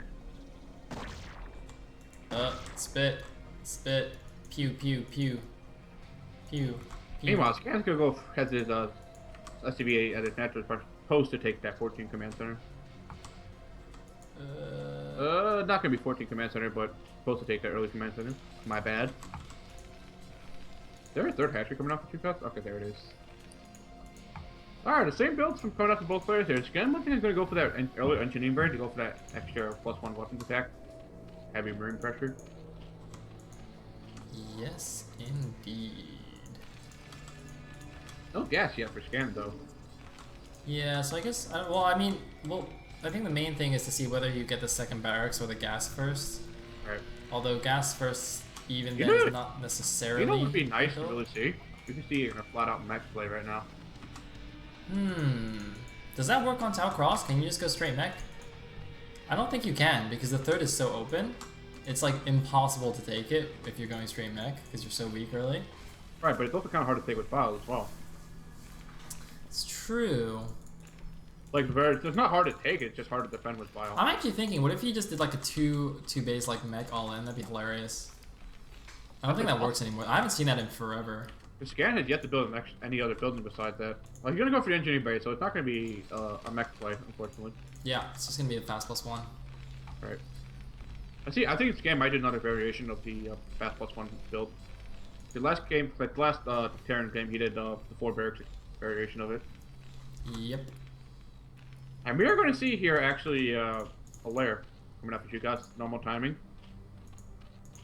Second gas coming down for 2 guys as well. Indeed. Let's see. Academy. I mean, it's pretty much the same as last game, I guess. So far. Or, sorry, not last game. The game before? Yep. Yeah, the game before. Where it's just literally +1 against 3 hatch Muta. Hopefully True Touch can do a little bit more with his Mutas. I mean, it's exactly as you said before the game. True Touch has died pretty much because his defilers were too slow. Like, he couldn't delay long enough to get them there. So right. I guess it'll just come down to the same thing in this game. He has good Mutas control, but he should have like the faster like hive timing. But there's no ramp to hide behind on this map. Like no choke point he can hide behind. So he needs to have that defiler out early enough so that he doesn't get sieged to death. Remember, this is a very open natural, right? So the issue is going to be that it's going to be very hard for Sunken to cover everything there. On the bright side, I guess if it gets to the later stage in the game, the third base is quite open and also like dropping in the back of the main, which True Touch did beautifully in that game on match point, is also going to be very effective on this map as well. Definitely will be. So it's going to have to be very, very crucial about having the map vision and map control, so you can read what True Touch is trying to do. So True Touch has speed right now, so looks like might go for a run by maybe. I don't think it's a bad idea. Scan has a very nice anti-run by position. Yeah, he's blocking it off with the depot and the bunker, and he's got a ton of Marines there. Notice also the 2 Marines on the bottom hold position to make sure there's no run by. So definitely no chance there. True Touch is pumping out quite a few Zerglings here before the Spire finishes. It is almost done now, so he should be saving Larva at this point, but he does have... Oh my god, he got Burrow! He got Burrow! What? Alright. What? Oh my god. Is this gonna be like a burrow trap where he's gonna unburrow on the dudes? Or is he gonna let them walk over and like I think it's gonna be a burrow trap. The problem with the burrow trap is there's a fire bat here. Burrow traps don't work if you have like 1 or 2 fire bats in the thing. Because they'll just roast you. Scan actually might scout this, like scan this if he realizes something's fishy. There's no way. Like, you would have to be Flash to scan this. There's no way Scan's gonna scan this. Is there? There's no way. The thing is, I don't think it's gonna work because the other problem is when you unburrow, there's like a second where you're not attacking. Yeah, I think you should not unburrow. I think you should let these leave. Oh man, Scan is suspicious though because he doesn't see any Zerglings here. Oh my god, what the hell? Yes, he scanned that. Wow. What a player. What a player. That's the thing though, like if there's no like early Zerglings scouting there, something suspicious happening, right? Yeah, I think that was a mistake. I thought True Touch was gonna burrow most of the links and leave 6 links unburrowed, but because he burrowed everything, Scan was immediately suspicious. Right. That was beautiful. Man, that was actually a pretty big mistake by True Touch not to leave 6 I links. think I've already had your Mutilis count pretty high up. We got what, 11 Mutilis right now. Gold deck. Hammering away at the supply depot here. I got a couple of Marines. Okay. He does lose 2 Mutilis though. That's not that great. And he's actually expanding down to the bottom right. Yep, indeed. Looks like Scan's actually gonna try to trap True Touch here with that main. No, never mind. Maybe. Oh, there's a barreled link out there though, so it's gonna Oh, he might catch the Mutas. Not quite. That barrel link though doing a lot of jobs got him for 2 cuts there. Not gonna know that Scan's gonna try to push onto the 3rd here aggressively. Remember, there's no ramp, so there's no like hydras for lurkers. That also makes it harder for the Mutas to pick these off, because obviously Mutas enjoy abusing the high ground vision advantage to pick off Marines when they're running up. Oh my god, he's gonna catch the drones! No! Oh my god. Well, I don't understand. Like, True Touch knew they were there. Why didn't he stop his drone transfer? I don't know, man. It's so weird. Huge mistake with Juke out there. Now Scan definitely knows that there's a 3rd there for sure. If Juke only has like this group of Mutilis and a couple of Murderers, not gonna be too much though. This is not gonna work. Yeah, I think True Touch sort of is on tilt from getting scanned at the front there, but that was totally his own mistake for borrowing everything and not leaving something unborrowed. Right. Well, even if it's like 1 Zergling unbarreled. Exactly, yeah. The fact that there was nothing checking the front of Scan's base is super suspicious. Alright, so that base is dead. And True Touch is now in huge trouble. I mean, the best he can get out of this is to kill all these Marines before they can go home. But I don't even know if he has enough to do that, because he lost so many Mutas there, just engaging head on. Right.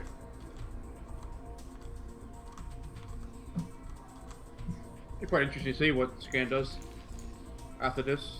You guys are actually going to try to go for a run by, it looks like, but I don't know if that's going to work. And he does have Hive, though, so there's that. There's no Defiler mound yet. I think he might just be going all in here. Oh man, I think he should have run him with the Mutas first. Oh, wait, never mind. It's actually working. Nah, he doesn't have enough. There's a bunker there. I'm pretty sure that's game. I think that attack had to work for True Touch to have any chance in this game. Like, he doesn't even have Sunkens to the front. Scan could just walk over and kill him right now.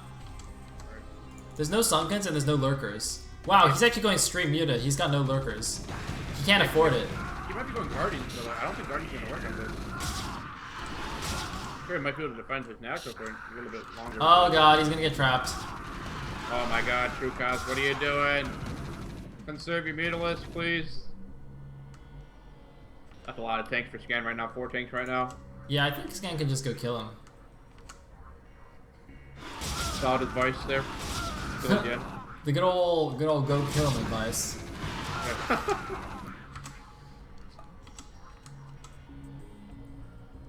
Let's see, any Sunkens? Nope. Even Sunkens wouldn't do anything. There's 4 tanks. And this is the last hurrah! No. No, I didn't know. No, True Guy's just delaying for his Guardians. If you're actually going to go for the Guardian check. What? No, he's not. He's not even morphing the Spire. Like, there's no way he can afford it. Well, that's game.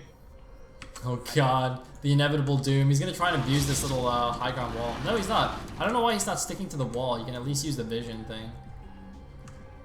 Scan is just scanning everywhere. You can see comm stats on all the bases. Right. Make sure nothing's going on. You guys didn't want to go for another engagement, right? A little too late. Too little, too late. GG!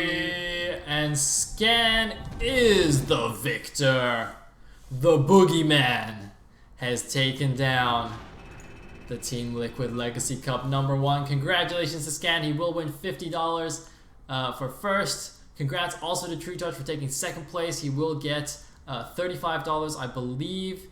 And I don't actually know who got third. If Tupacalos could tell me, that'd be awesome. But that person will get $15. So yeah, good times. And thank you all for watching. We broke 500 viewers. That is amazing. And I hope you guys will continue to tune in, because these are going to be weekly cups every Saturday.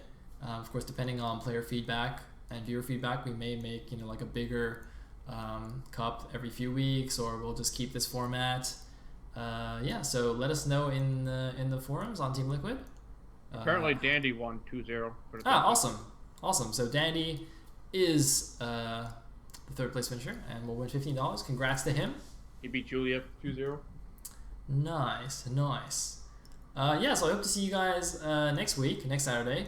Also, tomorrow morning, Bisu Dagger, Amazing XKCD, and I will be casting the SSL 11 live. Round of 8. Bisu versus 0. Is it Bisu versus 0? I didn't even check what the matchup was. It Nice. is. Oh man, that's gonna be epic. Okay, so hope you guys tune in for that. That's gonna be like 11 a.m. British summertime, whatever time that is for you guys. That's really early for you US people. You Americans.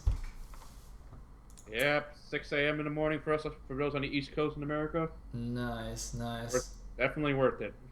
Alright, so thank you all again for watching, and see you next weekend. And thanks, dude, for casting with me. No problem, man. We'll see you again tomorrow morning in 12 hours, actually. Alright, peace out. Peace. Thanks for everybody watching. We're going to call it quits.